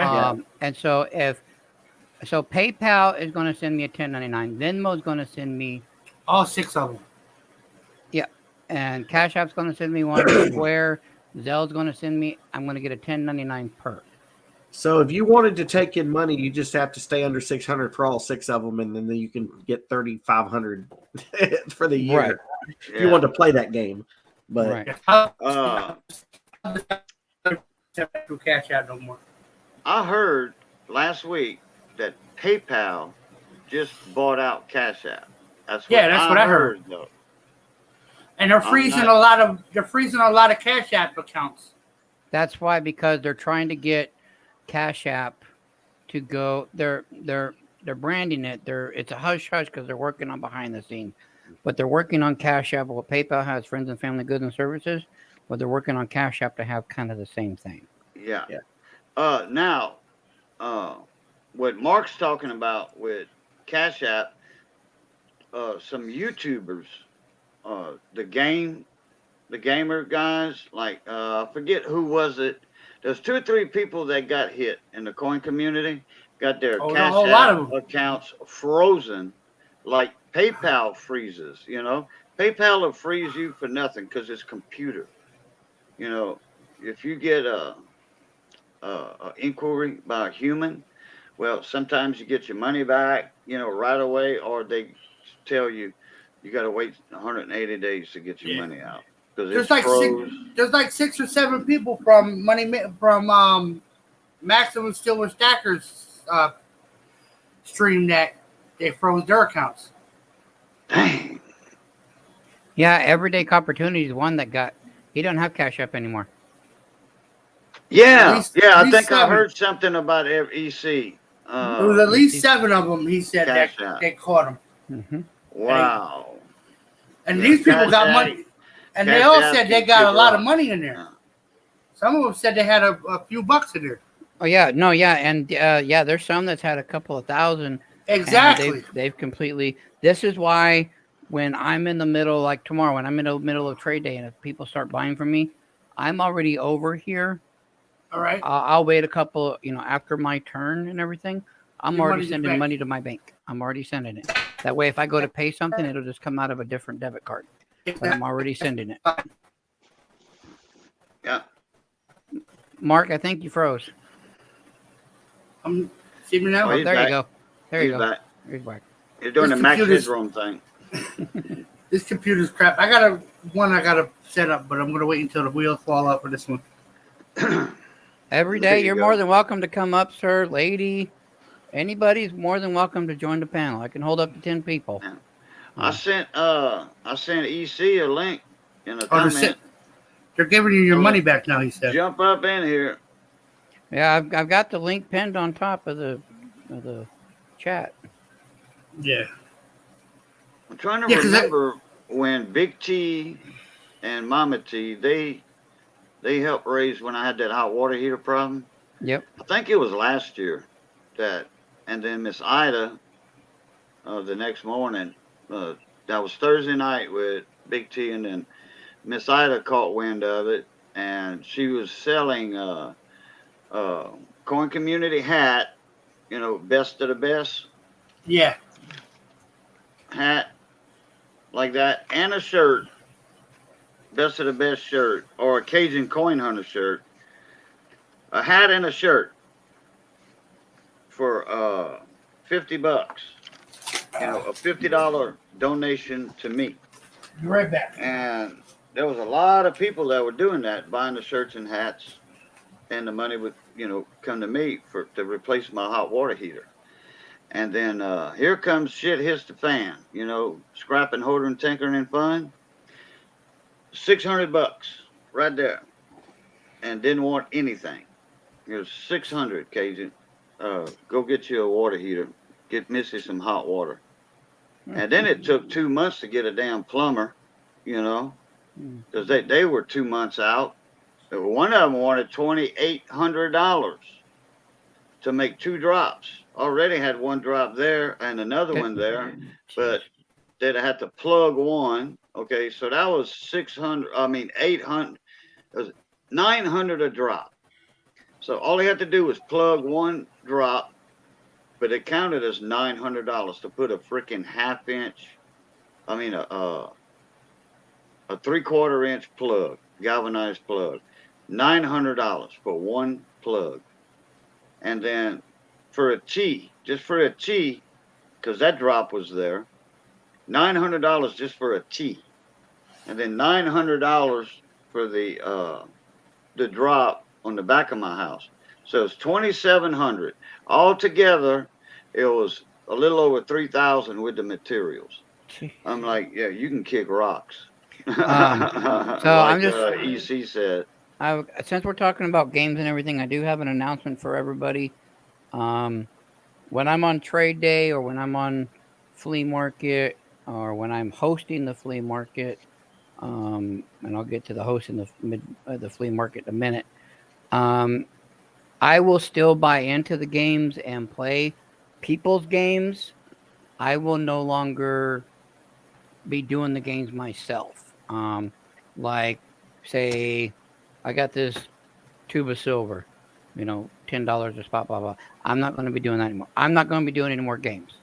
So if I'm selling something, it's going to be an auction or buy it now, or a drop or something of that nature. I'm not doing any games anymore. And Why? as far, Why? Because a lot of people are starting to get hit with a form of gambling in it. Okay. And the main Okay. reason I'm doing it is because I have business licenses, trademarks, everything. I could actually get Jeopardize yourself. I could actually get felony charges brought up against me on it because I do run a business. Yeah, now but through I can still buy in. Like, say if somebody's doing $10 a spot per spot, I can still buy into that because I'm not. I'm just trying to win You're something. just not gonna make I'm not going to do it now. make As your far own as the game. as far as the midweek flea market is concerned, Good night, Armando. good night, Wait. Armando. There will be no games on the midweek flea market at all. It will be auctions or buy it nows. Gotcha. So when you come to the midweek flea market, there will be no games whatsoever. Period. I will not host them because I can get in a world of hurt. No. I don't mind them. I love doing them, but at the same time, I can't jeopardize the business for that. The way So, me and Big T does it on the penny game, you actually buying, and I'm showing brilliant uncirculated specimens, pennies. You actually buying a penny, because it's a collector's item, You're actually buying that penny for $5, mhm. and the grand prize, it's a free grand prize. So you're actually buying a coin, and then you have a chance to win a free grand prize. So that's not gambling right there. And I understand that, and a lot of people have been bringing that to my attention.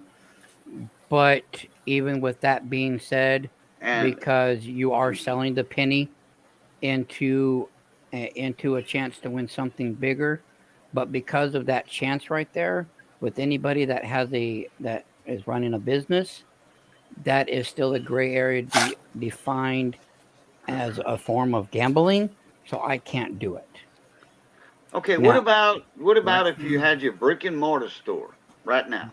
Okay, okay, this is all hypothetical. Okay, right, just say I went to your store and you got a box up there.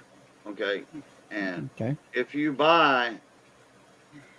make a purchase, you put your name, address, phone number on this little ticket, mm-hmm, and you drop that in the box, and you're eligible for a grand prize, like just say a silver eagle. Okay, like right, I said, this is all hypothetical, or a 10th ounce gold piece, golden mm-hmm. eagle, gold piece, that's exactly the same thing, and it's not gambling because you had made a purchase and you filling this out for a grand prize in the future.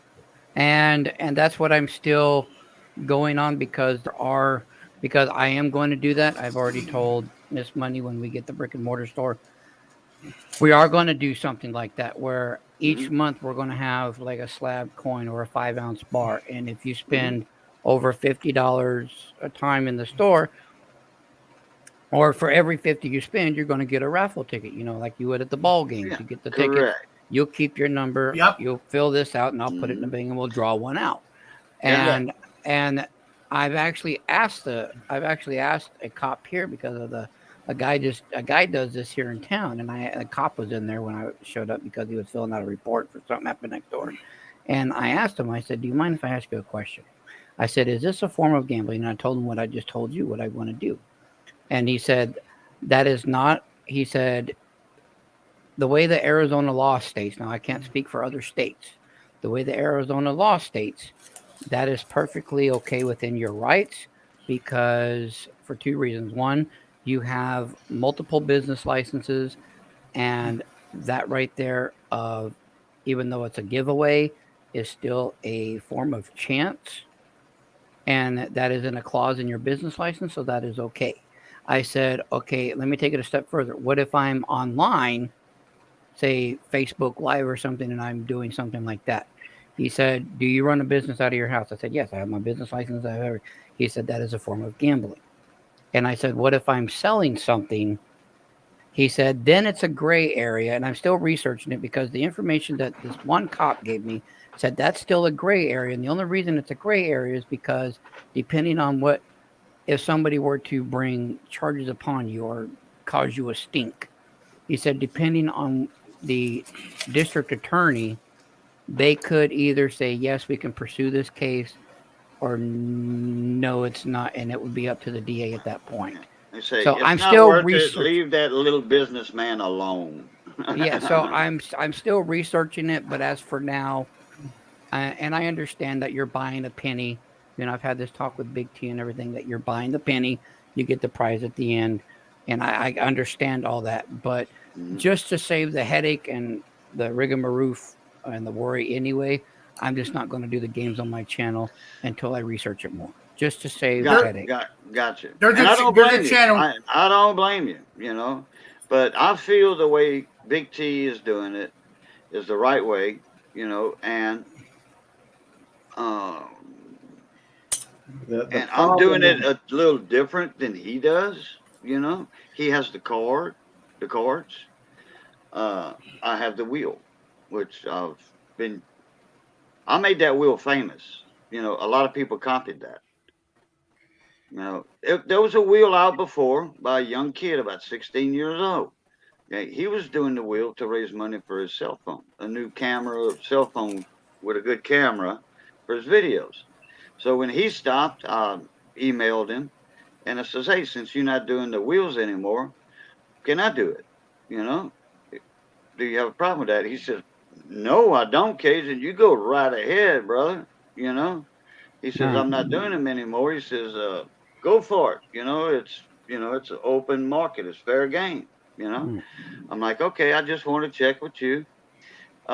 It would take him sometimes 3 to 4 days to fill up a card. I mean, 10 spots on the wheel. 3 or 4 days. It would take me 10 minutes. You know, I used to do three wheels a night.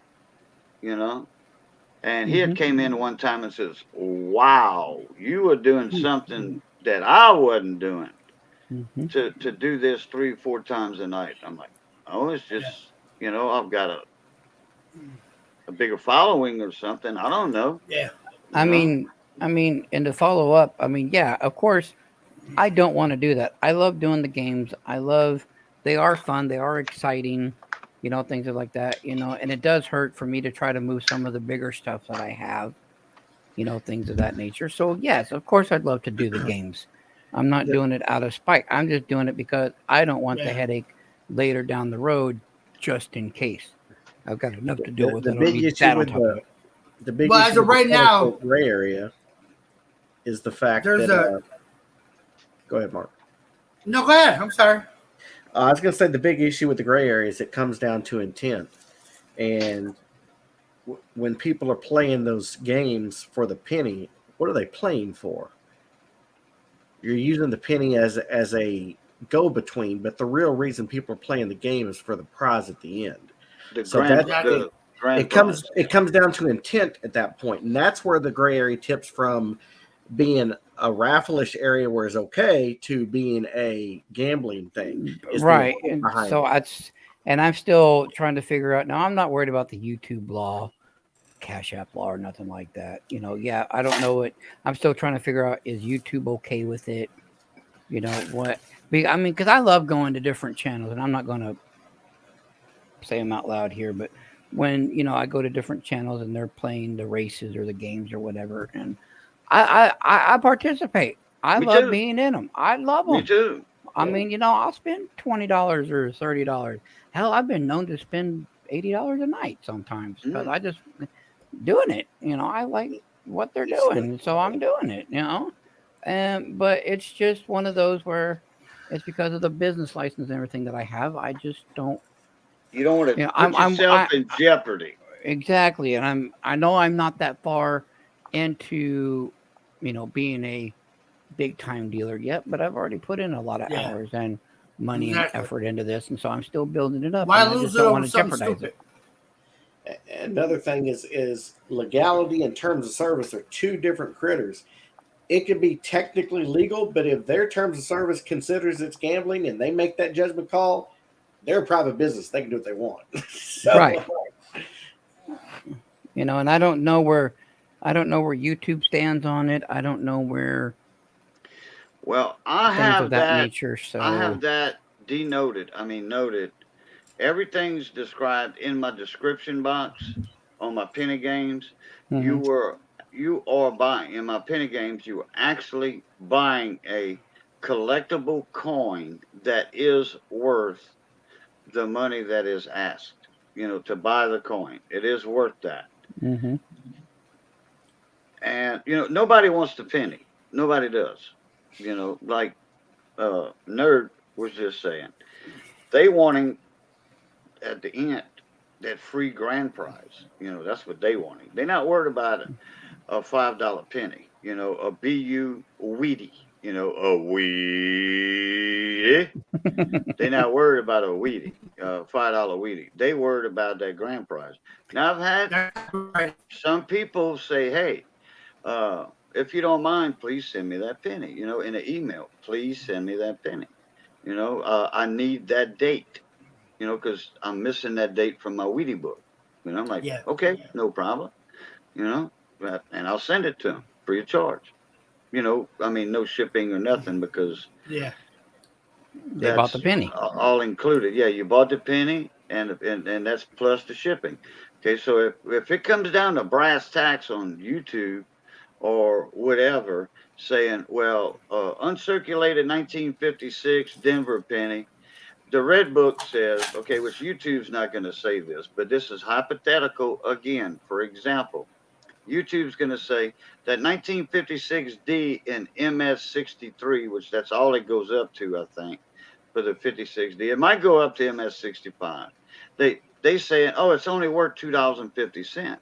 But I'm like, yes, but I'm paying for the shipping, okay? And that's $3.85 to ship that coin, you know, Mhm. in a yellow padded envelope with a tracking number. So then they're like, oh, well, you over $5 like that, you losing money. Like, no, I'm not really, because you know I got a decent price on that whole roll of BU pennies. You know, just say I bought the whole roll for $10. Okay, what does that make it per penny? Okay, $10, like $2 a penny. You know, Mm-hmm. no, not $2 a penny. 3. Uh, 50 cents a penny, or no? yeah, Nerd, help us with math. yeah. Mr. School Teacher there. What would you Okay, pay for the roll? $10 a roll. Wait, I got my calculator right here. $10 divided by 50 cents.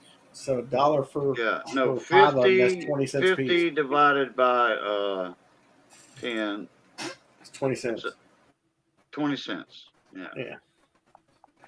So yeah, then I'll tell YouTube, no, you know, I paid only 20 cents for it, but I'm selling it for $5, shipping included. You know, so it's $3.85. You know, $4 to ship, and I'll throw them regular post office prices, which is actually $4.25, not my discount with pirate ship. Know what I mean? Right. Yeah, Plumber, that's true with so much of it now. You know, and I think that's what happened, honestly. There was a few people doing the games, and then, you know, somebody else started doing the races. I'm not going to put names in this conversation. We know who they are. But now everybody's doing it. And because now everybody's doing it, you know, when it was just one or two people doing it, you know, they didn't care. But now a lot of people are doing it. I think it might become an issue. And I'm just trying to keep my name out of that issue. And you There's There's got a what lot I of do. snitchers out there too.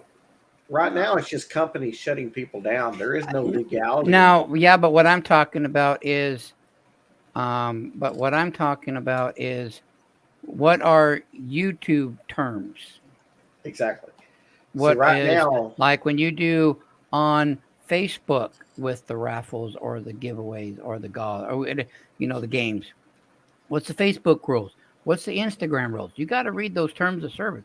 We all just click on them just to get rid of them, but no one ever really reads the terms of services. Nope. Probably Yeah, not. I have another way of getting out of it too, but going around to make a loophole. I have another way. I'm gonna explain that in a sec. Plumber Stacker. Okay, your question I'm gonna address to me. If they don't take the penny, then could that be pushed back to the gambling end? No, because actually YouTube or whoever would send me that email or whatever, they don't know that the person didn't want the penny, you know, because why would a person buy a penny and not want it?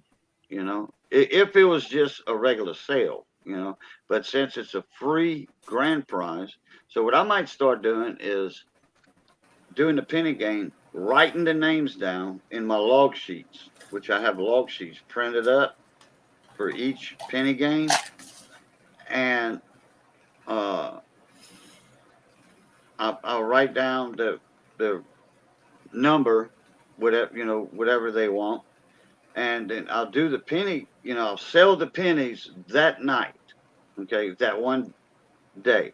Okay, in 24 hours or 48 hours, and then the people will know this. Okay, then they'll come back to another live stream for a free giveaway. You know, and already have their names wrote down. Okay, this is a free giveaway. Boom. All right. Both of those events didn't take place at the same time. They separate, you know, and so who's to say that, okay, well, this is from that penny game you did the other night. I'm like, no, this is not. Those people bought a penny, you know, for $5 a piece, you know. 2 days later, I just up and say, hey, okay, I'm giving away a Morgan dollar in a slab, you know, and I got 10 names already picked out. Boom. Out of the goodness of my heart. I just randomly picked 10 names. That way it would work. Hey, Miss Jamie, how you doing, Shot? There's a channel that I watch like 3 or 4 nights a week, and they're going through legal battles now. Right, Plumber. Yeah, Plumber Stacker, correct. Yeah. I missed your last live stream, Plumber. Somebody I did. snitched I them was out, sleeping. and I was sleeping. now they're going through legal battles. Yeah, Plumber, you're right on that last comment you just made. Yeah. Somebody's going through legal issues over this? Yeah, Or is it No, just- no, he was just, it sucks for the channels that do there's it, no that have to occasion. deal with There's legal issues in a free country. No, there's a channel going through legal battle right now. Oh, really? Oh. Yes. Yeah, Plumber, I know, and I bring topics up like this. Like I will talk about the stuff in Russia and Ukraine and different things on this channel. Why? Because we do gold and silver, we do precious metals, and what goes on in the world, whether politics, inflation, games, whatever you want to talk about, it affects what we do, either as a hobby, as a business, but as a community. So I don't mind these topics, on my channel. I do keep them down to a minimum because I don't care who you voted for. We'll just say the guy in the big house right now, he's either doing a great job or he's not. Yeah, but I that's you. But what I'm saying is obvious. Yeah, well, I don't care for him myself, but what we can see what's going on is with the inflation. We've all been paying the gas prices. We've all been dealing with going to the grocery store and it's been costing more. We've seen gold go up, over $200 in 3 weeks. We've seen, things just happen. So yes, I don't mind talking different discussions and stuff like that because of it affects, your investment. It affects your hobby. It affects your way of life. So Yeah, Plumber. So, I've got no problem throwing, that into the mix. I'm kind of like Yankee stacking, or he'll talk about it. Cents. Clay 37. Yeah, that's right. Cents, Cajun, not pennies. All right, Clay, let me get you blue. There you go, Clay. Just like Spectacular, when they're talking to the dealers, they'll talk politics because it goes hand in hand with gold and silver and precious Oh, yeah, metals. So I do as Spectacular. well. Yeah, he goes to the coin guys. He shop. does, and then he also goes to Mark, another guy, another bullion dealer I watch that he goes to, and then I watch Yankee Stacking that goes and sees his dealer. I love and I watch T Stacking. I watch Pin the Coin. I love watching coin dealers when they're doing interviews or what have you. Mm-hmm. I love watching like that Daniel. Yeah. I'll watch Coin Help You. I will watch dealers, and I love watching them. I learn a lot with those guys. What I like about Spectacular, he goes to this guy's shop, and they have a normal conversation. They talk about what he just got in. Oh, let me show you something spectacular. Let me show you what I just got in. Or Spectacular might have something for the coin guy to look at. Yeah, it's just normal shooting the breeze in a coin shop about coins. Yeah. And that's how all coin shops ought to be, like that, right there. Mm-hmm. Well, to me, There's one I channel believe watch. a coin dealer should be into politics to a certain degree. I'm not saying all the way, but to a minimum anyway, because what goes on in the world, like I've already said, it will affect gold prices, silver prices. It will affect your bullion. It will affect your precious metals, your palladium, your platinum rounds that you have. Yeah, silver and gold's going up right now. I wonder why. Right, and it's, well, the inflation is bad. Well, okay, you can talk about inflation to a point. Well, the gas prices were this and this and that. You don't got to say why. You can leave Russia and Ukraine out of your mouth if you want. but you can say because of what's going on in the world with the war or the what you want to call it, it's affecting our stuff. There's ways around it. Missy got gas today to go to her mom's to visit her mom for the Woohoo! afternoon while I was taking a nap. $4.13 a gallon of gas. $4.13. Y'all are cheaper than Now, we're at 422 right now. Last week was $3.89. We're Okay, at and 475. not that long ago last week. Right. How much you got, Mark? 425? 475. Oh, 75. Now that's getting closer to the $5 mark right there. No, Another reason to we're live at in 422 here in Another reason to Arizona. live in Texas. That's why I said when I was. Oh yeah, Texas, their fuel prices have always been lower than Louisiana because Texas doesn't have all the road taxes in their fuel prices like Louisiana does. We just got 20 cents. That's it. Plumber. Plumber said I filled up my tank today and I accidentally looked at the total. And had a heart attack. 5 times over. How much are you paying, nerd? Right now, actually, here's something y'all might want to look into also.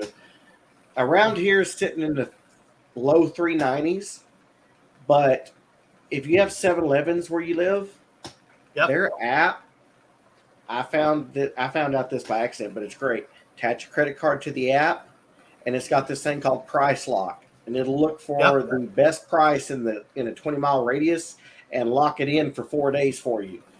And here where I live, gas usually flips up or down on Mondays. So if I see it start to go up, I'll price lock on Sunday whether I need to fill up or not, so I can get that price over the next 4 days if I need it. And yeah, we have them here. On top of that, if you have the app, it automatically gives you 3 cents off of whatever the price is anyway.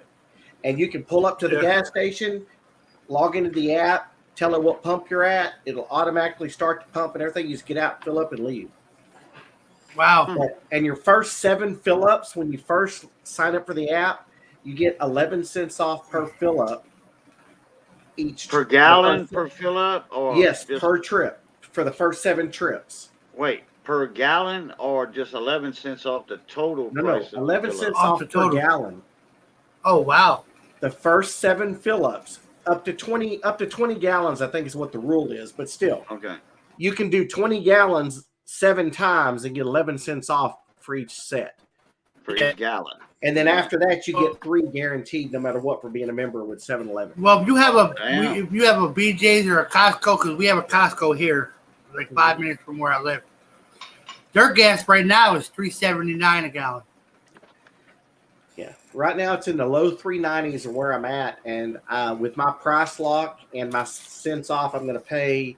I got to fill up after church Sunday, but I'm going to pay. I think it's $3.76. I think is what I'll pay. Wow! With the price lock and the 3 cents off is what I'll be paying. Damn, that's almost 50 cents.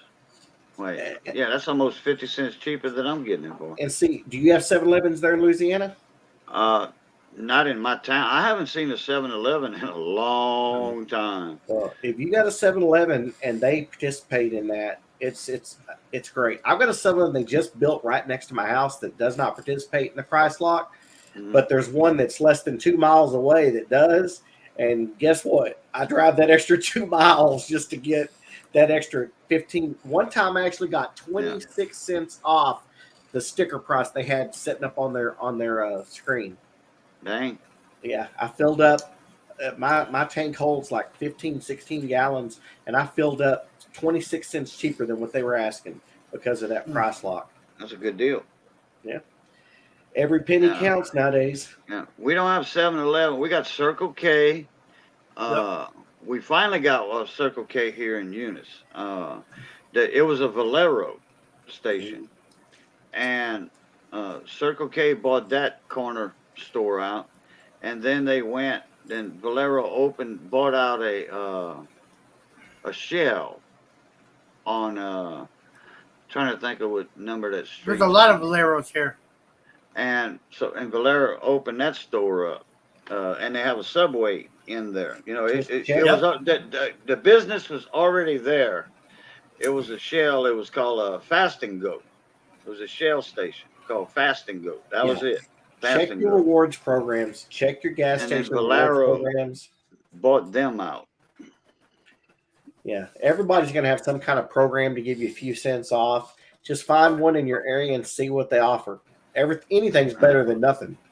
Oh yeah. I mean, the gas stations that are run by the ones in front of the Walmart here are run by Murphy, and their Murphy rewards is every time you spend so much money you get points. I think it's every dollar you spend you get a point, right? And then once you hit 100 points, you can get 5 cents off per gallon, which isn't a big deal. But if you're constantly buying stuff from them anyway, it might as well take that free discount. Yeah, and then if you use a Walmart credit card, You can get at discount. Murphy, you get I think it's 6 cents a gallon. Yeah. Off of the price if you use a Walmart card, credit card, or you can go in the Walmart store and get a gift and card. buy a Walmart gift card. Just say $50, a $50 card, a $100 card, even better, and then you can use that card to buy gas with and get the same 6 cents off. Right. And if you use that card, a Walmart credit card or gift card, you can get 4 Pepsi products, the 20-ounce bottles. I think it's the 20-ounce bottles. Yeah. You can get 4 of those for $2. That's cheap. That's 50 cents for a bottle of Pepsi or Mountain Dew or whatever Pepsi products they have. You get 4 bottles for $2. That's 50 cents. You go to any convenience store and get a 20-ounce bottle of Coke, that's $1.69. Yeah. Yeah, and then plus the tax, you're knocking on $2 door with that. So if you get them for 50 cents, mate, that's more power to you. You just save more money like that. Yeah. Our Walmarts have electric stations, so you can charge your electric cars. Oh, really? Yeah. Mine might, but I have no idea where it would be at because I don't have a battery car. In the far end of the parking lot, so they stay out of their way. I will never buy an electric car. Never. I don't care. My brother said he was. I don't care if I have $1 million. I'm not going to buy one.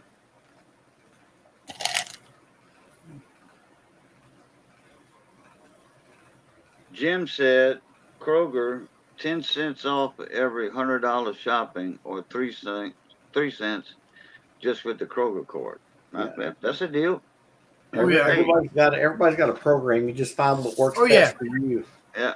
Because I have to fill up every 4 days because it's 30 miles each way to work for me. Oh, wow. And so 4 days of travel, and I got to fill back up. That's 240 miles. I could probably squeeze another 30 or 40 out of it, but I don't take a chance. Yeah. So for me, I've watched gas where I was paying 35 for a tank, and it went to around 40 to a tank. And now after all this, I'm pushing 50 a tank. So yeah, I got to find all the places I can save my pennies. Yeah. And nowadays, pennies count. Yeah. You remember back when, if you dropped 2 pennies, 3 pennies at the store, pulling change out of your pocket, you dropped a couple of pennies. You didn't stop. Say, well, I'll let the sweeper get it. Yeah. Right now, I pick them up. No. Nowadays, see, I've always picked up pennies. I've been over to pick them up now. Fine. And if you do that for 5 years, find a nickel or a penny, put the change you find in a 5-gallon water jug, Yep. And after 5 years, you count all that by picking up every penny, dime, nickel, quarter, whatever you found. I guarantee you're gonna have $500 or $600 in 5 years. Yeah.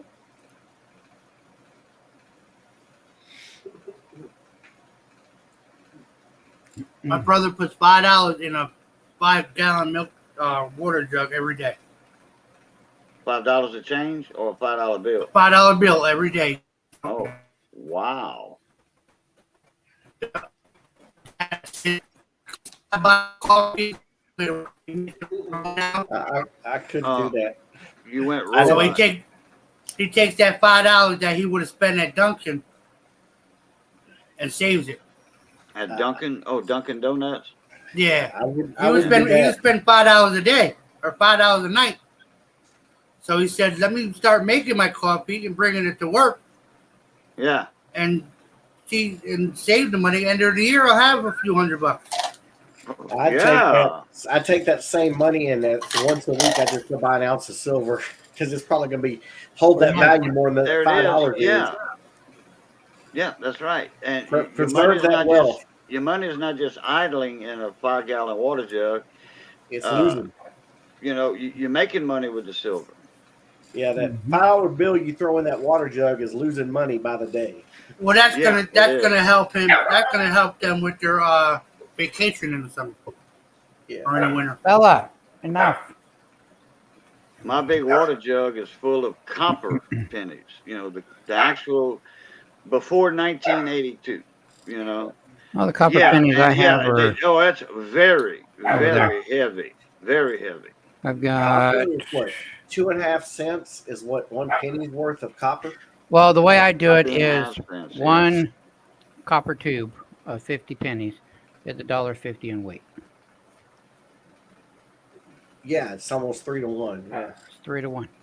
And I've got, let's see, 2, 4, 6, 8, 10, 12, 14, 16, 18, Well, it would be the actual. 21, 2, 23. It would be the actual 50 Couple cents more. that it's worth plus $1 Yep. in the copper weight.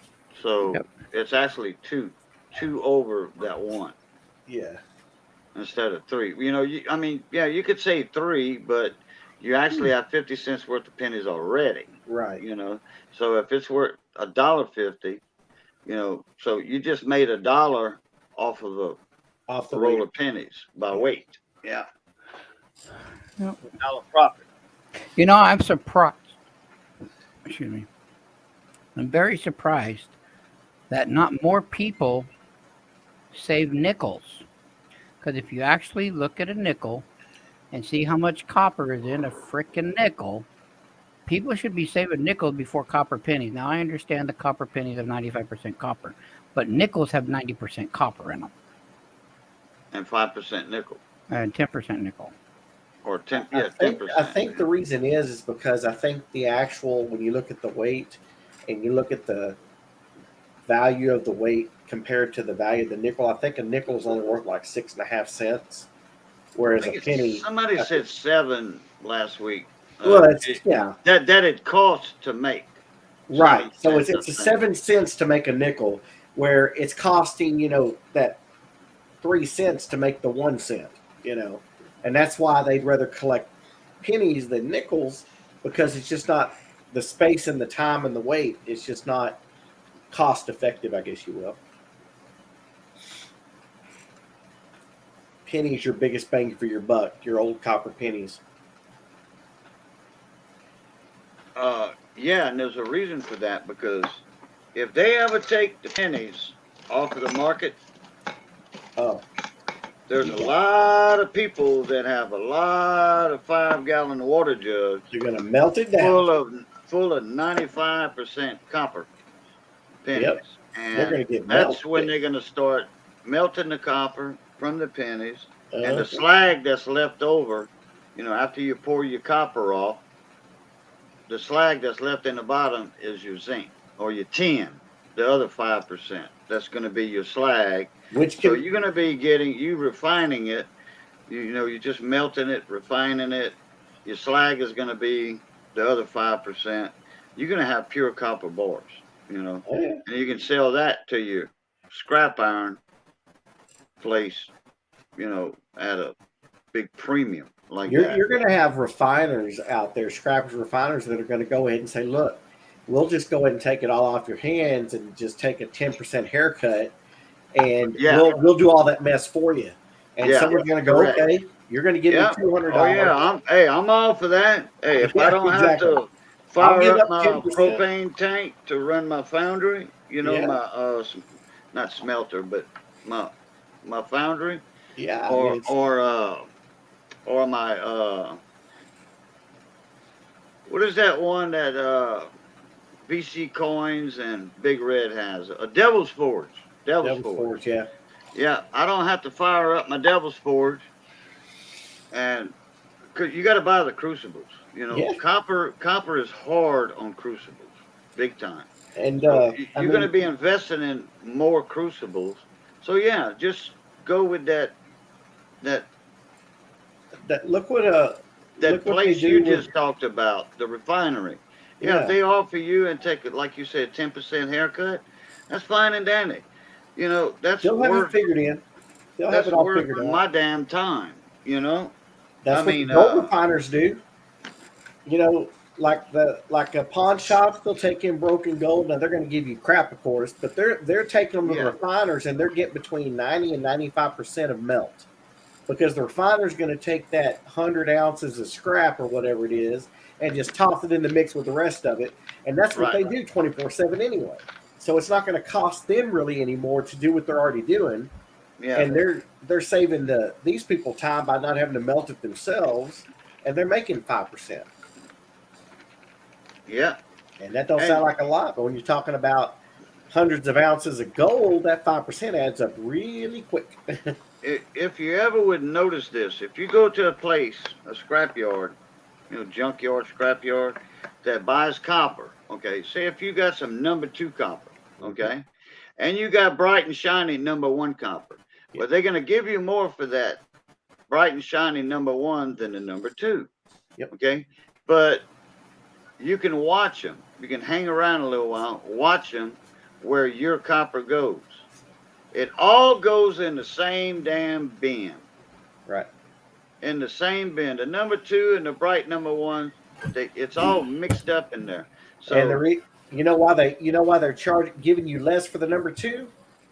Because when it all goes in the same bin, it's going to cost them the same amount to refine the number 2 by itself or throw it in with the number 1, because that excess slag is going to be there regardless. So they're going to they're going to give you the lesser, and they're just going to throw the pure copper in on top because they got to melt it anyway. So you kind of have to look at it backwards from their point of view. They're going to melt the copper either way, and they're going to have to deal with that slag. That's they're not melting it. The scrap yards around here or in Arizona that I used to sell copper at, and number 1 iron, that went on to a bigger scrapyard dealer, you know, but they made their money, you know, big right. time.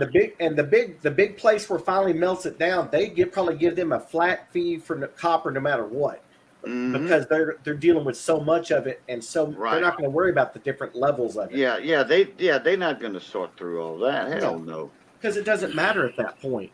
At that point, when you're going through tons of copper, it doesn't matter if it's 50% used and 50% new. When it melts down, you're going to get that slag you got to deal with anyway.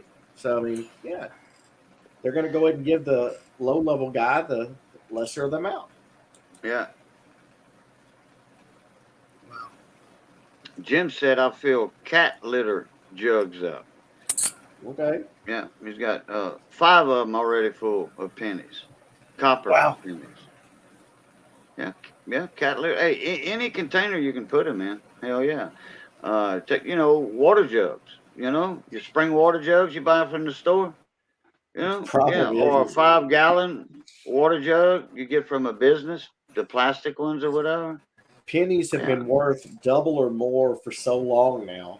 People have been hoarding those things for so long. How many years have people just kept up with those jugs and jugs and jugs of copper pennies when they can't do anything with them, waiting for the day for them to declassify them so they can melt them down? Yeah. Oh, there's my infamous train. Yep. That sounds like it's right outside your door. Holy crap. Yeah. No, this microphone on this laptop is very, very sensitive. Missy and her sister can be whispering, talking real low on the sofa 20 feet from me. And them talking will override my voice on the mic.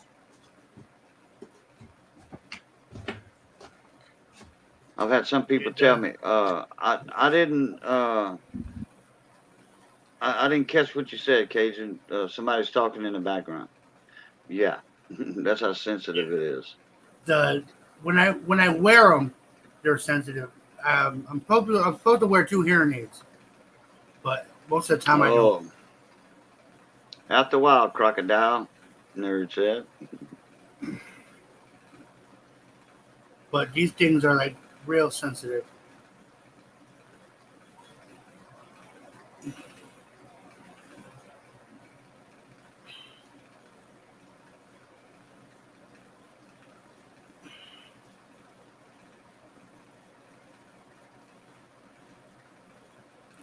I can't wait for this auction tomorrow.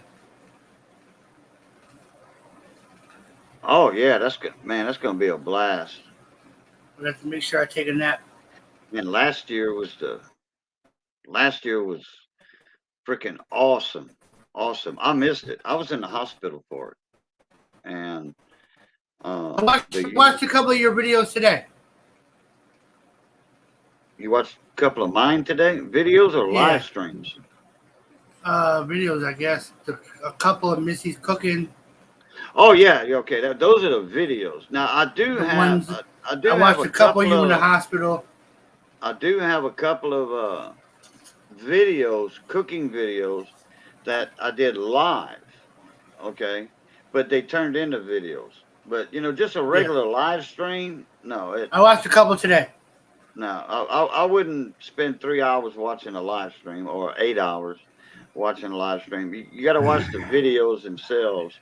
That way, it's on a certain topic, and mostly it's cooking, Yeah. or how to ship a coin or something, I I need to heard, make a I new know. one on shipping. I go to my local flea market in the morning, so I heard cookies, and Yeah, now I this want week. cookies. Money's 8-hour cooking. Oh, shh.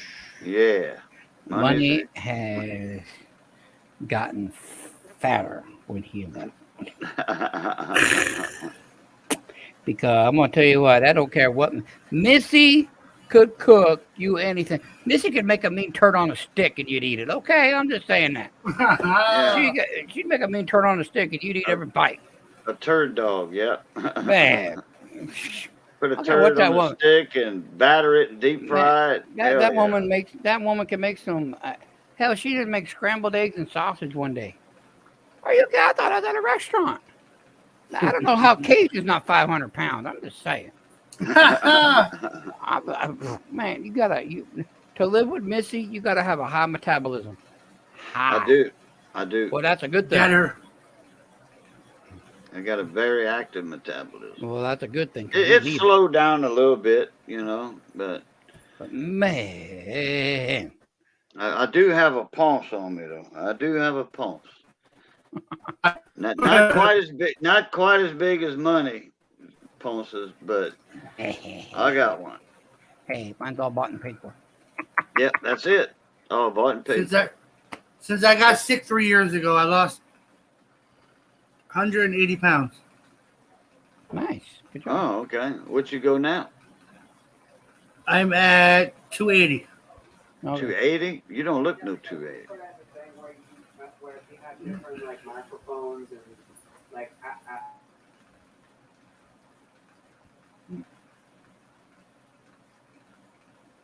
All right. Good night, Jim.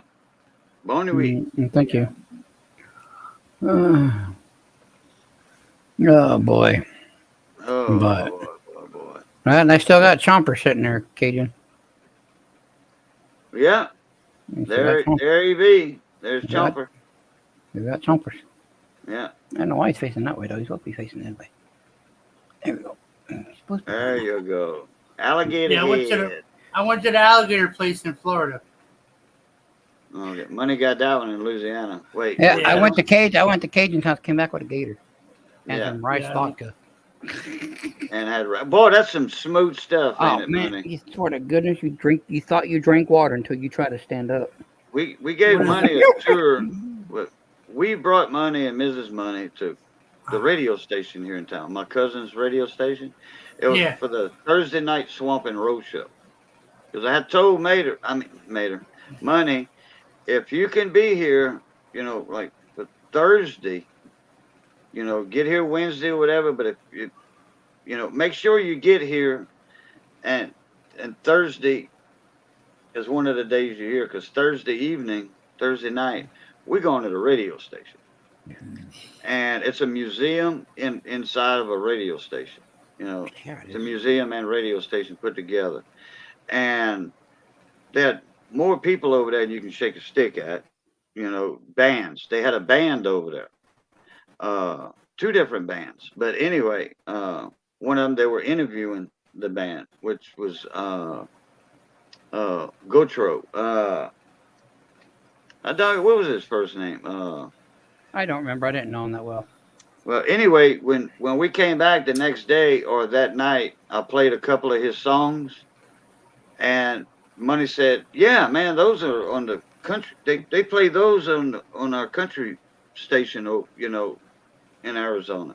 Well, yeah, because he's nationwide. He's known nationwide. He's toured the country with his music, because he's Cajun, but he sings country music. Sometimes they got a couple of songs. No, sometimes there's a couple of songs on his CDs that are like a swamp pop song. But if you ever look up, I Cried Like a Hurricane.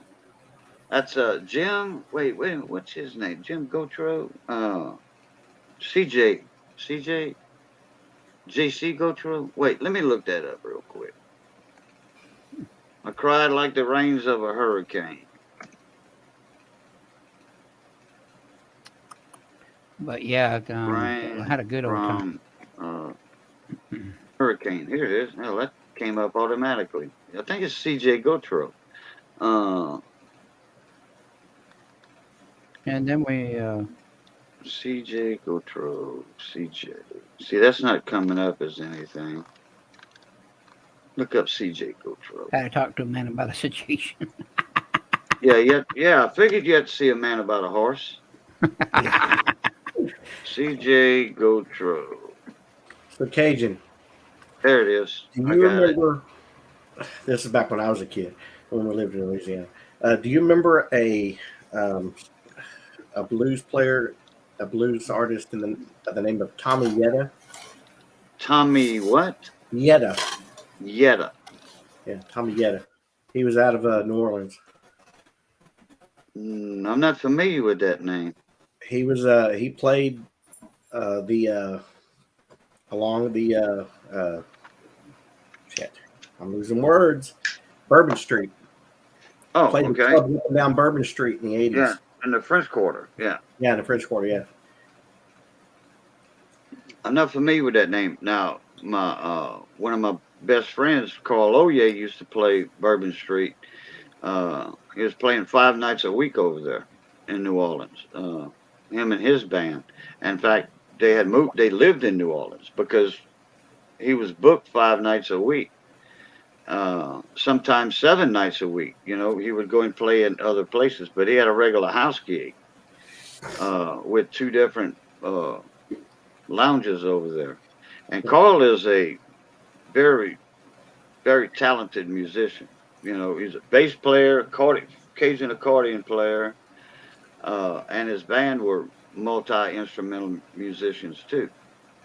And he made a lot of money. And my Cajun accordion got lost in Katrina, in the flood. Wow. I told him, don't worry about it. Don't worry about giving me another accordion. At least it's made its rounds around New Orleans. I definitely did that. Yeah, this guy he made the lounges there also. Worked every night. He even cut some albums too. He was a saxophone player. No trumpet. Oh, no, yeah, there you go, sax player. Yeah, Yeah, there's where your blues, rhythm and blues come in right there now. Mhm. They got a guy in New Orleans. If you know him that well, you might know this guy.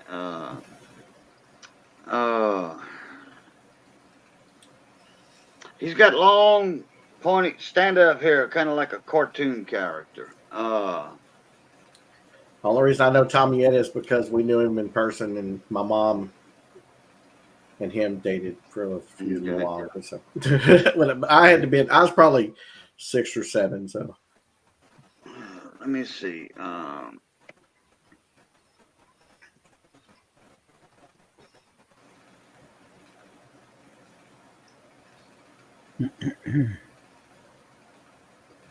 Vince Vance and the Valiants.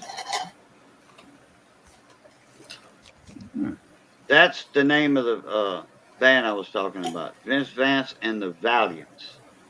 That's a popular New Orleans group right there. And the lead guy in there has that hair that stands straight up.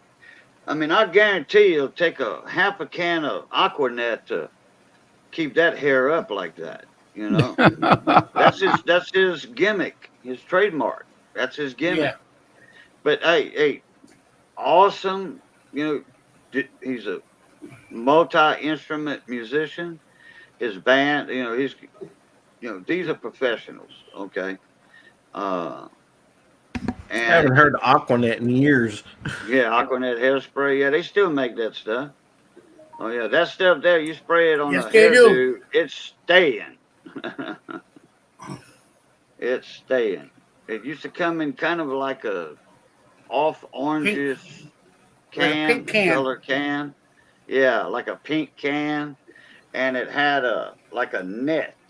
Yep. You know, a little picture part of a picture with the net, the square meshes Yep. on it. Yeah, Aquanet. That's what my mom used to use. I used it when I That's all my mother used. That's all my 80s mother Aquanet. used. I used to use it when I had my long curly hair because I got curly hair. I got naturally curly hair, but I keep it short though. Some people believe that the 80s Aquanet was the sole responsibility for the hole in the ozone. For the what? The hole in the ozone back in the 80s. Oh yeah, Probably yeah. was. No, actually back in the 60s and 70s, they say an Aquanet caused that. Yeah, right. What is it? PCB or whatever in there? CFCs, yeah. CFCs, yeah, the propellant in there. Yeah. Yeah. Yeah, but Aquanet, I think that was the #1 hairspray seller Yeah. in the United States for a long time. Well, back then there was only a couple. Now there's a couple hundred. And no, they had about 20 different hairsprays back then, you know, in the 70s. Aquanet ruled. That and Rave. Rave? Yeah. Yeah, it remember was that? in Remember that? in a tail can. Light blue can. Yep. Nerd, you gonna be at trade day tomorrow? If I wake up. Yeah. Up. I'm the Well, I mean, same. I'll be at trade day for a while. I'm gonna jump over to Mama T's cancer thing for a little while too. Well, I think he's only doing like a half day of trade day until Mama T starts the cancer thing, and then he's. Yeah, I think she popping up. starts at. She kept saying 5:30, so that's only 4:30. No. It's 5:30 Central Time, Bayou time. It's 5:30 our time, nerd. Me So and only a you. couple hours of trade day then. So what time is it my time? Where Where you you at? I'm in New York. Oh, 6:30. 6:30. Y'all are an hour ahead of us, so it's 6:30 your time, 5:30 Bayou time, 4:30 Arizona time because I'll just wait for a Oh. notification. they don't spring forward. Arizona but- don't spring forward. But So Arizona and then Mountain Time and Pacific Time will be earlier. in Half, the afternoon. half But, the year Arizona's with us, half if they're not. Yeah, right now I'm in Pacific time because when you guys spring forward, California and Y'all us. don't. No, Wait, Arizona don't. I spring know, but forward. what I'm saying is California catches up to us for half the year, so Right. we're 2 hours behind you as well. Because for me right now it's 9:40 p.m. Yeah. Huh? Yeah, it's only it's, 9:40. Yeah, it's 11:40 here. So yeah, 2 hours. Remember, It's I lived in 12:40 here. remember I lived in Arizona for a couple of years. well, I so know, but what I about was that. saying is that the California and us are the same time zone right now. Right. Correct.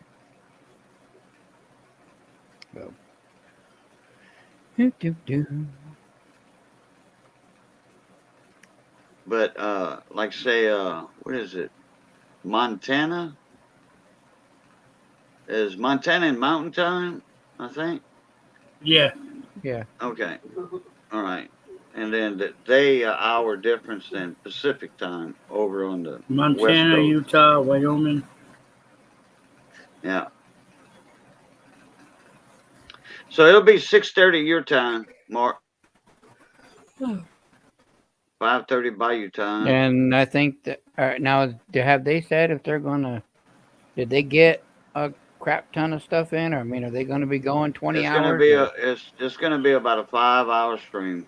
Big T thinks. So they didn't get that much in then.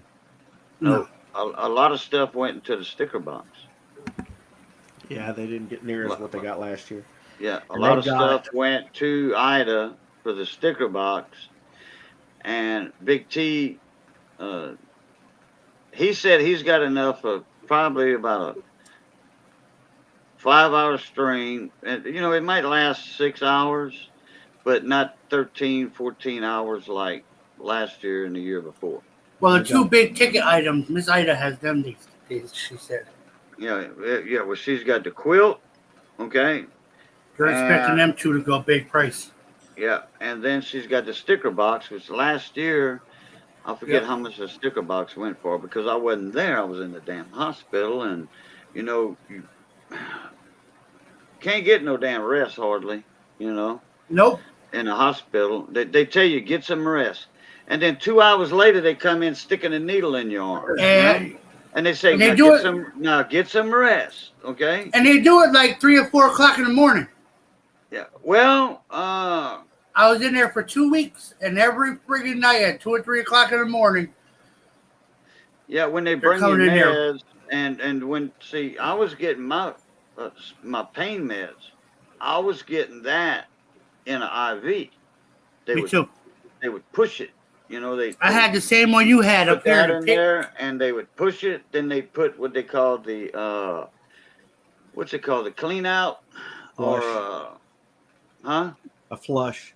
a flush. Yeah. Yeah. Then they put the Yep. flush in there, and the flush would pump the medicine straight in you, instead of just getting a little piece of a drop every 2 or 3 minutes. It would flush it in there. It was actually flushing the line out, too, the IV line. But they would push that. And one Yeah. time she did a flush or whatever, and the nurse was talking to Missy about her crochet stuff because Missy was crocheting in the room. And the nurse was in there. I'm like, hey, ho, whoa, something's wrong. And it like, man, I said, look, I'm warm all over, and I feel like I just shit myself. She's like, nope, that was your push. It just hit you. I'm like, oh, okay. I said, man, I don't want to feel that again. Man, I was like, whoa. You got what lucky. the- You got lucky. I had What? 2 IVs in me. No, man, look, I had Axe Money in my videos. I had like 10 bags hanging off my Christmas tree. Yeah. You know how many ports I had in me? I had one in my left hand, and I had a double port right here Yep. I had the same one right here. in this main vein that goes to that main artery, main vein. I had one here and I had one up here. I had that port, but they had 2 ports in that one, and they put that in you, and it goes all the way in that main artery, down your shoulder, through your chest, by your heart. Okay, that's where all my nutrients would go in. You know, my ribeye steak, my liquid ribeye steak, baked potato, and steamed asparagus. Okay, all that was in a liquid, and that liquid's thick. So they got to put that port in you because your blood vessels, your veins,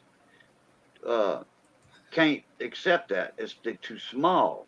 So what it does, it drips through that. You know, through that. It's like a what they call them, a stent. It's a stent, and they put that in there, and it came down all the way down here by my heart. That thing was, I didn't see all the way when they were that nurse was putting it in. There was a specialist that came in. Yep. Yep. With a Put big that port, machine. and they had to give me Demerol or whatever, or some more of my painkiller. And I was on that, what they call it, Dilaudid. Yep. Dilaudid. Oof. Dilaudid. Yeah, It's good it's stuff. like 5 times strong as Lortabs. I was getting that shit. I was getting That'll that make you shit happy. I was getting that shit 6 times a day, every 4 hours, 6 times a day. They were gonna put the pick in my neck. Yeah, that's what I had the pick on. Yeah, pick. They were gonna put it. No, they were gonna put it in my neck Mine was right because there they on couldn't that find the main artery. vein. So the girl Wow. said, "Let me try putting it up here." So she eventually found a spot Right here. and she put it up. Yeah. I had one in this arm up here, and I had one somewhere in my other arm. When they put that pick on you, did they put that big blue Yep. cloth over Yep. you with an opening on it? Yeah. And it felt like Because she said it. I said, "Is it gonna hurt?" She said, "It's gonna feel like a bee sting." I didn't feel nothing. It took her longer to set up than it did for her to put it in. Oh. Yeah, them things are 3 freaking foot long, man. But even though she was doing it to me, she had to call my brother and get his permission because he was on my paperwork. Oh, okay. Anyway, So- I had that in for 3 months. I had mine in my pick line for a little over 3 weeks. I had it for 3 months. Boy, I tell you, when they were transferring me, it was right at time for my medicine. So they gave me my regular normal meds, but they didn't hit me with my painkiller, you know. And they said as soon as you get to Crowley, you're gonna get they're gonna do it. But I waited 8 hours, 10 hours for my pain meds. I'm like, man, look, please hurry up, step this process up. Man, I was in some freaking pain. Then they took me off of that because I told the lady doctor, I said, look, don't worry about if you take me off of the Dilaudid, whatever, because I already take 3 Lortab 10s a day, which I wasn't taking in the hospital, you know. So I had my medicine with me, but I wasn't taking it because they were supplying it. But when they took me off of the IV liquid Dilaudid, they started giving me Lortabs 10s. And well, that wasn't enough to kill the pain, so I was taking mine also. But I had told the lady, doc, don't worry about me jonesing, you know, or craving or Yeah, I don't. detoxing if y'all take me off. And then 6 hours later, they took me off of it. She thought I said, take me off of it, and then, you know, and then give me Lortab. No, I didn't want that. No, I wanted We that probably have one of the worst hospitals in the United States. Them Lortabs were weak compared to that dilaudid. Yeah, our hospital sucks. Hey, nerd, Yeah. what did AFK mean? I know at one time I knew what it meant. Away from keyboard. Away from, that's it. Yeah. Yeah, I said, oh, It's a I gamer said, tag. yeah, Yeah. I said, when you first threw it up there, I seen Mark look at it, Yeah. look at the screen like that. And he was reading. I'm like, yeah, after a while, Crocodile. No, it's a gamer. It's a Well, gamer tag. I thought you were leaving. No. No, no. That's what I thought you said that. No. If I put BRB, it means the same thing pretty much. Yeah. Oh, yeah, I be know right that, back, away from AFK, I never keyboard. heard that before. Never heard it. You're not a Yeah, gamer. away so- from keyboard. Yeah. Well, in the ham community, ham operators, ham radios, when you see somebody that says silent keys, that means they passed away. So no more Morse code on the key, or talking on not CW, sideband or on AM, where you're allowed on AM or FM in those certain, like the 10-meter bands, 6 meter, 15-meter band, 20, 40, 60, and 180 bands, 80 meters. Hey, Mater. But silent keys, man, that licensee has passed away. That's why when you go to Hamfest and stuff, you see a silent key sale. Well, that means the lady's husband passed away, or whichever spouse passed away, and they having an estate sale, and you can get a lot of good stuff cheap too at those Hamfests. Cage, you need to write a book.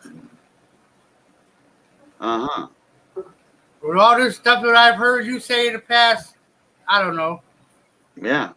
4 or 5 months. Yeah. You 5 can- months, you- about 4 or 5 You months. can make a nice memoir. Yeah, I could if I had somebody, if I could remember it all at one time. Because see, I had a stroke about 11. You went robot. Who did? You did. You did. You froze and went robot. You were empty. Yeah. We didn't hear a word you said in the last 15 Carry a seconds. tape recorder with you, Oh, okay. and you think of something. But if I could remember all of it, see, I had a stroke 11 years ago, so that affected my memory a little bit. It all comes back in spurts. Hey, Mater, what's up, Mona Meat? Dude, he's been here for a minute. Mater? Yeah. No, Yeah, he is guy. They were over at Lorna's stream. 11. Just chatting. Nope. I forgot that Miss Lorna made was it, on yes. live tonight, or I wouldn't have. Oh well. He made his first comment, his latest comment 2 minutes ago. Mater was here earlier, Money said, before I 5 jumped minutes on. ago. Mater was here In the beginning. 5 hours ago. Ah, Oh, y'all heading to bed, Mater? Yeah, I'm Bon heading to nuit. bed soon too. yeah, 6 I think a.m. 6 a.m. comes quick. Hey, Mater, What? you going to be at the big auction tomorrow evening? Whoa. 6:30? Especially for you, it's almost midnight out there already. Actually, it's almost 1. 10 to 1. Nope. It's 11:54 my time, according to my computer. Go to the bathroom, put a movie on, and fall asleep. They have a bike event to be at. Oh, tonight I guess they had a bike event. I don't know. But yeah, Saturday Big T and Mama T are going to be doing that cancer auction tomorrow. Yeah. Yes, Bella, I said cancer auction. Okay. Mater said we had bike event to be at. Bella, stop. we have a They bike don't event. care yeah. that you're parking. Yeah, it'll be at 6:30 in the afternoon. Mater. What kind of dog you have, in- Money? Up until about 2 in the morning. Chihuahua pug. A lot of good auctions, Mater. A lot of good coins will be auctioned off. My brother's got a pug.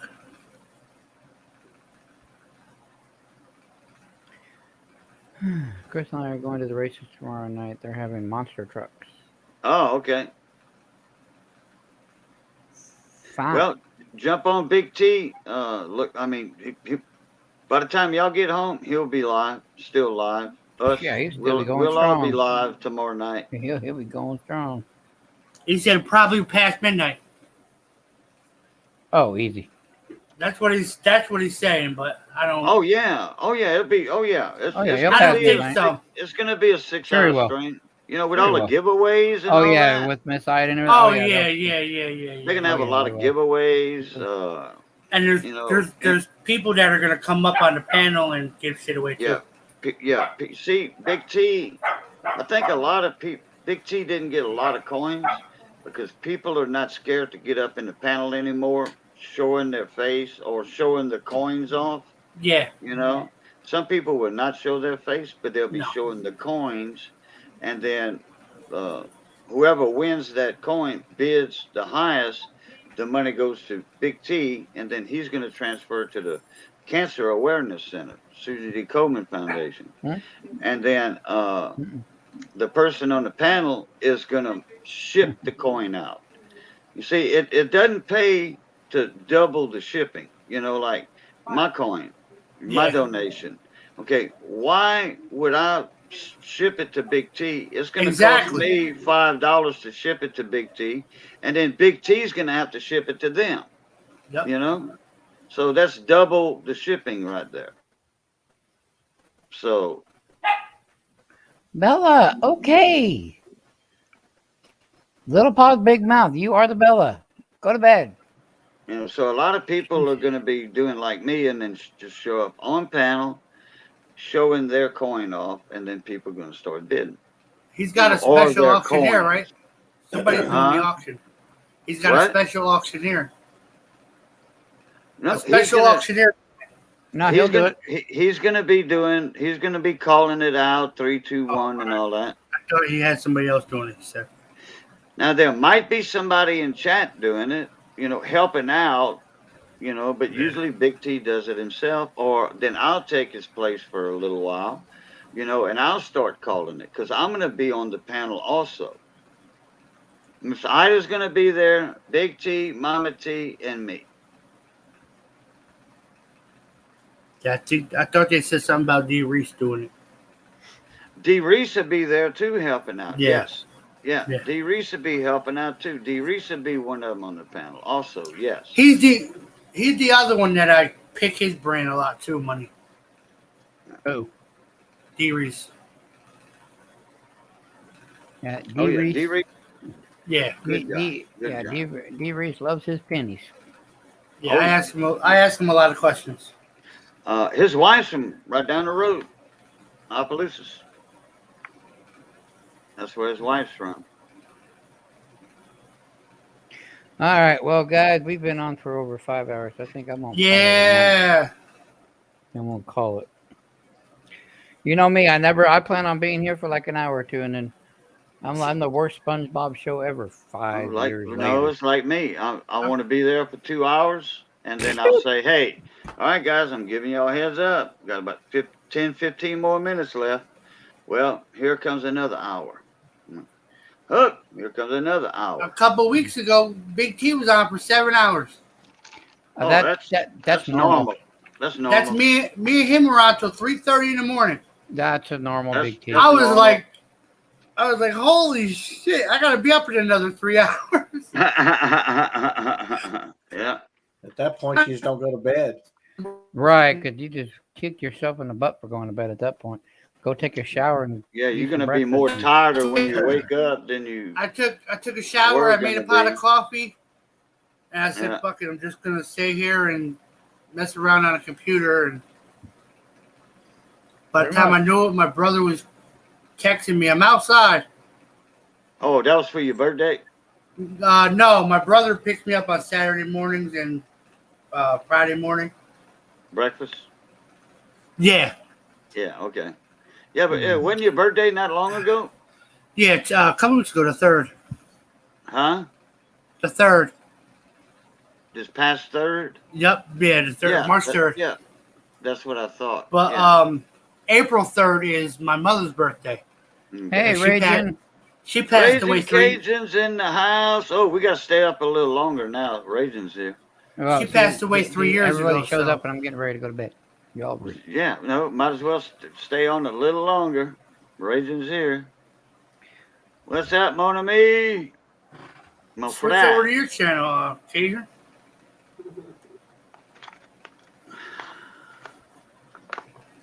Yeah, so we're gonna go to dinner for her birthday. I guess her I memory. could.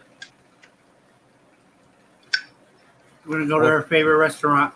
Tell you what, if Money wants to stay on another 15 minutes, that'll give me time. No, wait, hold on.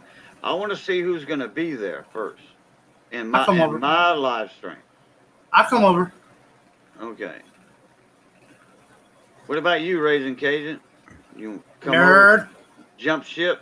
Oh, I'll probably crash here in a few minutes. I know I'm You getting see? ready to crash. Yeah, you've been quiet for a while. That's what's bad about going on so late. Yeah. You know, people say, yeah, go live, and then nobody shows up.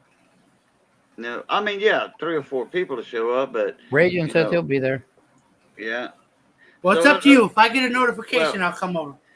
No, I'll let y'all know. I'll drop the link in here. Yeah, I'll You stay know, live and I'll with stay the live live until you stream. go. But, Okay, yeah. Let's give. Okay, what is it? 12:05, 12:05 almost. All right, I'll go live at 12:30, but Okay. you know that'll give me time to set up the stream.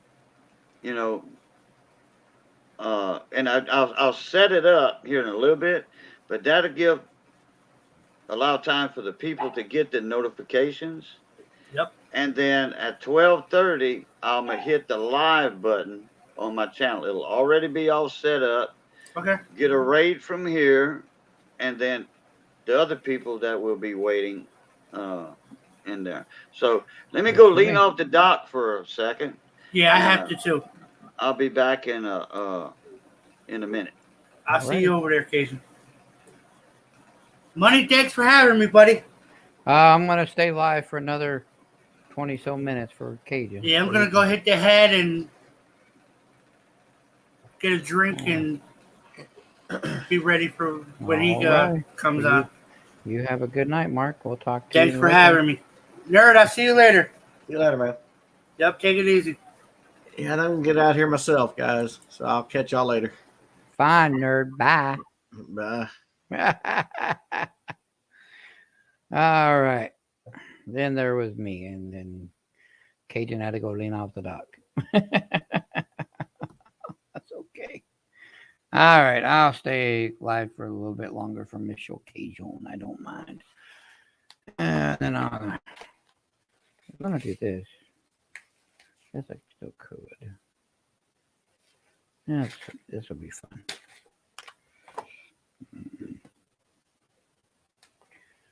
Tear up the kitchen. Let's get her open. There.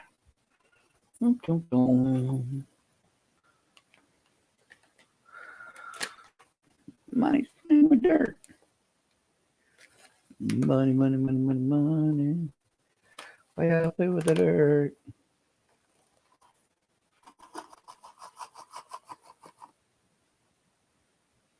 Money's playing with the dirt. Money's gonna play with the dirt. What happened to Mark? You lost connection? No, he had to go get something to drink, and he He said he was going to hit the head, yeah, and then get a drink, and then he's gonna wait for you to go live, and then meet you the over there. bathroom. Yeah, but he should have waited up here because I'm not going live for another 30 minutes. Well, you know, that's okay. I think he lost connection. No, he said he was leaving, and then he meet you over there. Oh, he did. Because I heard him say, I'm going to go hit the head, which is the bathroom, and Get a drink, and then he fix And a then he's- drink. but then he said he's gonna he'll meet you over there when you go live. So, Oh, okay. I don't know. I have no idea. Yeah. Well, let me start. Yeah, you start setting it up. That's fine.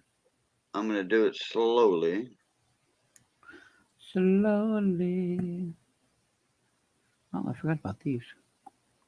StreamYard right here. These little breaker wires.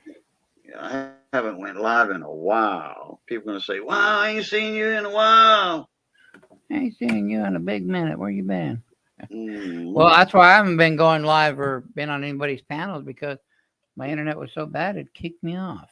Yeah, I heard you saying when I first, when I saw you were live, I clicked on it, okay, and I heard you say, I got the good internet now. So Yeah.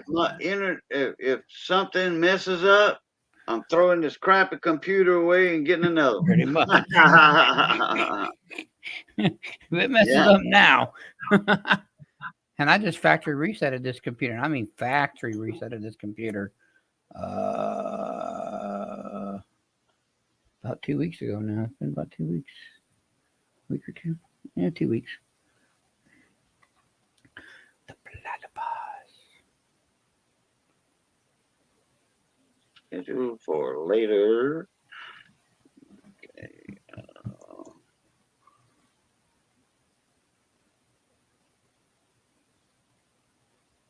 12:30 a.m.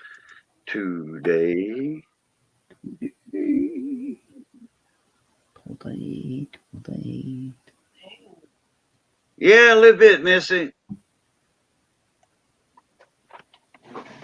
She said it's getting chilly.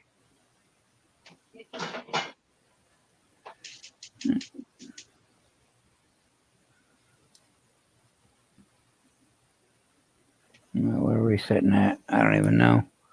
Probably 80 some damn degrees. It's probably 60. Yeah, 60 degrees exactly right now. That would be nice and comfortable for you, Mayor. I mean, Money. Right? Like, yeah, buddy. I didn't call you Mayor twice tonight. That was the second time. That's okay. Bunch of M's running around here. All right. Yeah, it's 71 right now. Good Lord. 71? Hey, that's not bad for well, that's more northern Arizona though, you know. Right. Yeah. Like Tucson ought to be like what, 5 degrees warmer, 8 Yeah, degrees until the warmer. summer, and then they're closer to like 15. Yeah. All right. Hopefully we can get over 3 grams of gold tonight total after all the other nuggets I got after I get done with the gold in here. Hopefully we get over. 70 degrees in Bullhead City. That's a nice temperature. You know, I can get Yeah, along for with us, yeah, especially for y'all. Yeah. especially since we're used to living in the freaking 120 degrees, 115 Right. degrees sometimes. what I like to call the too damn hots. Phoenix is the hottest city in Arizona. Mm-hmm.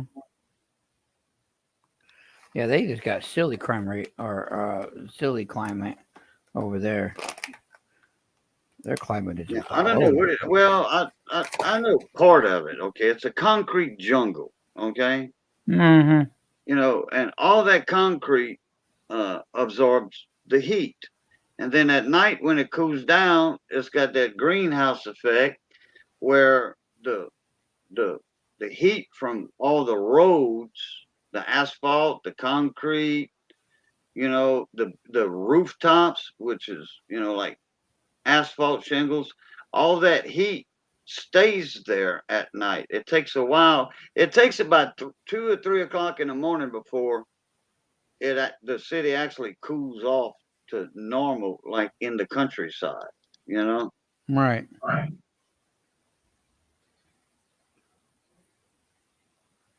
Oh, I'm just glad I got this better internet now, and I ain't Yeah. gotta worry And, about it no more. And which service is it?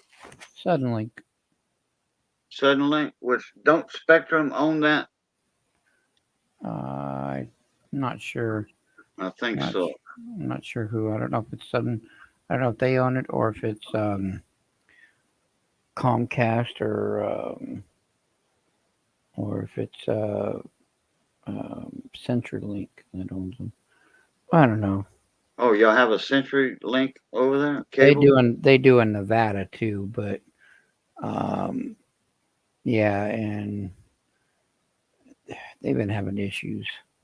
Like the Frontier phone company, we have the Frontier Internet out here. They've been having lots of issues.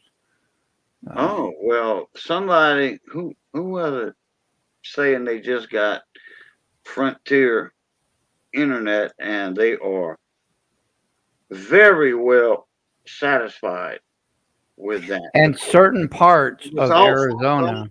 because it's all fiber optic. Fiber optics is actually going to his house. You know, that they connect from the road or whatever, wherever Yeah. the optics are. They connect into that fiber optic system in their front yard or wherever. And Yeah, then they're it's kinda like they're a hard wire going in the house from the fiber optics, only a yeah. few feet. You Here know? they're still putting up the fiber optic to go all the way through town and blah blah blah. So Yeah. we still got another month or two. I think they said something about May.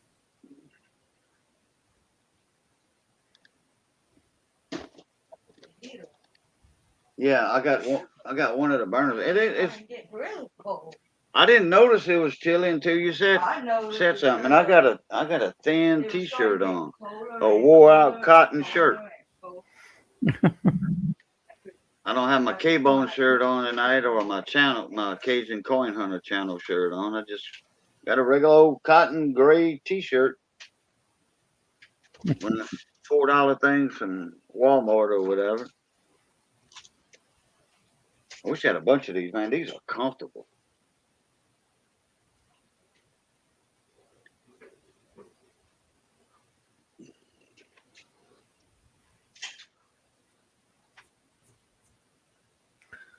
But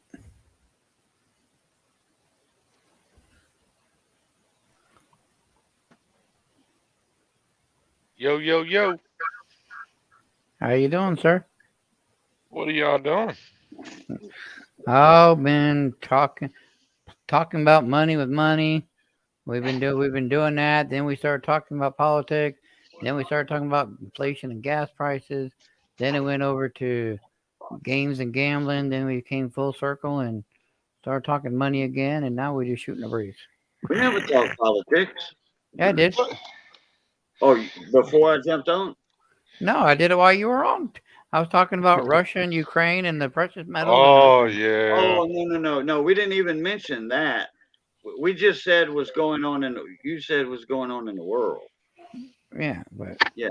No, we wasn't really talking politics. That's not Yeah. politics to me. That subject right there is a little sour with everybody right now, especially oh yeah, the war and everything. oh yeah, that and with the inflation, the gas prices, that's just all sorts of stupid. Yeah. Almost $1,000 per fill up for the truck.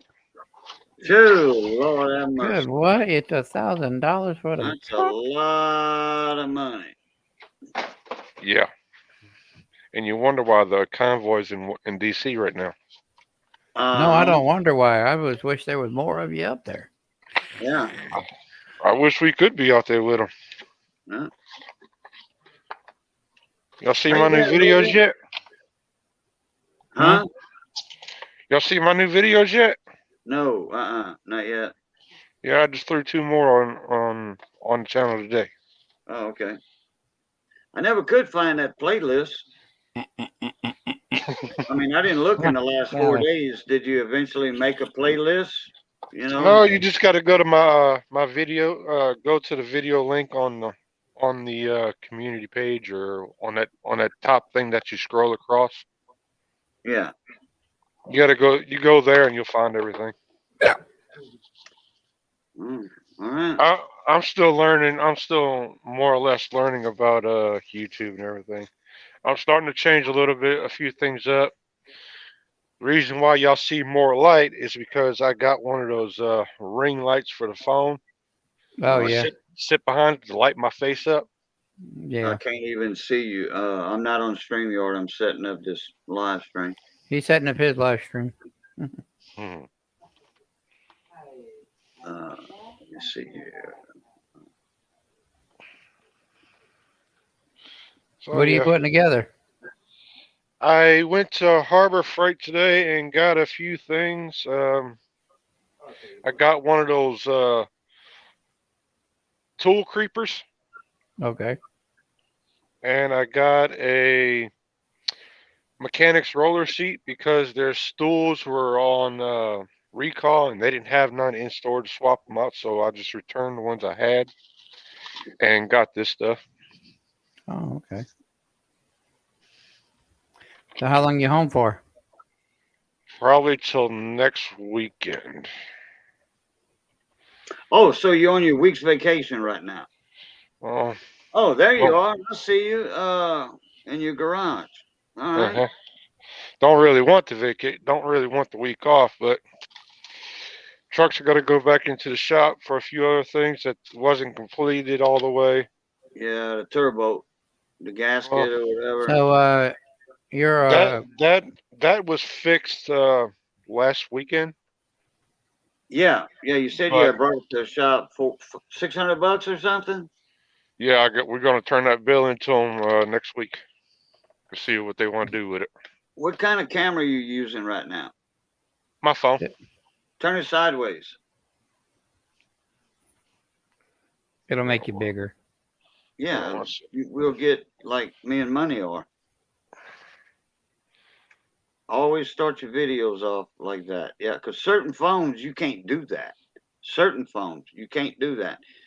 When you start your video, if it's straight up and down, vertical, and you turn it sideways, I don't care if your auto rotates on or not, it will not do it. You'll be sideways if you turn it.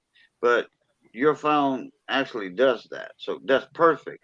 Now we can see. Now we can see you better. Now we know there's a trailer in there. Yep, that's my trailer. Yeah, that's true. Yeah. That's what's going to have all these toolboxes that all my toolbox haul toolbox videos are featuring. You're gonna empty out the drawers, or you're just gonna strap them tight where they can't open? I'm gonna lock them down and put straps around them. There you go. Yeah. And how you gonna keep them from falling over? You got some little extensions going up that you can wrap a ratchet strap around. Hang on, I'll show you the trailer completely. Yeah, you got a drop tailgate. I got the drop tailgate, plus I got the high sides. Yeah, kind of high. Yeah, I got to clean all this stuff out, but That could be another at least 16 inches taller. That way your two boxes will stand up. I don't know how tall your bottom boxes are. well, I've got 3 foot at least. one of them's From the floor to the top of that chest, that bottom thing. How tall is that? 32? this big husky that's sitting next to this one. The top comes off. All I have to do is take some screws out. Oh, yeah, correct. Yeah, correct. But from the bottom of the caster to the top of the table, it's From the 30 concrete. 37 inches tall. Okay, and that's the one with nothing on top of it? Yeah, that's the one with nothing on top of it. Okay, put your So camera where, down so where are quick. you moving your tools to? I'm moving down to Tennessee. Oh, He's you're moving moving to from where Tennessee, or you're he's at moving out now. of Tennessee? He's moving to Tennessee. Yeah, Where you at now? Michigan. Wow. A North looper. is north is going south. A loper, not a youper, a loper. He's on the lower part. Yeah, I'm near the I want to say the Indiana state line, Indiana-Ohio state line. Yeah. Okay. That's Are you the kind of over lower- by the Chicago area, or? Yeah, I'm probably about an hour and a half away. Well, no, I want to take that back. I'm probably about maybe 2.5 hours away from Ed. Oh, Oh, okay. okay. The only thing bad about that is Raging Cajun just moved over there. Not what 6 months ago. Something like that. Yeah. Now, is that a rental or you bought No, it? she owns this house. Oh, okay. Well, her dad owned the house, and he owes a lot of money Oh, to different people and stuff like that. So we're gonna let the house go, and we're gonna vacate it. And yeah, it's a big mess. Well, let that him was going to sell say it. that takes care of my question. I was going to ask you. So, Let him without getting sell it. into it, why are you moving? But you kind of already got into it. So, Yeah, but there's a tool creeper. Yeah. oh, okay. Yeah. Yeah. It's on rollers. Yeah. So which one is on a recall? The stool? The red seat stools, they're on recall. Wonder why? They were failing. People were falling and hurting themselves. Really? I guess they got sued or something like that, Yeah. so they had to recall them. Their stools are only what, 1.5 feet tall? Something like that. Yeah. You ain't got far to fall to hit the floor. When you get down to Tennessee, are you buying, renting, or? At first, we're gonna rent and figure out what area we actually want to be in. Oh, you're gonna do like Eleanor's doing. Tennessee might not even be the last place we're gonna settle. We may wound up back down in Louisiana. I was fixing to say, might as well move back down here. But not Yes. where you're from though. No, That's too expensive to live and the traffic is hell. oh yeah. Move, like Southwest Louisiana, okay? On the outskirts of Lafayette or Crowley. Where are you from? Right. New Orleans? Hey, they got houses over here for sale, Cajun. Hmm. They got houses over here for sale. It's a buyer's market right now. Believe me, it's a buyer's market.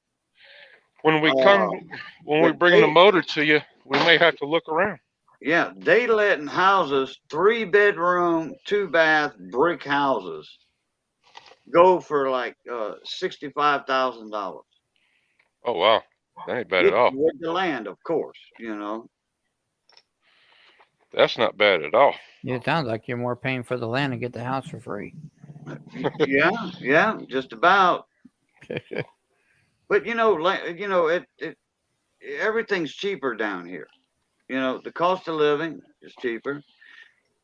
Right here in town, Super One, I was telling somebody I could get in the wintertime during deer season, we can get Boston butt pork roasts for 79 cents a pound. You got to buy a 2-pack though. Okay, it's a double pack. You got to buy 2. You can't just buy 1 for that price. If you buy 1, it's 89 cents a pound. Mm-hmm. But that's an incentive for the deer hunters to get their pork meat, to mix with their deer meat for their sausage. Because I usually go with a 60% deer meat, 40% pork. Some people do 50-50, but hey, that's fine and dandy. But my ratio to me is 60-40 for deer sausage. That's just enough fat because a lot of times these Boston butt roasts don't have a lot of fat in them. So if you go like 70-30, 70 deer, 30% pork. Yeah. You're not quite getting enough fat, for your sausage. When are you guys going to be leaving the house? Well, right now we're probably going to have to look towards more summertime because of everything going on with gas prices and Truck. Boy, yeah. It's 419, no, 413 right now for gas over here. yeah. Now we can get it cheaper at other places, but we buy at a certain place. Okay. No lead, I mean no ethanol.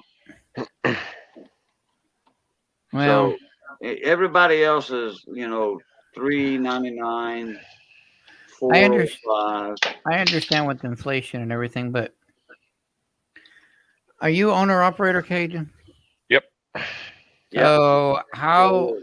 Uh, so coming from a first-hand truck driving experience, for some of the people that watch this later on my channel that don't know, how bad has your profit margin been hit in the last 2 months with the gas or the diesel? Because of fuel, it's been hit bad. Yeah, I can imagine. But what's like Very. your ratio? You've lost 30%, 25% more, I would probably say about 30%. and that's being an owner operator. So that means if Yeah. the fuel is yours, anything goes wrong with the truck, that's yours. Now, without getting too personal, and you don't have to answer this if you don't want to, but do you own your rig, or are you still making payments? We're still making payments. Okay. Yeah, we got probably about another 2 years of payments. Now, are you planning on buying a second one just Nope. to kind of start a mini fleet or anything? No. Okay. No. After this one's paid off completely, I'm leaving trucking, and I'm going to send her out on her own because I'm Her going to put being the other half, or yeah. The wife is going to go out on her own because I am going to put myself back into school because I want to be a technician. no? When you say technician, what kind of? I'm assuming automotive, marine, or what kind? Automotive. Okay. Okay. I'm I would kind go of with I would go with diesel. leaning toward the diesel because she wants to own the truck, and if she has any problems, I can fix it. Now, would you be inclined to work for like Freightliner or Peterbilt when you're done with schooling, or? Probably. I may go towards the line like a Loves or a TA or something like that. Okay, so you'd be like the roadside guy. Because the simple fact is Loves will pay for my schooling.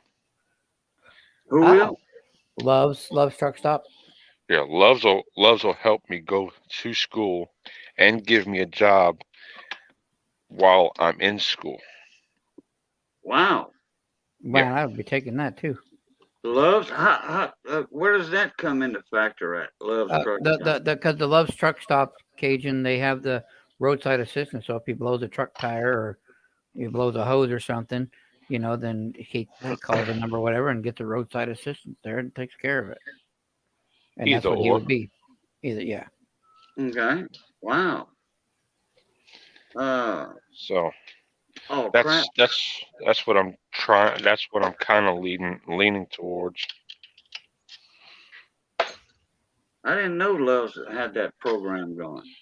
Yeah, I tell you something that was pretty scary, at least for me being the four-wheeler behind this semi truck on the way back. And I was just in, where was I at? I think I was just starting. I just got out of Atlanta. I think I was just in Mississippi because I was heading up towards Tennessee to catch 40 in Memphis. And the back trailer tire blows, and good thing I don't tailgate. Oh, that Yeah. alligator almost Oh got man, when it popped, that thing went into 100 pieces, and you thought I had black hail for like 30 seconds. you. Yeah. Yeah.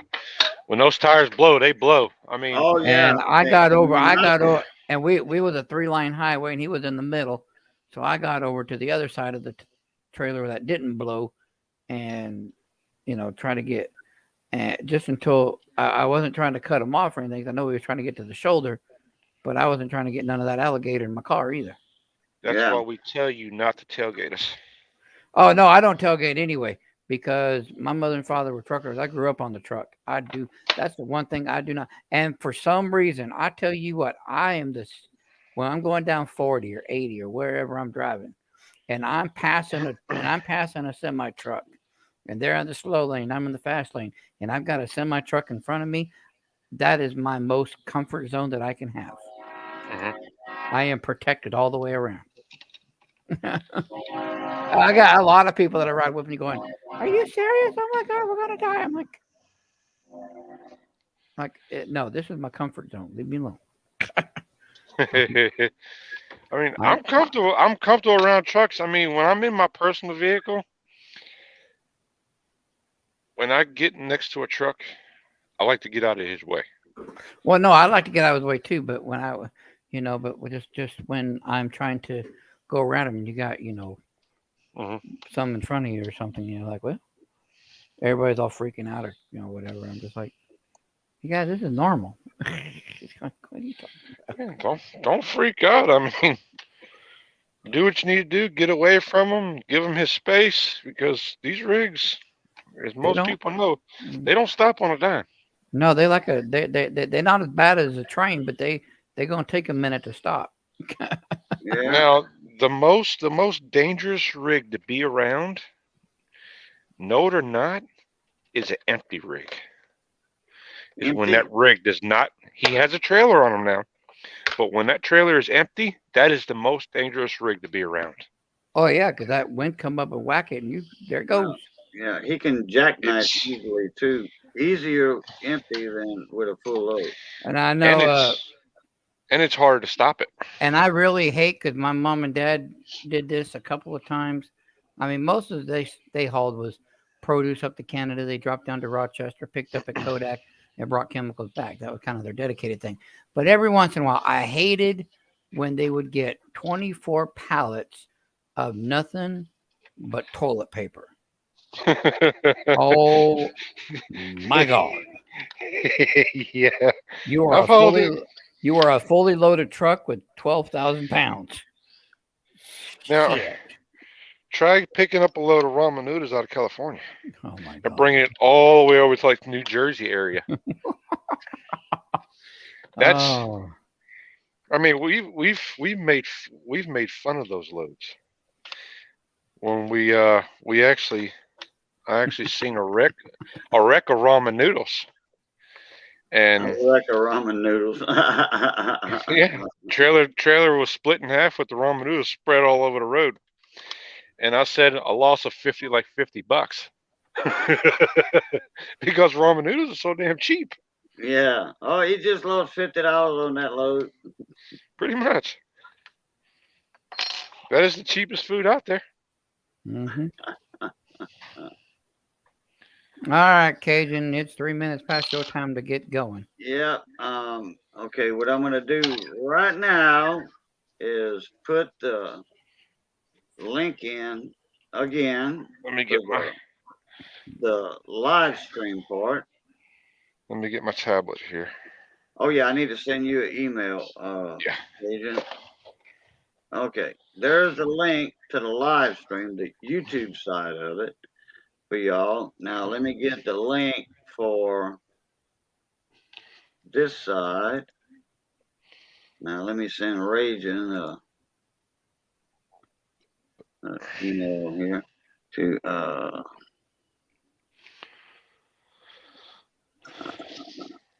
So yeah, I've been having a lot of fun. Plus, I've been hustling, getting parts for Silverado, and trying to get that back on the road. I bet it did. Bull said I responded to a wreck once that was a trailer loaded full of banana pudding that caught fire. It smelled a little funny. it smelled like burning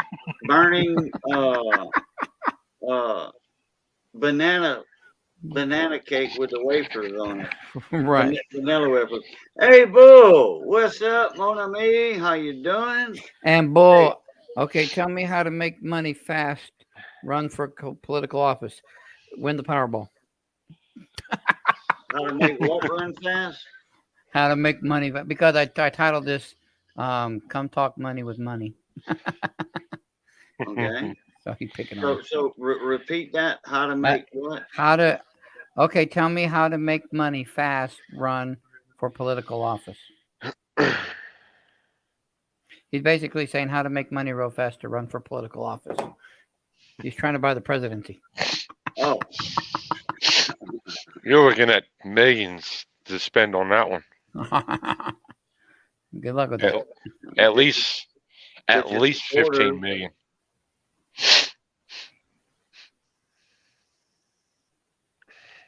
get all your campaign funding and all that. Mhm. Right. Okay, let me do this right quick. All right. The funniest Right. wreck I responded to was a load of adult toys. Oh, Jesus. Oh Jesus. Oh, hey, there's a video out on. It's in the ads, YouTube ads. They have this American Sign Language girl, okay, and they all at this cop station, fire department, whatever, and it's a new show coming out. You know, a sitcom. I forget where it's gonna be at, but they say, look, okay, an arsonist hit an adult store warehouse, and so this American Sign Language is doing this, you know, like, for the TV cameras. So we're gonna have to find out the arsonist or whatever, and in case, and then the fire. Any questions? Well, one of the guy firefighters says, "Well, what are we looking for?" And then the speaker on the dais is like, "Okay, we looking for people that's obsessed or whatever. You know, what was in the damage report? Dildos, fake dolls, and this American Sign Language is doing all this. You know, fake dolls and dildos, and then masturbation equipment, and she's doing this and all that. Everybody's getting a kick out of it, and you see the sign language person doing it. And then this girl has a question for, what is the most explosive or whatever. And then, man, this American Sign Language girl, you know, translator, she is getting really into it. And then the speaker looks at, oh, I get it now. Okay. You know, everybody's cracking up. All right. I'll see y'all in a minute. I'm going live as soon as I Alrighty. get here. And then Late Night with Bull says rubber toys bouncing all over I-40. Oh, my goodness. Yeah, there you go. Hey, late night. I dropped the link No, in. Join Rubber us on toys the- bouncing over all over I-69 is better. 69. Yeah, there you go. 65 Oh, my and 69. Hey, 69 runs out of Beaumont heading towards Silsby. It runs Got all the way up, I-69, clear up here to Michigan. Highway 69. And then they got 96 also transposed. All right, Late Night with Bull. Come join us. We'll see you there in a minute. All right, guys. I'm Mindy. Have a good one. Bye.